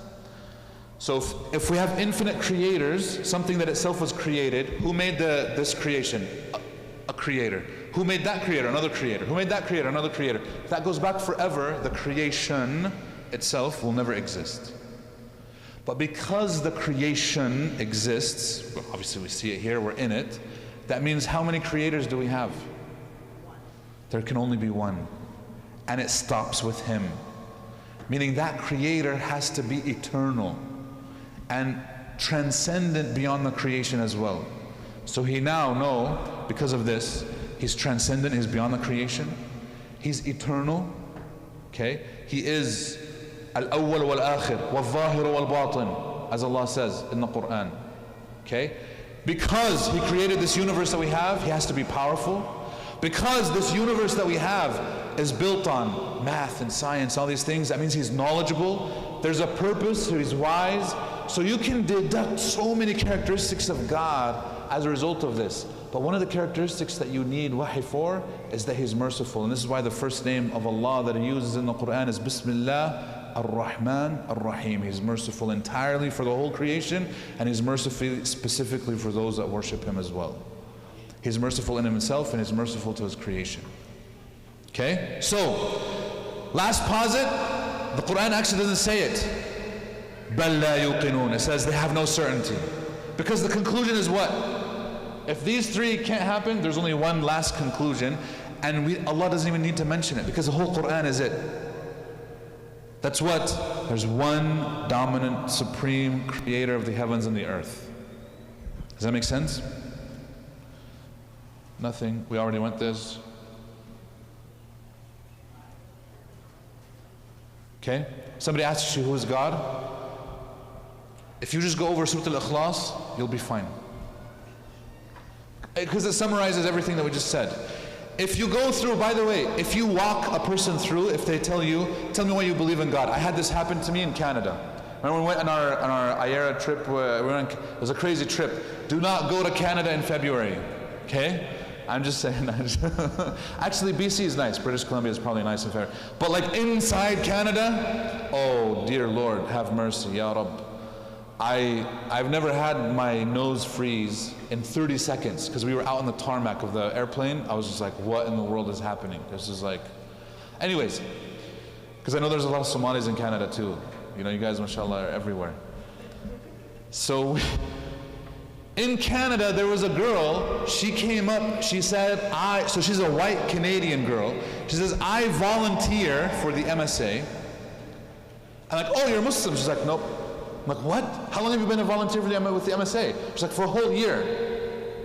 Okay, this is in our program. She asked this question at the very end. She says, what? She's like, I've struggled with understanding how God exists. Okay, so I told her, okay, can I take a few minutes out of your time to go through the Quranic argument? She says, by all means. This is, by the way, in public. Everybody's there. We had a whole, there's half of the people were not Muslim. It was a part of my job actually, I was talking about the Prophet ﷺ and why he's the Prophet.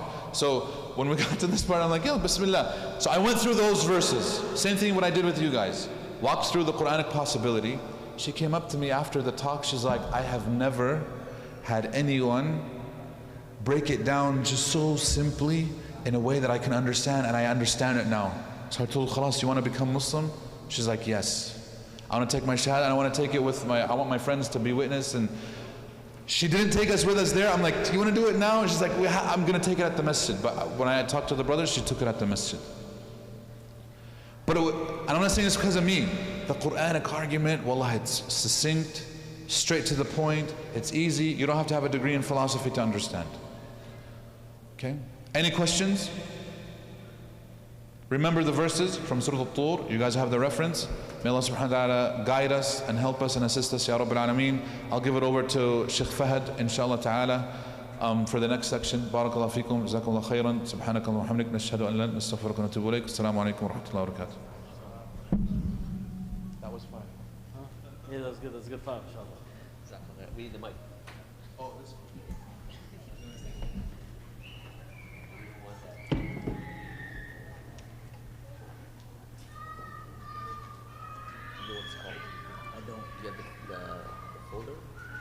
Yes, I have all the folders all put up right here. That's everything to fold.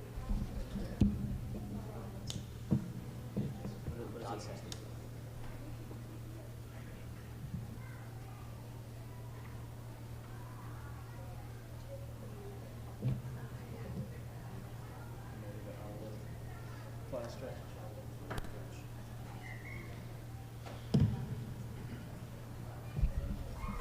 Okay, I think that we should give you guys a 5-minute break, because I went, then he went, and if I keep going in the next section, it's gonna be brutal. So why don't you guys take 5 minutes, get up, stretch, have whatever's left, if anything's left of the food, but we want to come back in 5 minutes exactly. So I'm gonna put my timer on So 5 minutes, but please make sure it's just 5 minutes. All right?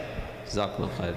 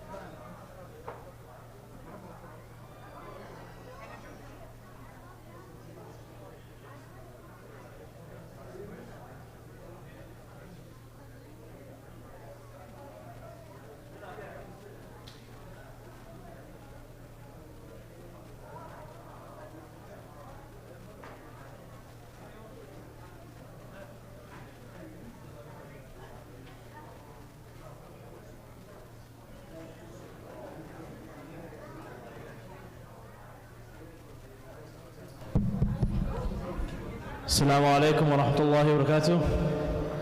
Assalamu alaikum. Is everyone listening? Assalamu alaikum. Okay, inshallah ta'ala, we're at the last 45 minutes or so of the lecture. Okay? What we're going to do now is we are going to do an open Q&A. They're going to do a little introduction about why Allah subhanahu wa ta'ala is worthy of worship, but we're also going to do an open Q&A for the crowd. So as they're going, I want you guys to be formulating your questions and think of your questions carefully, inshallah. And we'll be going from there. Okay? Not every question will get answered. For the people on the Zoom, inshallah ta'ala, that are listening, we're going to be asking them questions as well. They're going to be asking their questions as well. We're going to try to accommodate for everyone. Okay? So, when you guys are asking your questions, like I said, I want you guys to be cautious and careful. Don't ask a question that we went over 1,000,000 times. Think about something out of the box that maybe is, really making you confused or something like that. Do not ask a question. We always say this. Do not ask a question that we went over 1,000,000 times. Okay? Inshallah ta'ala. So just be thinking and formulating your questions as the mashayikh are speaking, and then we'll go from there, inshallah. Barakallahu feekum.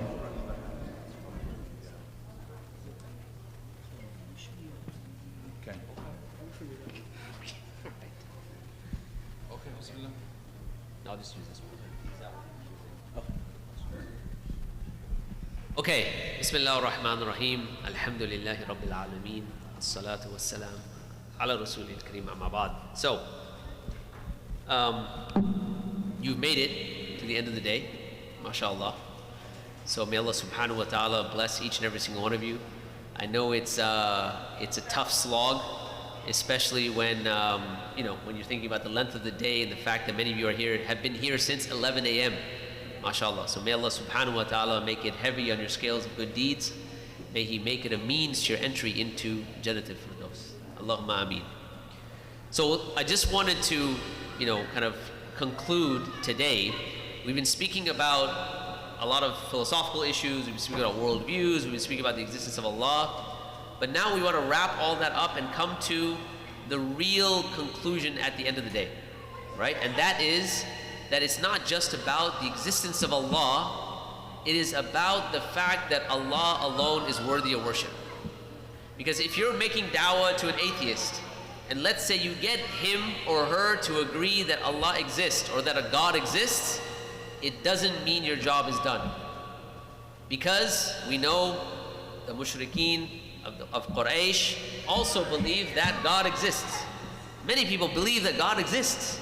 The Christians believe that God exists. The Jews believe in God, that God exists, right? Many people believe that God exists. New Age people believe that God exists. But until they move from rububiyyah to uluhiyyah, your job is not done. Until they move from the existence of Allah to the fact that He alone is worthy of worship, you've still got to keep going.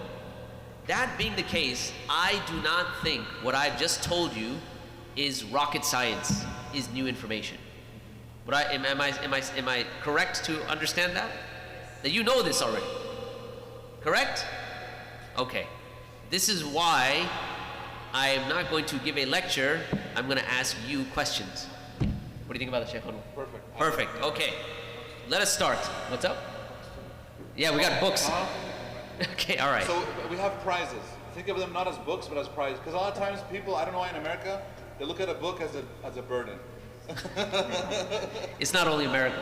Okay, yeah, I guess, yeah. But Stanley, Books are these things that they used to do back in the long time ago. yeah, it's a device. When you flip the pages, there's words on each one. And you stay with it for a And while. it doesn't need a battery. Yeah, You no don't need to battery. charge it. No battery. Yeah. It doesn't die on you. It's just, mashallah. It's a great device. You guys should try it. The young folk should try it. So, You can write in the margins if you want, highlight words. It makes it fun and interactive. okay, I'm going to go ahead and get started with the questions. I'll let Abdullah figure out what he wants to do with the books. Okay, so question number 1. Y'all ready? Brothers, sisters? Okay, let's go. Here we go. Question number 1. What is worship? Not philosophically hard, but I'd like someone to tell me, what is worship? It's the purpose of our life, right? Oh, silence. Uh-oh. Maybe we can take a step even further back. Is it the purpose of our life? Yes. Okay, well, one yes. What about the rest of everyone? Is worship the purpose of our life? Yes. Okay. What is worship? Wait, let me get this young man here and I'll come back to you. Yes, young man. Sorry? Repenting to Allah. Okay, that's good. That's an aspect of worship. Okay. Any sisters? Yes, what is worship? Worship is like you are so much connected with the person you are worshiping. You forget yourself. And you are following whatever they want. You don't ask question, okay, why I'm doing this. Okay. Tell me to do this. You Yep. don't ask question. Okay. You say something. Okay. You are separating yourself and you are following because you are so connected. Okay, so you're so connected, you don't ask questions, you just follow and submit. Okay, all right. So let me get this gentleman here, then back to you, and I think you had one too. Obeying Allah. Okay, good. Build off on hers, okay. Building a connection with the one that created you. Very good. Any other sisters? What is worship? Anyone want to add to that? Yes. Nice and loud.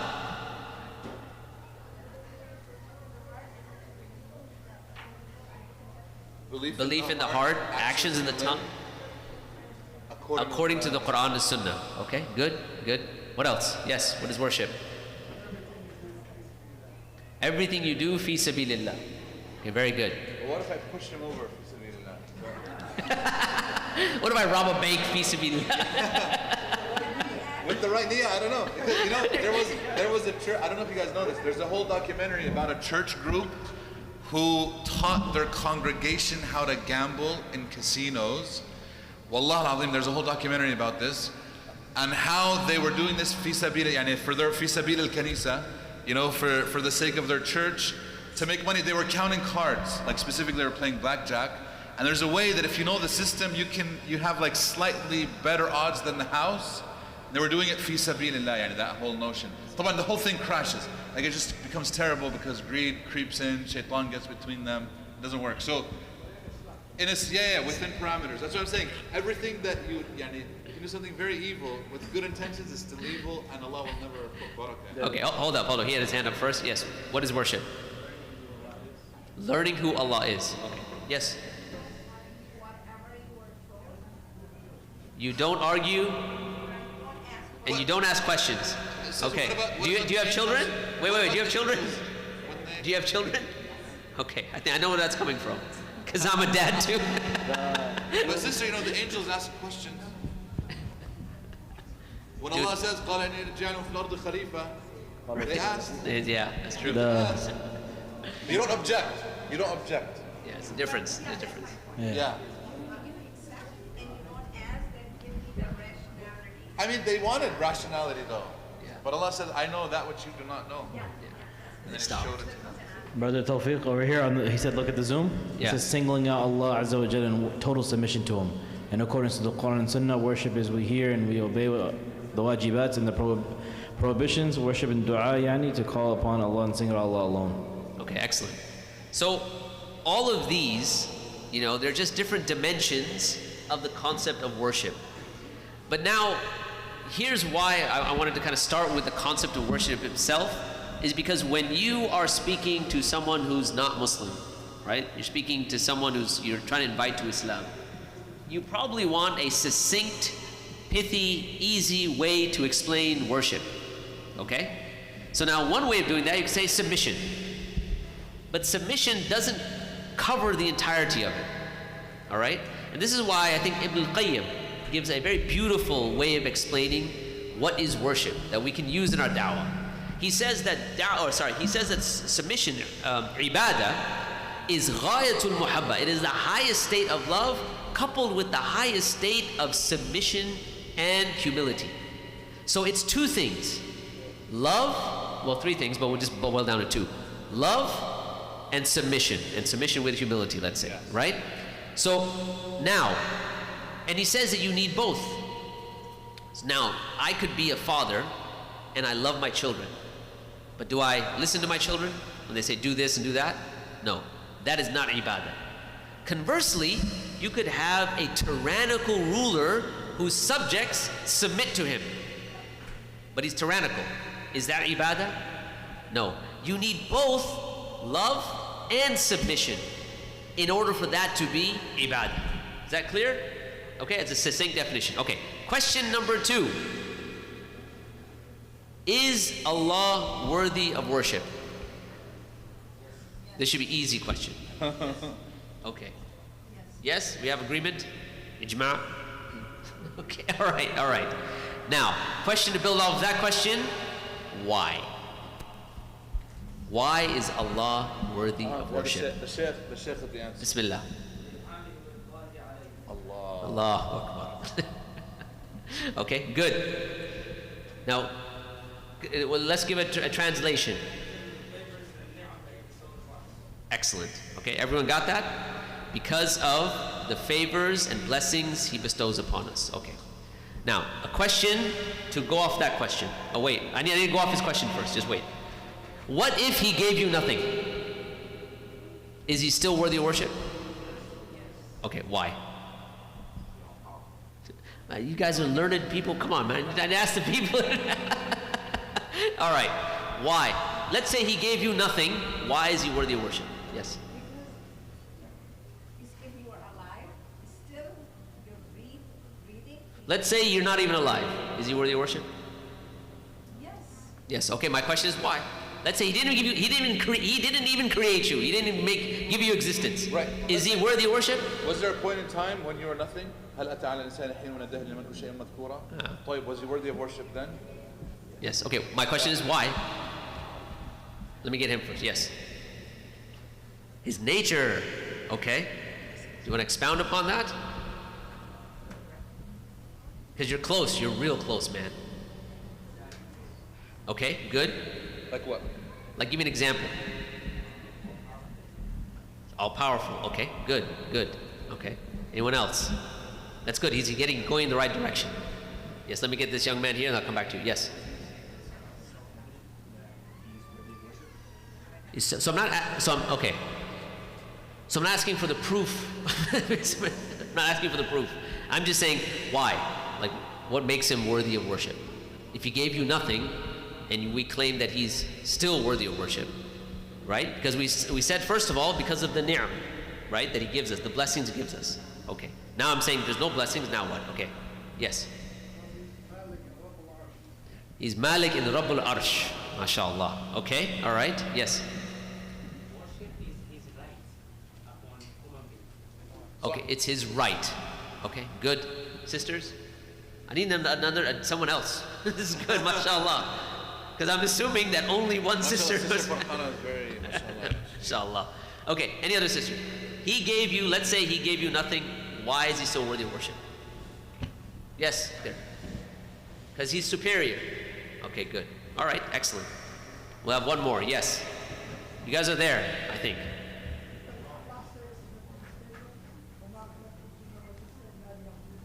Okay, because Allah says that I've not created the jinn and the humans except for my worship. Okay. But I'm still saying, why is He worthy of worship? We're saying, okay, that's true. He's ordered us to worship Him, but why is He worthy of that worship? Okay. That was the last one. Now I want to bring it home. We're not going to be going on all night, inshallah. Okay. So here's the thing. Many of you might have studied the tafsir of Surah Al-Fatiha. All right? And you may know that the term hamd, it has two meanings. It is shukr, it is gratitude, and it is praise. Okay? Now, gratitude we understand. Like I was having a conversation with my son, Abdullah, when he was much younger. I find that children that are brought up in America, they're generally very entitled. Like they think the world owes them. No. Yes, trust me. I have 5 kids to test it on anyways. So they just think that the world owes them, right? Like just because, I deserve this. Why? So one day I was getting a bit let's say impatient, right? Is a nice way of saying it with my oldest son Abdullah. He was in this frame of mind that I deserve this. I said, look man, how many jobs did you work for one breath of air? How much employment, what sort of employment do you have for one heartbeat? Were they not just pure gifts that were given to you that you did absolutely nothing for? And if you tried to count those things, you would not be able to count them. If I asked all of you, how many people are thinking about their molar teeth right now? Not until I said it. And not until they're in pain. And not until you go to the dentist. Then you remember, yes, I have these molar teeth, I masticate food, I chew food, and it's one of the blessings of Allah. Yet Allah gives this to you and all these gifts without asking anything. Purely a gift. Purely a gift from Allah subhanahu wa ta'ala. Right? And that's why Allah subhanahu wa ta'ala says, In tu'addu ni'mat Allah, la tuhsuha. If you try to enumerate the blessings of Allah, you'll not be able to count them. So blessings we understand, right? Obviously, you love the one that gives you. We said love and submission, and you're going to submit to that, right? So obviously the one that blesses you. Now, let's say he did not bless you. And by the way, since we were on the subject of atheism, if someone worships Allah because he blesses them, once they feel that he is not blessing them, what happens? They feel like I don't need to worship anymore, because in my mind I don't see the blessings. I'm going through tribulations, I'm going through trials. That's if worship is only because of blessings. Now let me give you on the other side. We said it is shukr, gratitude for the blessings, but it's also praise. Imagine this. So Abdullah, who's your favorite basketball player? Nah. Or LeBron, he said LeBron James. He needs to make tawbah. Sah wala la? This new generation. This is a problem with the youths, right? My son is the same, by the way. Him and my son, they get along very well because of LeBron. Who's the right? Taban, it's Michael Jordan. But anyway, that's besides the point. Okay, now let's assume LeBron James. Although I don't know if this has ever happened, nor will it ever happen. But let's pretend that Abdullah is watching an LA Lakers game, and LeBron James from half court hits an amazing jump shot. Right? You guys understand the analogy here? Okay, like I said, I don't know if it's happened, I doubt it, and I don't think it'll ever happen, but okay, khalas, we'll pretend, all right? So LeBron James comes, it's at the buzzer, right? The score's tied, he hits it, boom, from half court, all net. What do you think his reaction is? He's going nuts. He's getting up like, yes, I knew it. I should go tell Sheikh Fahad about this and how LeBron James, it's amazing, it's great. And he starts saying, LeBron James is awesome. He's the best he makes the best jump shots. Forget Steph Curry, this, that. Okay, he starts praising LeBron James. Praising, because of a quality he sees in LeBron James. Did LeBron James come up to the stands and give him $500? No. Why is he praising LeBron James? For a quality that LeBron James has. How much more so does it come from the creator of the heavens and the earth? The qualities of who Allah is, that he deserves the praise. And hence, even if he gave you nothing, he is still worthy of worship. Make sense? Right? And the reason I'm highlighting this is because a lot of times we start to now move to the point that as long as there's blessings, I worship Allah because of the blessings, it becomes transactional. And the problem is, again, once you perceive those blessings are gone, then you start saying, why would Allah do this to me? Why am I going through this heartache? Why am I getting a flat tire? Why am I going through a divorce? Right? Clearly Allah's not doing things for me. So now, what happens to the worship? Yeah? Okay. So that was, why is Allah worthy of worship? And the fact that, by the way, every human being worships. Every human being loves something the most, submits to something the most, right? Knows something the most, all those qualities of worship, whether they direct it to Allah or not. Sometimes that worship can be to their own selves.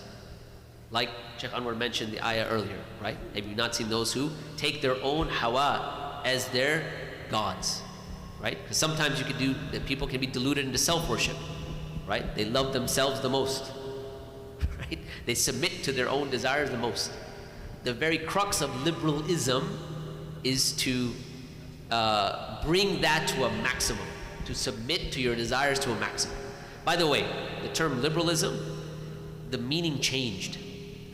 So in the pre-modern world, liberalism that was used by Christians went back to the concept of liberty. Liberty means freedom. But when the pre-modern Christians used it, they meant liberty from your desires. It's amazing, right? And then you have the Enlightenment, you have all those things that came, so now the meaning changed. That now you completely submit to your desires, and you're free from any external authority. SubhanAllah. At the end of the day, everyone is worshiping. The only difference now is you ask the question, who are you worshiping? And the one that you're worshiping, are they worthy of worship? You know? And this question is by the way, it's across the line. Because people, we were talking about this morning, feminism. What if I said that women should not have rights? Remember, we started the day off like that, right? For those of you who are here. Right? Perfect start. Why should women have rights? Okay? I mentioned my wife is not here, so I can engage in this question. But anyway, so we started with this question. I said that one of the reasons why a feminist would give is they would say self-ownership. Right? My body, my choice. And we said that Allah is the one who owns us. Okay? But now, if you consider, do you, as self-ownership, do you make a good owner of yourself? No, you don't. Because when you see the cheesecake, you eat it even though you know it'll make you fat. Right? Doesn't matter. We make bad owners. We make bad objects of worship. And therefore, the one that is worthy of worship is Allah subhanahu wa ta'ala. He has your back more than even you have your back. Correct? Is that correct, Shaykh Anwar? Sahih. Okay. Even the Messenger has our back more than we have. You know, it says, لو يطيعكم في كثير من الأمر لعنتم. Right? If the Messenger were to obey you and what you want, right, you would find difficulty in your life. Like, let alone Allah. We want Allah to do what we want. It's the Messenger, but the Messenger is merciful to us. Meaning in the decrees that happen, which is why following what the Prophet ﷺ says is always better for you than doing what you want. Without a doubt. And no Muslim should ever doubt this. So when a Muslim comes up and he says, "Ya akhi, but it's Sunnah," or it's not in the Quran, right? This is false, because even the Quran itself is testifying to this idea. That's why you can't submit to yourself at the end of the day. Worshipping anything other than Allah. You have 30 minutes. Okay. Quick story. This guy walks into the masjid. When I was the imam of the masjid, this is back in Utah. And he walks in and he says, "Are you the imam?" I'm like, "Yeah." He says, "Can I meet with you?" "Sure." We go into my office. He comes in. I told this last time we did the da'wah workshop at UW. So he comes in and he's like, "So I need the paper to sign that says that I'm Muslim." And I was like, "Okay, are you Muslim?" "No." "So then why would I give you the paper?" "Well, I need to marry this girl." I'm like, "Okay, is she asking for it?" "Nah, she's cool, she doesn't care that I'm like, "Then who needs the paper?" "Her auntie wants me to sign the paper." I'm like, "So you're trying to please someone else, the auntie?" "Yeah," but I'm like, "I'm not gonna give you the paper unless you become Muslim." He's like, "Okay." So I said, "What do you know about Islam?" "Oh, you know, you guys fast in Ramadan, and I really don't like Ramadan because, like, me and my girlfriend, you know, there's certain things we can't do, she won't do in Ramadan." I'm like, "At least alhamdulillah, yani, that's it's terrible." I know. I was like, "Whoa, okay. But that's all he knows. That's it." Right? So I was like, "Okay. You know, so we worship God. You believe in God?" "No." And he started to get on my nerves because just being obnoxious because I didn't want to give him the paper. So I told him this idea that, look, everybody worships something. He says, right now, he says, "I have no religion, I don't believe in anything." I said, "Actually, you do. You have a religion and you believe in something." "Oh." I said, "You worship something. There's something that you love the most." "What do you love the most?" He's like, "Well, right now it's Fatima." And I'm like, "Okay. So how old are you now?" He's like, "I'm 37. I said, "So before Fatima, there were other girls, right? Did you worship them?" He got quiet. I says, "You probably worshiped them, but then they dumped you. Or, you know, you left them, you left your God. So it was a false God. So I don't think you really worship them or you worship Fatima." I said, "Okay." But I said, "You like being in love. You like this idea. I think you're a self-worshipper. You worship yourself. Because who do you obey the most?" He's like, "Yeah, I listen to myself. I do whatever I want." Right, we hear this. Unfortunately, even Muslims will say this. I do whatever I want. I'm the boss of myself. Nobody can tell me what to do. So I told him, you're a self-worshipper. You worship yourself, and that's terrible. You're a bad God. He's like, Wallahi, he's like, what? I'm a good person. I'm like, okay, sure, you believe that. But I'm like, you're worshiping yourself. That's terrible. Because ultimately, you'll all be shackled to what you want. You wake up, and now I'm in a different mood. I'm going to do something else. You can't live a life like this, bro. I said, we worship God because that actually gives us, I'm trying to give him this idea of freedom. He left the office upset. I'm upset. He didn't get the paper. I didn't give it to him. Nothing happened. He leaves. 6 months later in Ramadan, his favorite month, he comes into the masjid and I see him now, his clean shaven his head. So when he came to my office, he had a big afro. Okay? Gone. And he sees me, he's like, Assalamu alaikum, Sheikh. I'm like, wa alaikum salam. Now remember, it's Ramadan, I'm coming in, we're busy, we have Taraweeh, I'm like the khatira in my mind, you know, who's going to be leading. There's a lot of logistical stuff that happens in Ramadan. The Imam, you guys know this, he's distracted, he's busy. So I'm looking at the guy, he's like, remember me? I'm so-and-so. He tells me his name, and I'm like, you know, you look familiar, the name isn't clicking, you know, I don't know. He said, remember, I came to your office, you know, I needed the paper, I was trying to marry, you know, Fatima? And I was like, oh yeah, I remember. I was like, wait, what happened? What are you doing here? He's like, I became Muslim a month ago. I was like, Allahu Akbar, that's amazing. Right? Because I was like, how? He's like, in the MSA. So remember, he met Fatima in college. He joined the MSA, and subhanAllah, he became Muslim. He took his shahada like a month before Ramadan. I was like, wow, that's amazing. So what happened with you and Fatima? He's like, oh, I left her. She's no good. I was like, alhamdulillah, he got out of the worship of something not deserving of worship to that which gave him freedom, alhamdulillah. He's worshiping Allah now. And he's fasting in Ramadan. And alhamdulillah. What I'm trying to say is, this idea, people understand it very intuitively, that there can be no freedom unless, and by the way, even Greek societies and Roman societies tried to get onto people these ideals that are bigger than themselves in order for them to transcend themselves, but ultimately every idea that they came up with fails. Nationalism fails, tribalism fails, Stoicism, Gnosticism, all of them fail unless it's something that truly transcends everything, and that can only be Allah.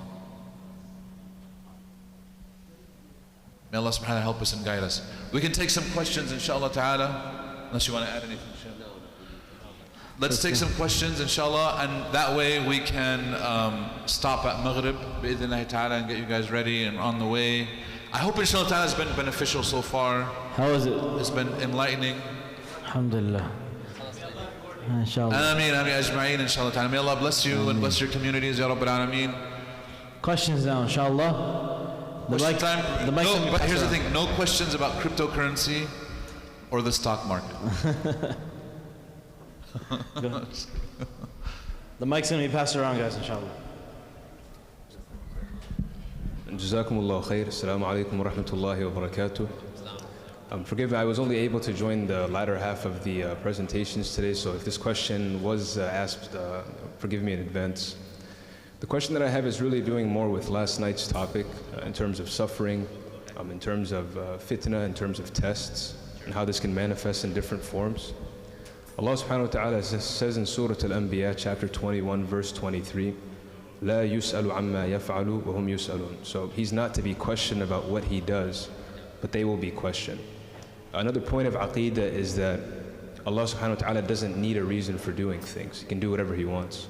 So where do we draw the line as Muslims between understanding wisdoms in suffering or in terms of tests, in addition to not, juxtaposing that we shouldn't really be asking or this Quran commandment. So in terms of trying to understand the reason behind things versus, there being a wisdom in some of these things, as we see in the stories of prophets, for example. Jazakumullah khair. Barakallahu feekum. Okay. طيب, Bismillah.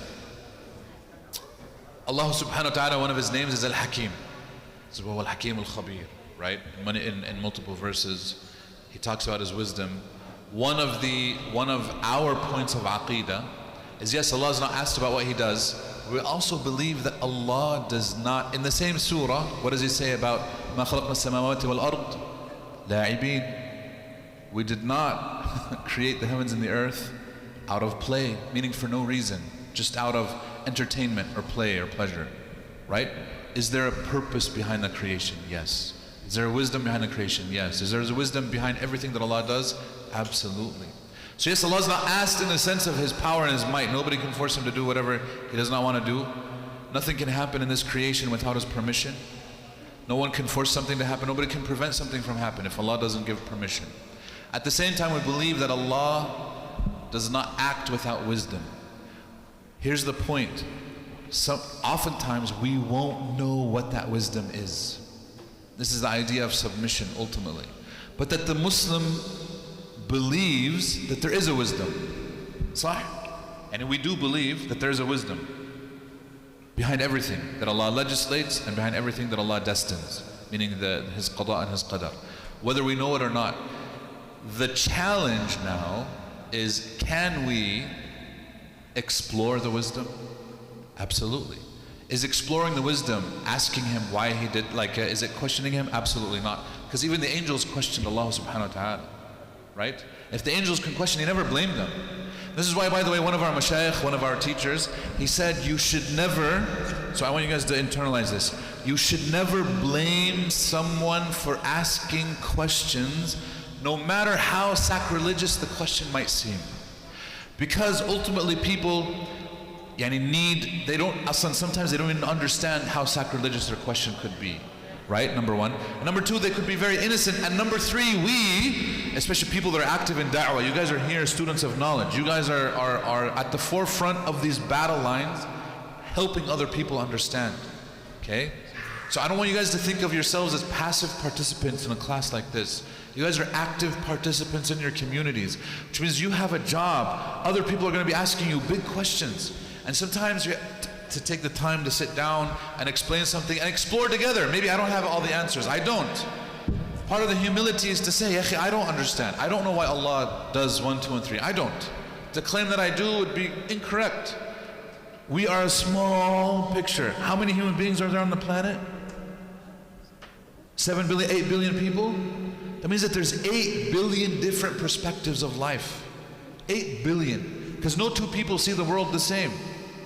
Tayyib, if I can't understand my fellow human being and how he sees the world, do I expect myself to understand how Allah sees everything? That's impossible, yakhi. It's foolish now. I don't understand how my wife sees the world, but I still love her and I'm married to her, but we will definitely not see the world the same. You understand what I'm saying? But yeah, I submit to that idea and I'm okay with it. And so part of submission, and وَلِلَّهِ الْمَثَلُ الْأَعْلَى, to Allah belongs the highest of examples, is I have to submit that Allah sees so much, it's unimaginable. We can't imagine it. And sometimes we limit Allah's power and we limit His wisdom, we limit everything. You're just a small piece of the puzzle.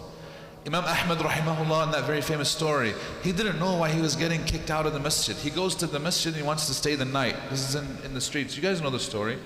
And he gets kicked out of the masjid and he's like, I don't want to pull the card and be that guy to tell the guard of the masjid, hey, by the way, do you know who I am? I'm Imam Ahmad. You need to let me in the masjid. He didn't want to do that. He's like, khalas, alhamdulillah, khair. Qadrullah shafi'. He's like, there's a wisdom, I don't know what it is. And he goes on the side of the road, he's about to lay down, and a guy sees him and he invites him over. And he goes inside, he's a baker, and he goes inside and he sees him baking the bread, and he's making constant dhikr while he's making his bread. Constantly, like non-stop. And Imam Ahmad is like, hada ajib. Because you know when you make bread, the bread has to be fresh in the morning for everybody. So these people work all night. Remember, this is in the time when there's no machines that do this for us. Right? And he's like, man, رَأَيْتُ مِنْكَ شَيْئًا عَجِيبًا. I saw something amazing from you. What is this? And he's like, I'm sure Allah has given you stuff that's like crazy. He's like, by Allah, he tells him, by Allah, Allah has answered every single dua that I have made of him except for one. And he's like, what? Okay, what's the one that he hasn't accepted? He says, I asked Allah that I do not die before meeting Imam Ahmad. And then he understood, he cried, he wept. He's like, Ya Allah, he's like, Imam Ahmad got kicked out of multiple masajid and was brought to you so that Allah can answer your dua. Khalas, I understand that. Now he understands the wisdom, it became clear to him. And he's okay with it. He's like, I'll be okay with being kicked out of the masjid so that one person's dua is accepted. Absolutely. There's a friend of mine who had to leave his city and go to another city to become the imam of a masjid in another city. And it didn't even work out in that new city. But when he was there, he helped a guy. There was a guy who was trying to get married for 9 years to a sister. And her father was saying no, he's racist. Like the brother was Pakistani, the father was Arab, and he's like, hell no to a Pakistani marrying my Arab daughter. And then finally that guy helped and they got married. It was impossible, nobody saw it coming. And then the Arab father actually became happy that this Pakistani guy actually married his daughter. Right? And he said, Allah brought you here to fulfill that guy's dua. That's it. Sometimes that happens. We don't know what the wisdom is, but we know that there is a wisdom. And part of belief is trusting that wisdom. Anybody else, inshallah ta'ala? Another question from the sisters? One on the sisters. Yeah. Or you can ask, we can repeat it if you want, yeah. Right, so. Oh.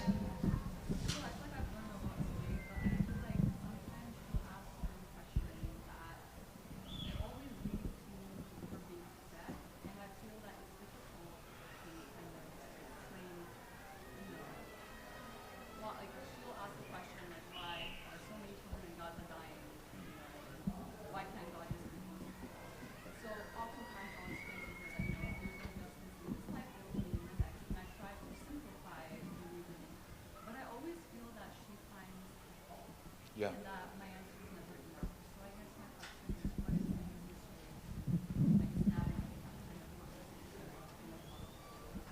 Okay. Repeat the question. Yeah. Okay, so she was mentioning that she has, did you say ex-Muslim or? Yeah. Okay, ex-Muslim that, sees the suffering in Gaza. Is that what you mentioned, or just suffering in general? In general.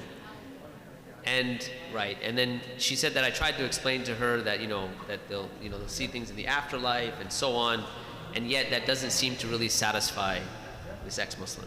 Okay, so there's a couple of things here. One of the problems with when we look at suffering, and we spoke about this last night to some extent, is that we have to understand that when we are looking at suffering, are we limiting it to just the suffering of here and now? Okay. Last night, I covered this idea of ni'ma mutlaq and adhab mutlaq. Right? In other words, you have pure blessings and pure punishment. The two ends of this is that pure blessings and bliss are only in paradise. Pure punishment is only the hellfire. In this temporary state that you're in, you're going to have a mix of both. Okay? Therefore, in the sense of why do people suffer, if you take these two concepts out, you cannot understand why people suffer. Okay? That's maybe another way to approach it. Because again, if these two things are out, because at the end, when you die, you're only going to one of two places. A place of pure bliss, a place of pure punishment and suffering. Okay? That being the case, you then ask, okay, well, what's the purpose of suffering here? You have to go back then to say, okay, do we have a purpose in existing in the first place? Why do you exist? Now, we went through a whole discussion that we exist to worship Allah. Part of worship is that you make moral choices. Yes or no? Right? In fact, Allah subhanahu wa ta'ala says we created death and life so that we may see who is best in deeds. Right? Ahsanu amala. Who is the best in deeds. So therefore, in order to make those choices, you have to have a mix of bliss and punishment in order for you to be tested. If it was pure bliss anyway, you've already made it to Jannah. What's the point of being here? If it's pure punishment, you're already in the hellfire. Right? So therefore, it is, if there was no suffering, then the entire purpose of life becomes meaningless. So maybe take this approach and say, we have to include why we're here. If you disconnect that, then you're right. The suffering is meaningless. But once you bring that back into the picture, that we have a purpose, we are not just here just for, just for play and just meaningless life. Now, okay, now the suffering can make sense. We can make some sense of it because it's part of Allah's grand plan with the human being itself, like we mentioned last night. And Allah knows best. Yeah. One thing, and Sheikh Fahd, he talks about this usually as well. Almost, I want to say 95% of all ex-Muslims don't leave because of shubuhat. Like the shubuhat are what we use to rationalize the decision that they already made. Does that make sense? Meaning that there's an emotional, personal reason why they left Islam, and then they'll juxtapose it onto whatever they tell you. Does that make sense? So what's the other reason?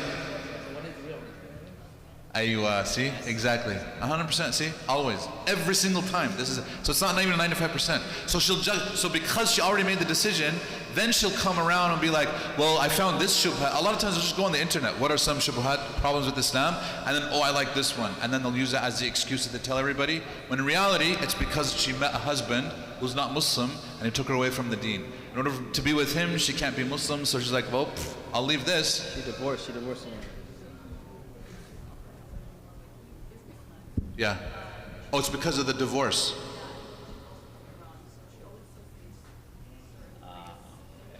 Yeah. Strictness, yeah. Mm-hmm. Yeah, it happens. Yeah. There's an emotional decision. Even so, like, I'll tell you guys, my atheist grandmother, who I mentioned before, so she'll have these shubuhat and why religion is bad, God doesn't exist, but she has an emotional, personal thing that she went through when she was younger. I know this, and I tell her this, and she acknowledges it. You know what she'll tell me? She's like, okay, I understand. I simply choose not to believe. And I'm like, Grandma, do you not hear yourself? I'm like, that's terrible, a'udhu billah, because you're telling me that you know that I'm right. You know that God is there. You're just choosing not to follow Him because of some trauma that you think that you have. It's not even that traumatic. You want trauma, look at, you know what I mean? Like I can show you plenty. Unfortunately, our resilience is very weak, unfortunately. I'm telling you, emotional, spiritual resilience hasn't taken down. So any bad experience, I'm traumatic, I have trauma now. I'm not belittling people's legit trauma, but in psychology, there's a difference between etiology and teleology, like he was going into. You guys want, big words. Teleology means it's goal-oriented. So people will blame their trauma for a goal that they have, that they want to achieve. But the trauma wasn't actually the cause. It's because of the goal. Does that make sense? We follow Freudian psychology, which tells you that your trauma is the cause. But in Adlerian and other forms of psychology, it says that it's a goal-oriented. So don't blame it. So in this case, she's blaming something that's actually not, it's not there, just to justify it. So don't fall into that trap, inshallah. Inshallah, we have 8 more minutes, inshallah. So remember, when you're talking to an ex-Muslim or even a person who has shubuhat, the technique is talk to them long enough and deep enough to find the real emotional reason in why they are doubting or contemplating leaving Islam. Because the surface level shubha can be addressed, and you should address it, but at the same time find out where's their heart as well. Yeah, that's just to reiterate that's actually an excellent point. That's actually a much harder deal, right? So like I said, these reasons that we're giving you, why does suffering happen, intellectual arguments, and I mentioned this earlier on the day, what you'll find is they work in very limited cases. You have to be like a physician looking for what is the disease here, right? And sometimes you can, it's what they're telling you. A lot of times you have to dig much deeper. So I absolutely, and we can go case after case after case, where Sheikh Anwar and I mean, we're part of this thing called Lighthouse, right? And we deal with people all the time. 80 to 90% is never the question that they're asking. You have to fill out a form to join Lighthouse Mentoring, right? This is mentoring service for ex-Muslims and non-Muslims and so on. In the form they'll say, I don't really understand how this ayah makes sense. It contradicts this ayah. Or I don't understand this particular thing. Or I don't understand why the Prophet Muhammad did this. And once you start talking to them, you find out it's something completely different, right? And sometimes it's difficult because you have to then dig down deep. You know, I remember one call we had, the guy said, I don't understand why homosexuality is haram in Islam. Okay? So then, when I got on the call with him, I asked him, I said, so tell me a little bit about yourself. He's like, I was in Islamic school my whole life. I can tell you everything you need to know. The shurut of wudu, down to that. I can tell you that. I can list them for you, right? I can tell you everything. I just don't understand why homosexuality is haram. And then as we dug down further, I found out that he came from a broken home, single mother. He was angry at his father, and he was having feelings for people of the same gender. And so he started to now take that on as an identity. And by the way, just on a side note, just to give you some, from this, since we're on this topic, a lot of times when we're talking about something like homosexuality, classical books of Islamic fiqh do not map well with the current reality. That's not knocking the classical books, it's knocking the current reality, okay?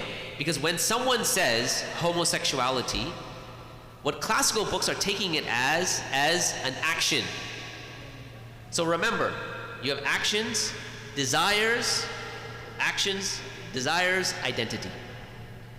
What classical books are talking about may be actions and desires. If you act upon that feeling, then that is haram. You have done a sin. In the modern age, these three things have been mixed up, they've been combined.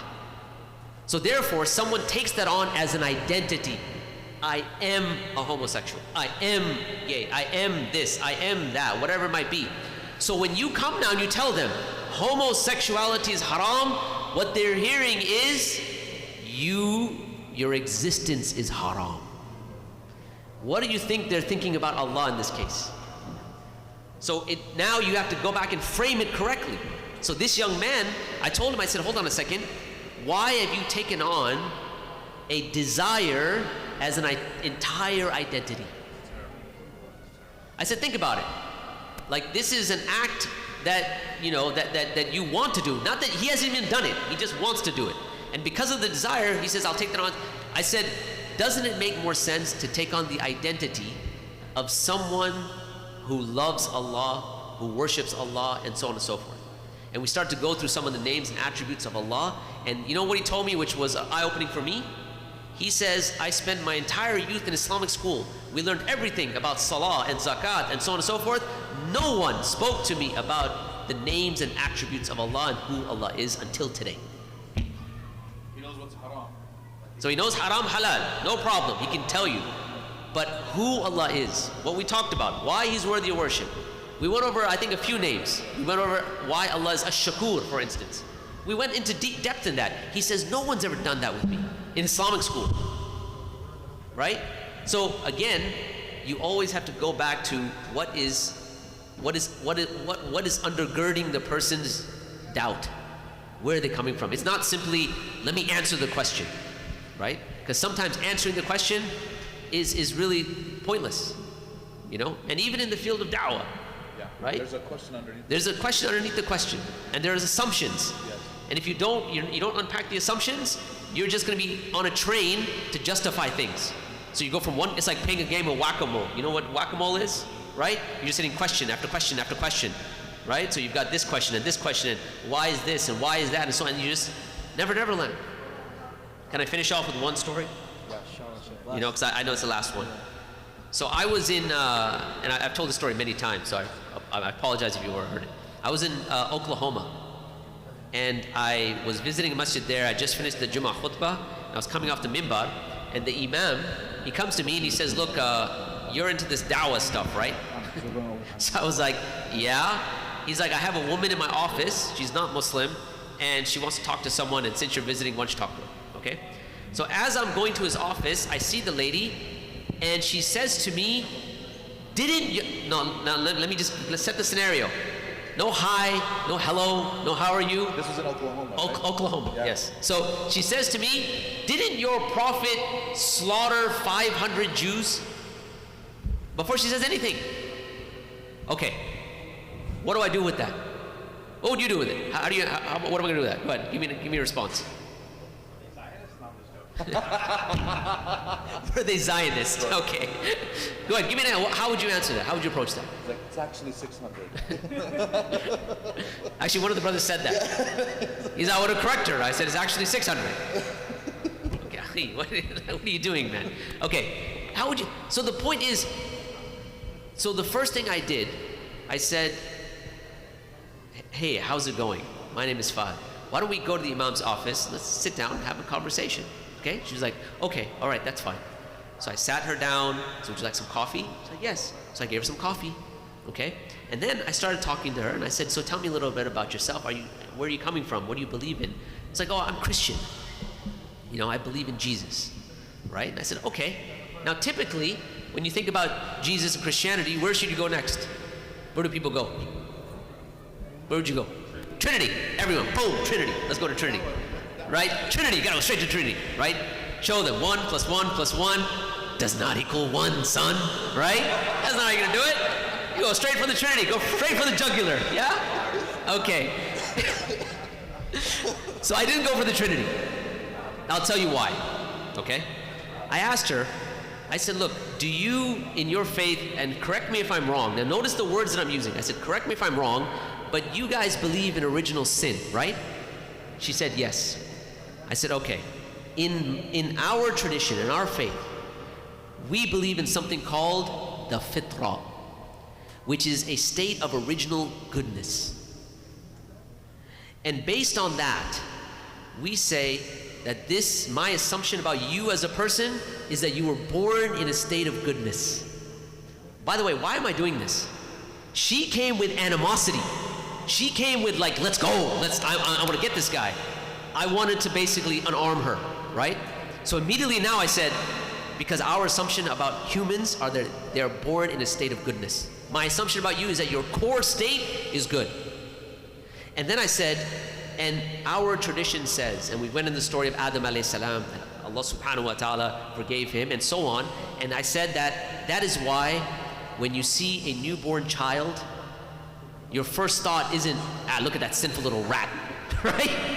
Your first thought is, look at that pure, innocent child.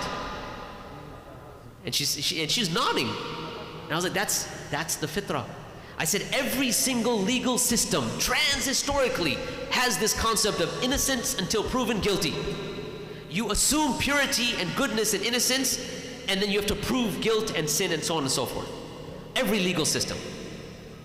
And we went example after example. And to make a long story short, at the end she was crying. Why was she crying?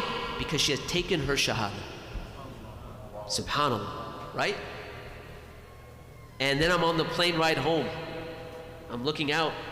I'm leaving Oklahoma, and something occurs to me.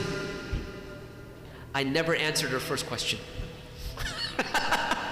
But now, when she reads the seerah, when she goes back to it, now she has the lenses of Islam to be able to read it in a way that is truly objective, right? So you've got to now, this concept of just answering questions one after the other, sometimes, and it's hard, because if someone comes to you with this question, right now in your mind, you may be thinking in your heart, like they are saying something about the Prophet ﷺ. That's hard to take back and say, you know what, no, I gotta hold myself back, because there's a higher mission here. It's difficult. Sometimes it may say things that are really bad, really hurtful, right? But your job is to keep your cool. Have hilm, right? Exhibit hilm, because your mission is what comes first.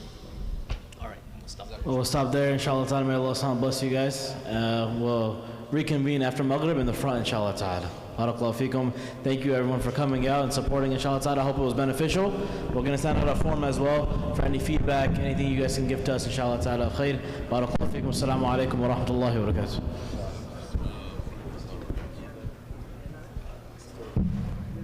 الله أكبر الله أكبر الله أكبر الله أكبر أشهد أن لا إله إلا الله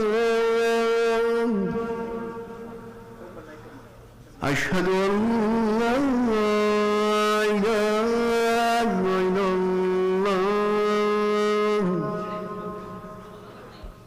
أشهد أن محمد رسول الله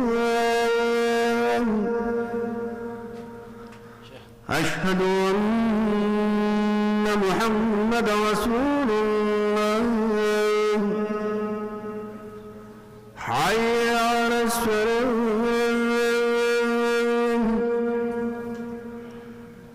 حي على الصلاة حي على الفلاح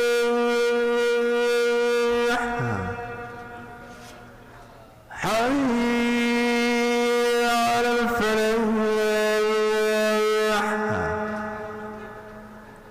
الله أكبر الله أكبر لا إله إلا الله.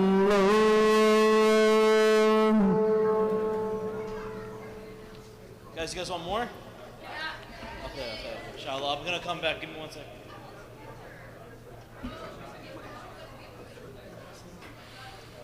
الله أكبر الله أكبر أشهد أن لا إله إلا الله أشهد أن محمد رسول الله حي على الصلاة حي على الفلاح قد قامت الصلاة قد قامت الصلاة الله أكبر الله أكبر لا إله إلا الله.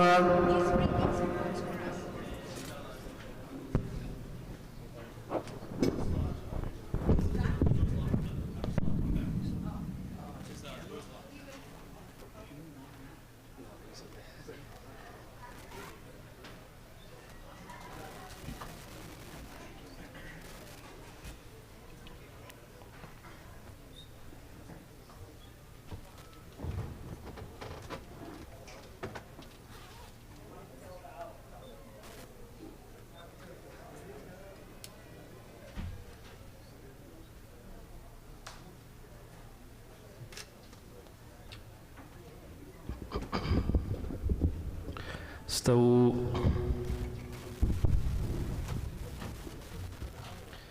Please don't skip any lines, inshallah. Fill in the gaps. استووا.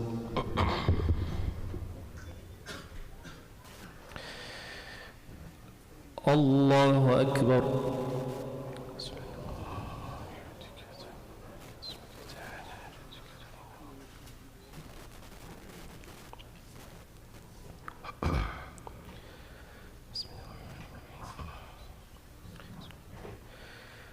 الحمد لله رب العالمين الرحمن الرحيم مالك يوم الدين إياك نعبد وإياك نستعين اهدنا الصراط المستقيم صراط الذين أنعمت عليهم غير المغضوب عليهم ولا الضالين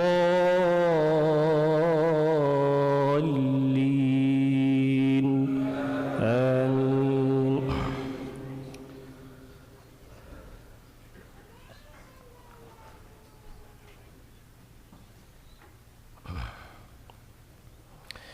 إن الذين يجادلون في آيات الله بغير سلطان أتاهم إن في صدورهم إلا كبر ما هم ببالغيه فاستعذ بالله إنه هو السميع البصير. لخلق السماوات والأرض أكبر من خلق الناس ولكن أكثر الناس لا يعلمون. وما يستوي الأعمى والبصير والذين آمنوا وعملوا الصالحات ولا المسيء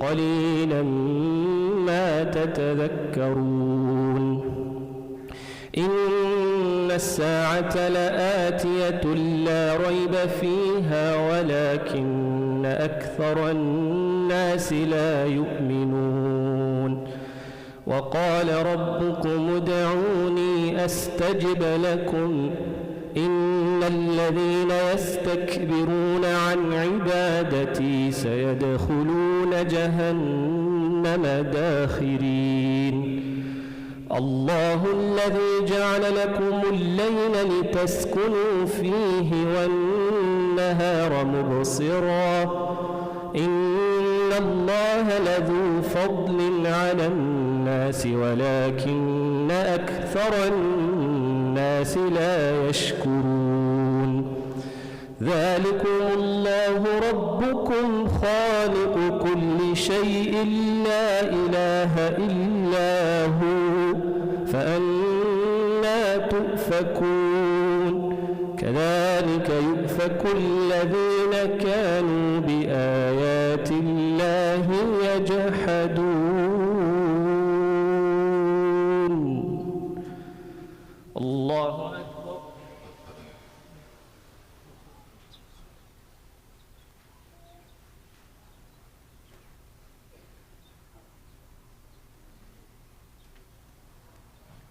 سمع الله لمن حمده ربنا ولك الحمد الله أكبر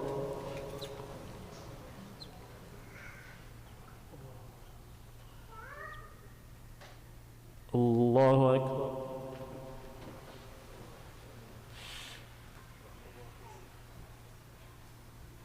الله أكبر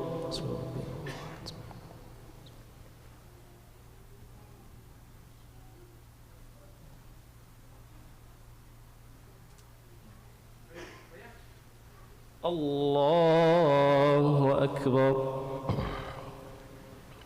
بسم الله الرحمن الرحيم الحمد لله رب العالمين الرحمن الرحيم مالك يوم الدين إياك نعبد وإياك نستعين اهدنا الصراط المستقيم صراط الذين أنعمت عليهم غير المغضوب عليهم ولا الضالين آمين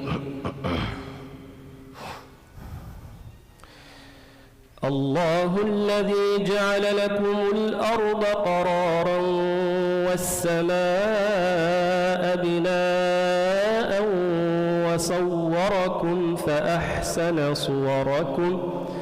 وصوركم فأحسن صوركم ورزقكم من الطيبات ذلكم الله ربكم فتبارك الله رب العالمين هو الحي لا إله إلا هو فادعوه مخلصين له الدين الحمد لله رب العالمين قل إني نهيت أن أعبد الذين تدعون من دون الله لما جاءني البينات من ربي وأمرت أن أسلم لرب العالمين هو الذي خلقكم من تراب ثم من نطفة ثم من علقة ثم يخرجكم طفلا ثم لتبلغوا أشدكم ثم لتكونوا شيوخا ومنكم من يتوفى من قبل ولتبلغوا أجلا مسمى ولعلكم تعقلون هو الذي يحيي ويميت فإذا قضى أمرا فإنما يقول له كن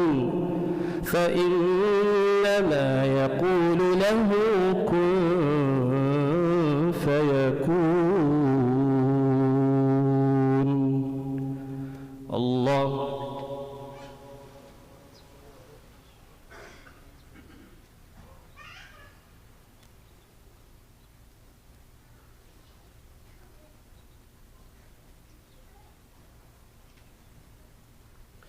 سمع الله لمن حمده. ربنا ولك الحمد. الله أكبر.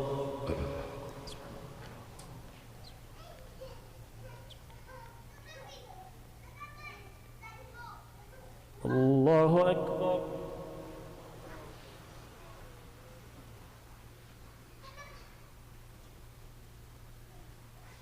الله أكبر.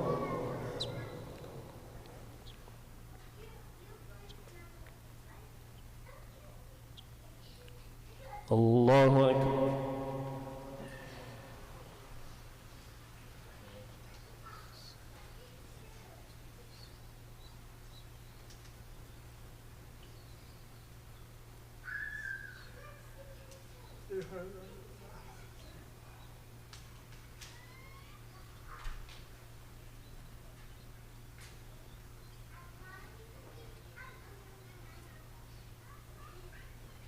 الله أكبر. بسم الله الرحمن الرحيم.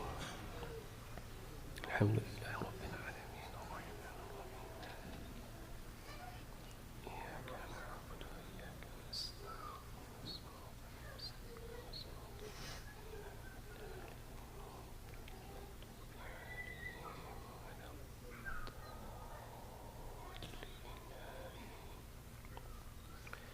الله أكبر.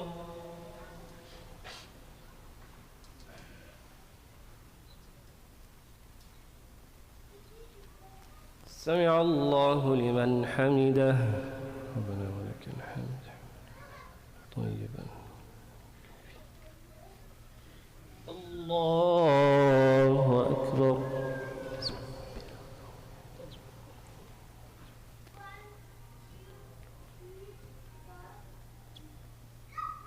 الله أكبر.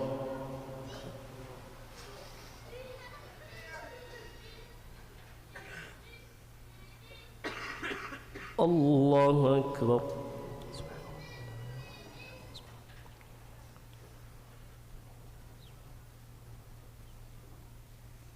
الله أكبر.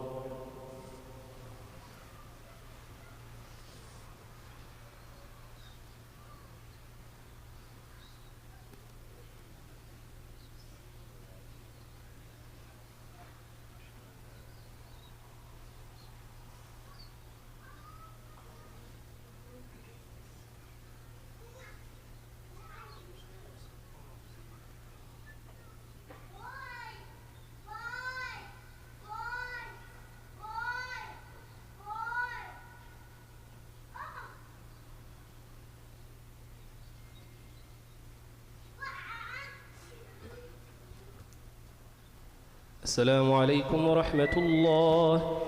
السلام عليكم ورحمة الله.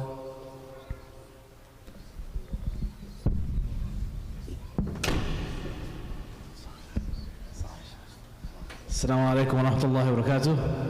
If I could have Sheikh Fahd and Sheikh Anwar join me in the front, inshallah. Sheikh Abdullah, I swear anybody who touches this mic is a qari. Allahumma barik, man. May Allah bless you guys, elevate you guys' community. We've been praying here for the past 2 days, and every Maghrib, every Isha, mashallah, man. You guys have it on lock, Allahumma barik.